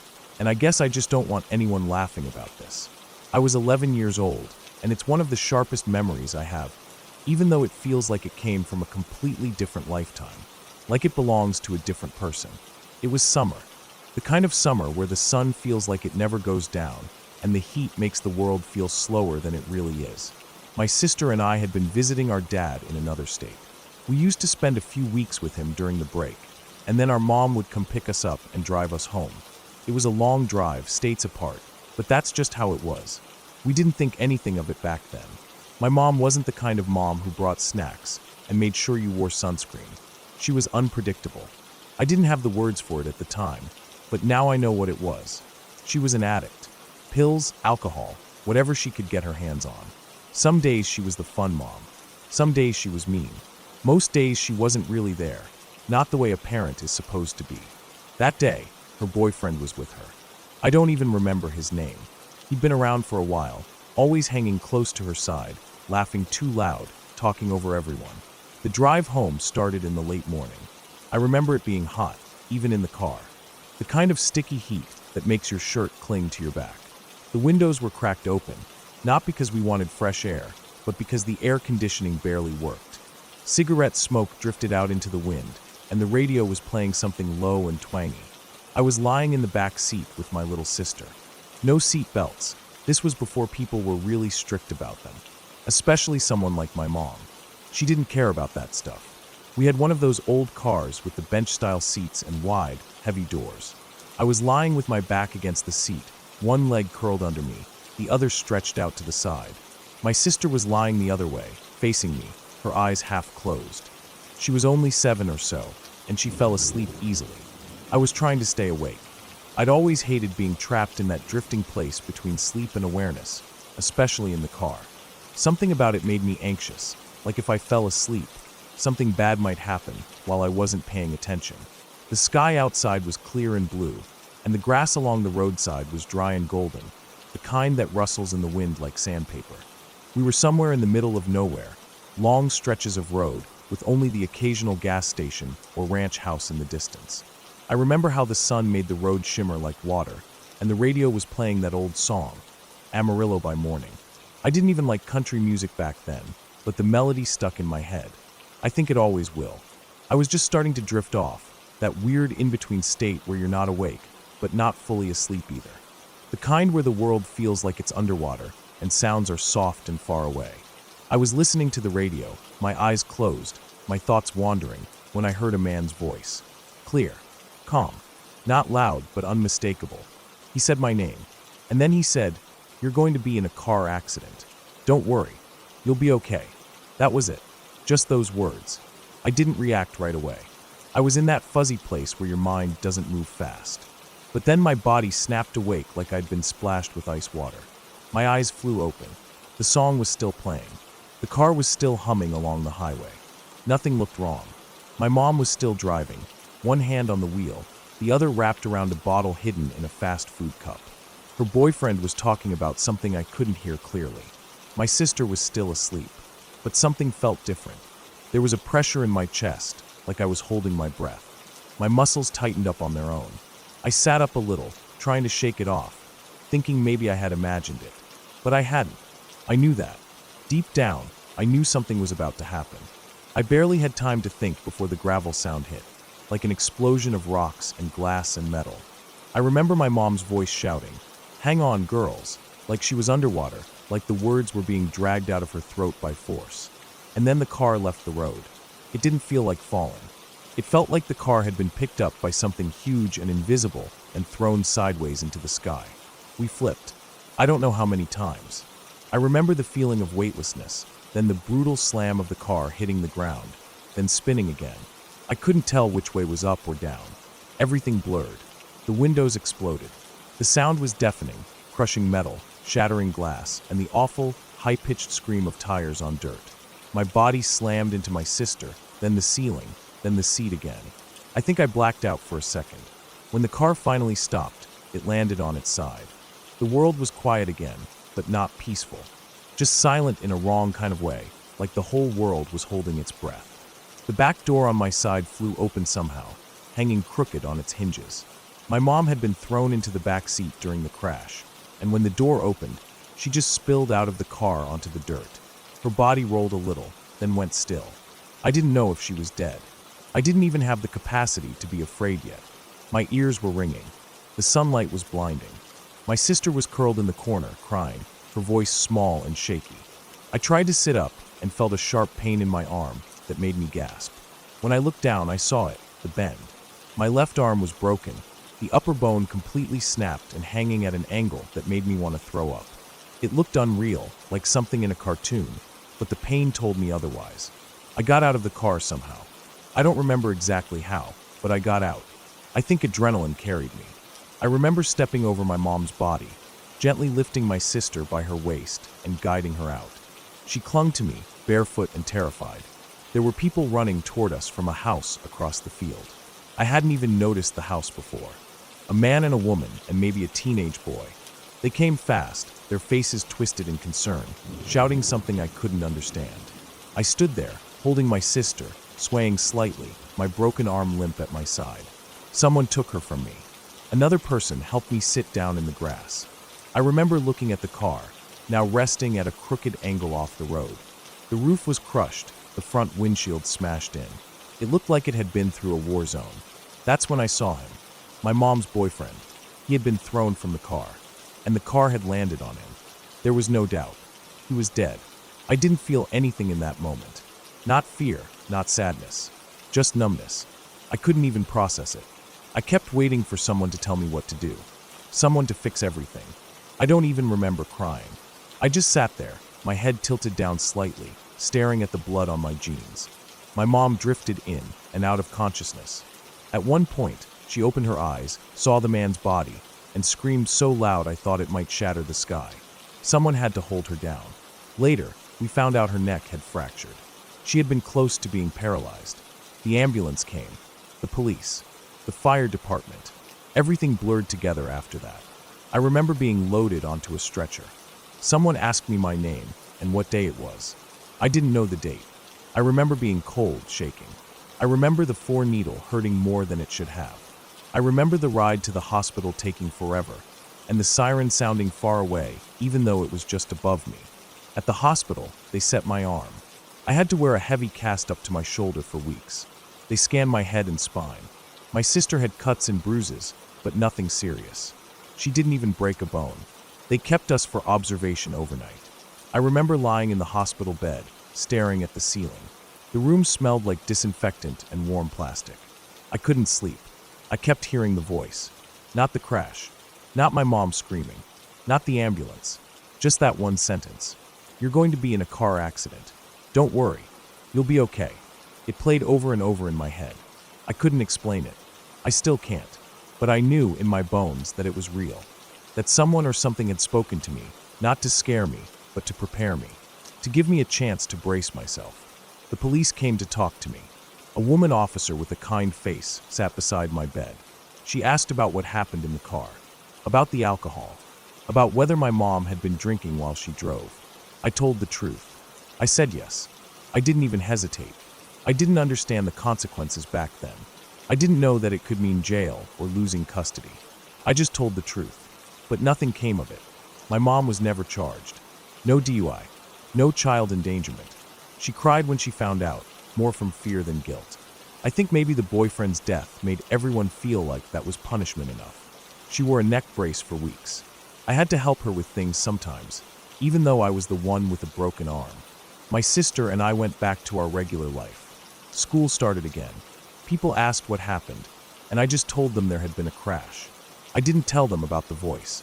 I didn't think they'd believe me. I still don't think most people would, but I know what I heard. I know what I felt. In the moment right after the voice spoke, I felt something I'd never felt before, and haven't really felt since. Peace. Total, complete peace. Not calmness, not sleepiness, but something deeper, like being wrapped in something invisible and safe. It spread from the top of my head down through my whole body, warm and slow, like sunlight pouring through me. And I just knew I wasn't alone, that something was.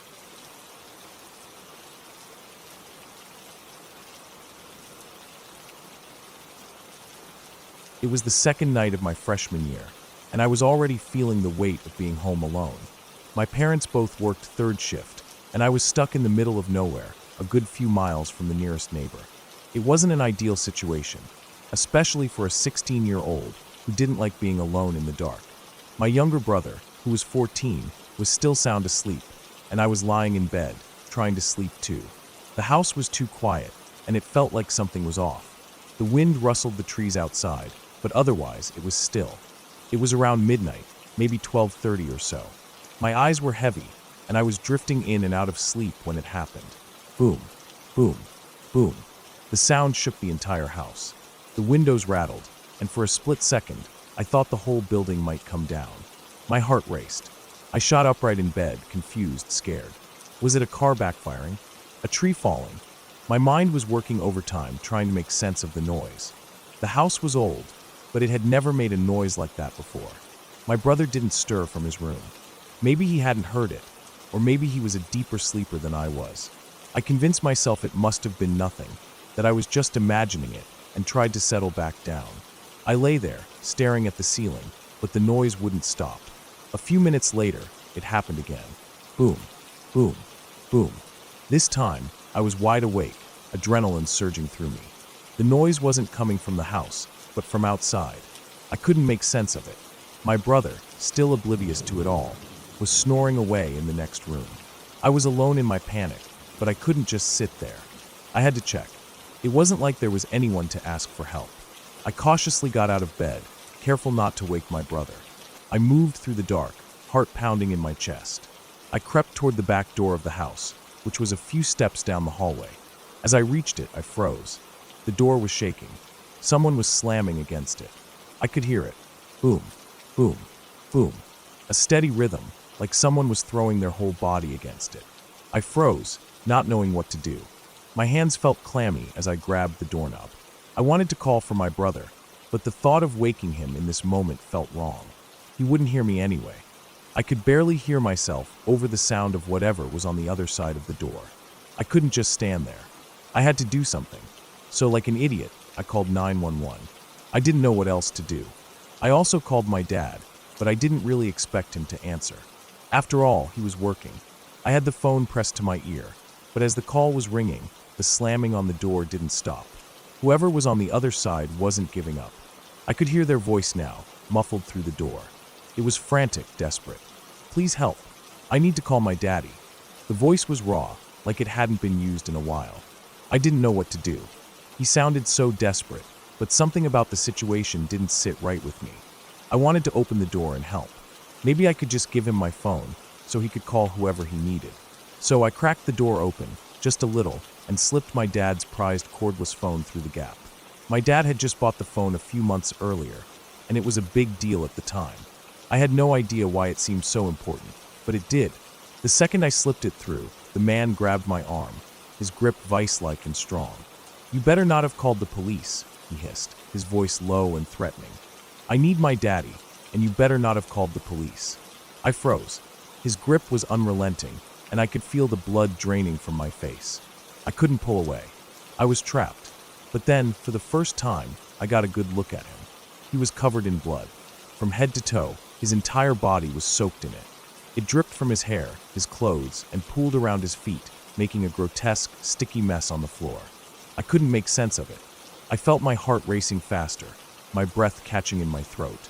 I wasn't dealing with someone who was just lost or scared. This was something else entirely. I panicked. I couldn't think straight. My arm throbbed in his grip, but I had no time to feel the pain. I slammed the door with all my strength, but it barely budged. The man's grip was too strong. I slammed it again and again, trying to force the door shut. I could hear him grunting and pulling on the handle, but I kept it shut. Finally, I managed to wedge the door closed enough to lock it. My body trembled as I backed away from the door, pressing my back against it, terrified of what was on the other side. He didn't leave. I could hear him on the other side, softly calling, almost pleading. "Please, I need to call my daddy. Please, I need to tell him. I need to call him." I didn't know what to do. I wanted to run. I wanted to scream. But I couldn't leave my brother behind, not like this. Then, something twisted in me. He wanted to call his dad. Maybe if I helped him, he'd leave. I wasn't thinking straight. I was scared, and I just wanted this nightmare to end. So, despite everything that told me not to, I opened the door again, just a crack. The phone was covered in blood now, and it felt wrong to touch it. But I called the number he gave me, shaking as I dialed. The phone rang once, twice, and then someone picked up. It was his dad, or so the man had said. His voice was groggy, annoyed. "What do you want?" "It's too late for this," he snapped. I didn't know what to say. I didn't know how to explain. I had no idea who this guy was, or why he was asking for his dad in such a weird way. But I said what I could. "Your son, he's in trouble," I stammered. "He's covered in blood. He's outside my door. Please, he needs help." There was a long pause on the other end. Then a sharp intake of breath. "Let me talk to him," the dad said, his voice suddenly full of urgency. I handed the phone back to the blood-covered man, my hands shaking. I could hear the man on the other side of the door, talking softly now, almost like a child, his voice broken and filled with regret. "Daddy, it happened again, Daddy. I'm sorry, Daddy. You gotta get her now. You gotta come get her." The words were hard to understand, fragmented. He kept repeating himself. "I'm sorry, Daddy." Then, without warning, the phone came back through the crack in the door. He offered it to me like it was some sort of twisted gesture of kindness. But I wasn't thinking. I reached for it. The moment my hand touched the phone, the man yanked me out of the doorway. His hands were everywhere, pulling at my arms, dragging me toward him. His grip was suffocating, and my body was screaming for air. I fought back, trying to twist away, trying to scream, but it was useless. "Come here, boy," he growled. "I just want to thank you. I need to thank you for your help. Come here." I was scared out of my mind. I wanted to scream for my brother, but I knew it was useless. He wouldn't hear me. He wouldn't wake up, not with how deep he was sleeping. Then something changed. I heard the sirens, faint at first, but they were growing louder. They were coming closer. My panic started to slip into a strange, wild hope. The man heard them too. He hesitated for just a moment, his grip loosening, and I tore myself away from him. I ran for the door and slammed it again. This time, he didn't try to stop me. The sirens were blaring now, and as the police cars pulled into the driveway, the man disappeared into the cornfield, vanishing into the night like he was part of the darkness itself. The police rushed to the door, asking me what had happened, what I had seen. I told them everything about the man, about the phone call, about his blood-soaked clothes. They were skeptical at first, but I was covered in blood myself now. The blood wasn't just mine. It was all over me. I could hear the sirens still, but the man was gone. He was out there somewhere, hiding in the fields. The fire trucks arrived shortly after, and I watched them put out a fire that was burning just 15 feet away from my brother's bedroom window. The man hadn't been caught yet. I watched the police comb the fields, their spotlights scouring the darkness. My dad arrived, frantic, but the police wouldn't let him near the property. They had blocked the road, but my dad wasn't going to wait. He got in his truck and drove right through the blockade, heading into the cornfield, looking for the man. It was enough to scare him out of hiding. He ran back toward our house, but he didn't get far. The Dobermans we had, Stereo and Dolby, tore into him before he could escape. The police caught up with him, finally. They hauled him away, his bloodied clothes a sign of what he had been through, but there were no wounds on him. No scratches, no cuts. It wasn't his blood. When the police questioned me and my dad for hours afterward, I was numb. The whole night felt like a blur. They told me that the man had been involved in something worse than I could imagine, but I didn't understand. They took me aside and asked if I had seen anyone else, another girl or women with him. I hadn't. I hadn't seen anything except him. But when my dad and brother saw them remove a body from the trunk of the car, I realized that something had happened, something terrible. I took a long shower after they left, but the fear didn't wash away. It stayed with me, hanging in the air. The man was caught, but it didn't end there. My dad was furious with me for letting him use the phone. He was mad that I had done anything to help. But the truth was, I didn't know what else to do. I wasn't prepared for any of it, and that fear stayed with me for a long time. I couldn't sleep at night. I'd lie there, staring at the ceiling, hearing the sound of pounding on the door echoing in my mind. It took years for me to finally feel safe again, but even now, when I close my eyes, I sometimes hear that noise again. The blood-covered man, his voice pleading for his daddy, still haunts me. I'll never forget the feeling of his grip on my arm, or the blood soaking into my skin. And I'll never forget the question the police kept asking. "Did you see any other girl?"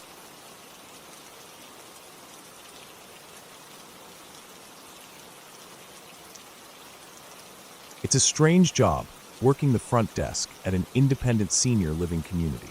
Strange not because it's always dramatic or intense. In fact, most of the time, it's so boring you feel like your brain is going to turn to soup. You watch the same cameras.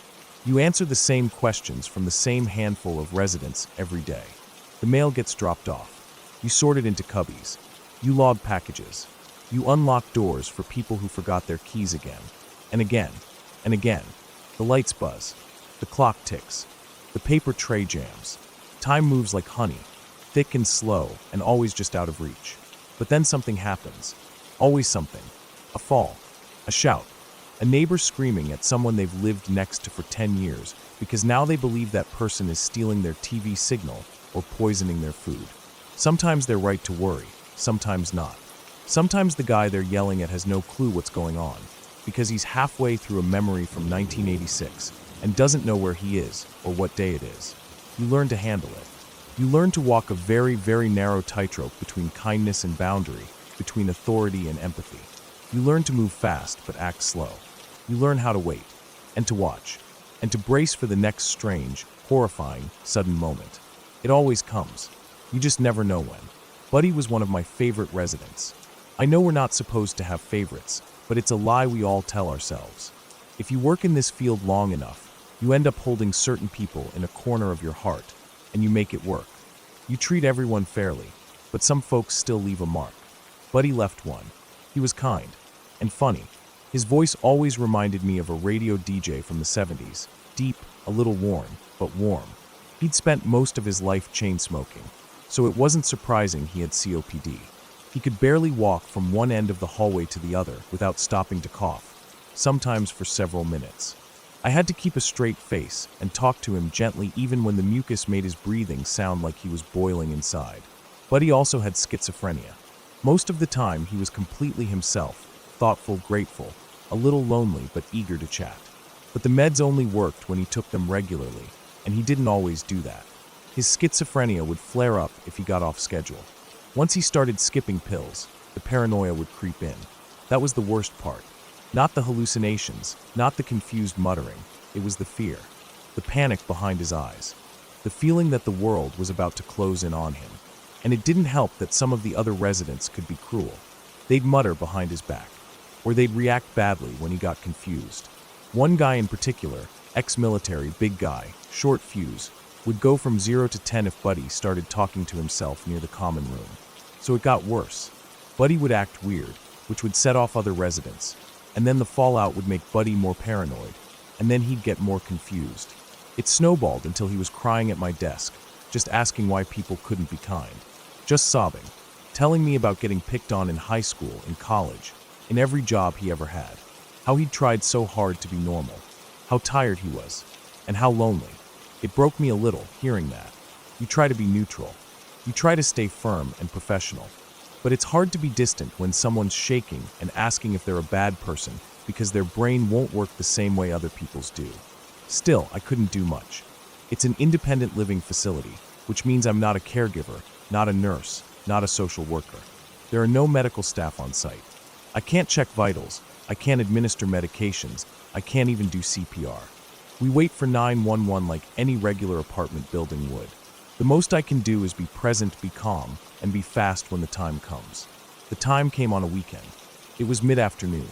The kind of boring, quiet Saturday where the entire building feels like it's asleep. The phones hadn't rung in an hour. The mail was already sorted. I'd written up a report about a broken light bulb in the laundry room and was halfway through scrolling on my phone when I heard the power chair. The power chairs always sound the same, a soft electric hum and the whirring of those big rubber tires on linoleum. This one was moving fast, unusually fast, coming straight toward the desk. It was one of the more lucid residents. She looked wide-eyed and panicked, barely slowing down as she pulled up in front of me. Something's wrong. He's in the parking lot. He fell, and he's not getting up. I grabbed the emergency folder, my radio, and bolted for the door. I wasn't sure who she meant until I got halfway down the sidewalk. Then I saw him. Buddy was lying flat on the blacktop near the edge of the smoking area, one arm outstretched, a halo of blood spreading from behind his head. He wasn't moving much, but his lips were moving, murmuring something under his breath. I walked faster. I got closer and crouched down beside him. He wasn't really looking at me, just staring past me, counting softly under his breath. The numbers didn't make sense. They went forward, backward, restarted at odd points. He looked like someone trying to count the seconds before they died. I hated being above him like that, so I got down on my knees beside him, careful not to startle him, careful not to block his breathing. I didn't touch him. We're not allowed to touch them in these situations, especially with potential head or spinal injuries. I just stayed close and tried to keep my voice steady. I asked him what hurt. He told me his back. He said he was just walking like he was allowed to, and then he fell. He sounded more surprised than anything else, like his body had betrayed him. I called 911 right away. The dispatcher's voice was calm, routine. I gave them the building address, told them it was a head injury, told them the resident was disoriented and had a history of schizophrenia and COPD. They said they were on the way. I told Buddy help was coming. He kept counting. The numbers got louder and more jumbled.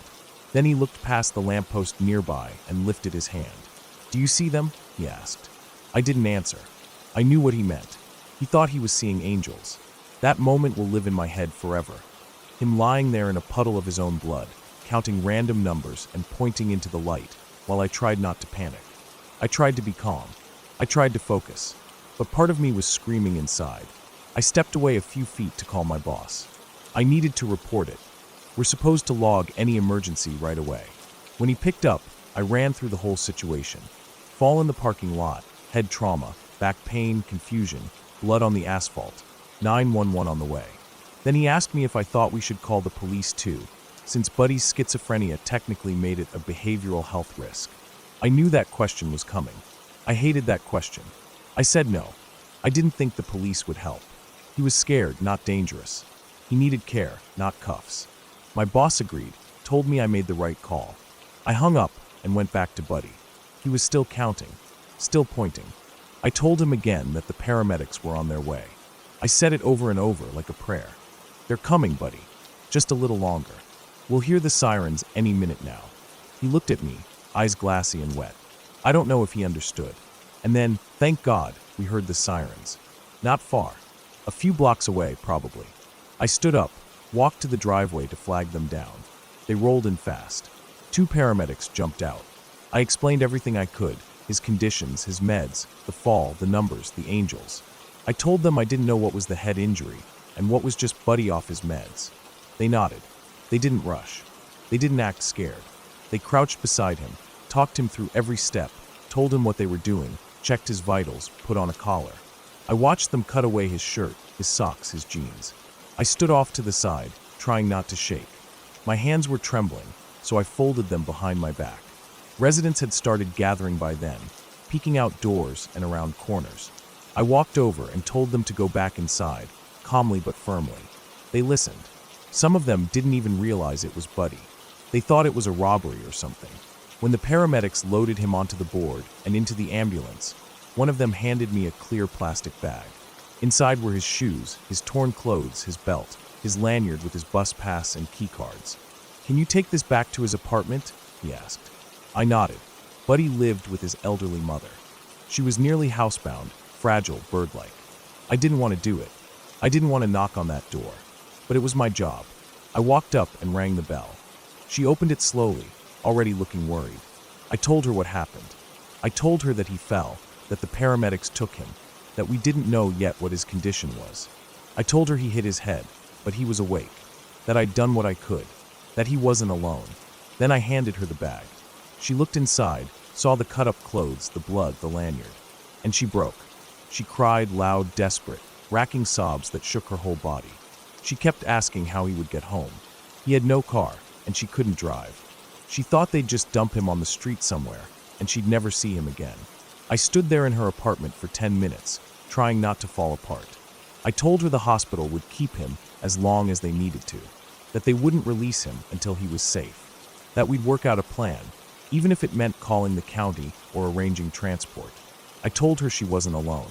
She calmed down eventually, not entirely, but enough to sit down and breathe. I walked back to my desk. The building was quiet again. The hallway lights buzzed. The camera feeds blinked. A package notification was waiting. 2 voicemails. The printer had an error code. I sat down and stared at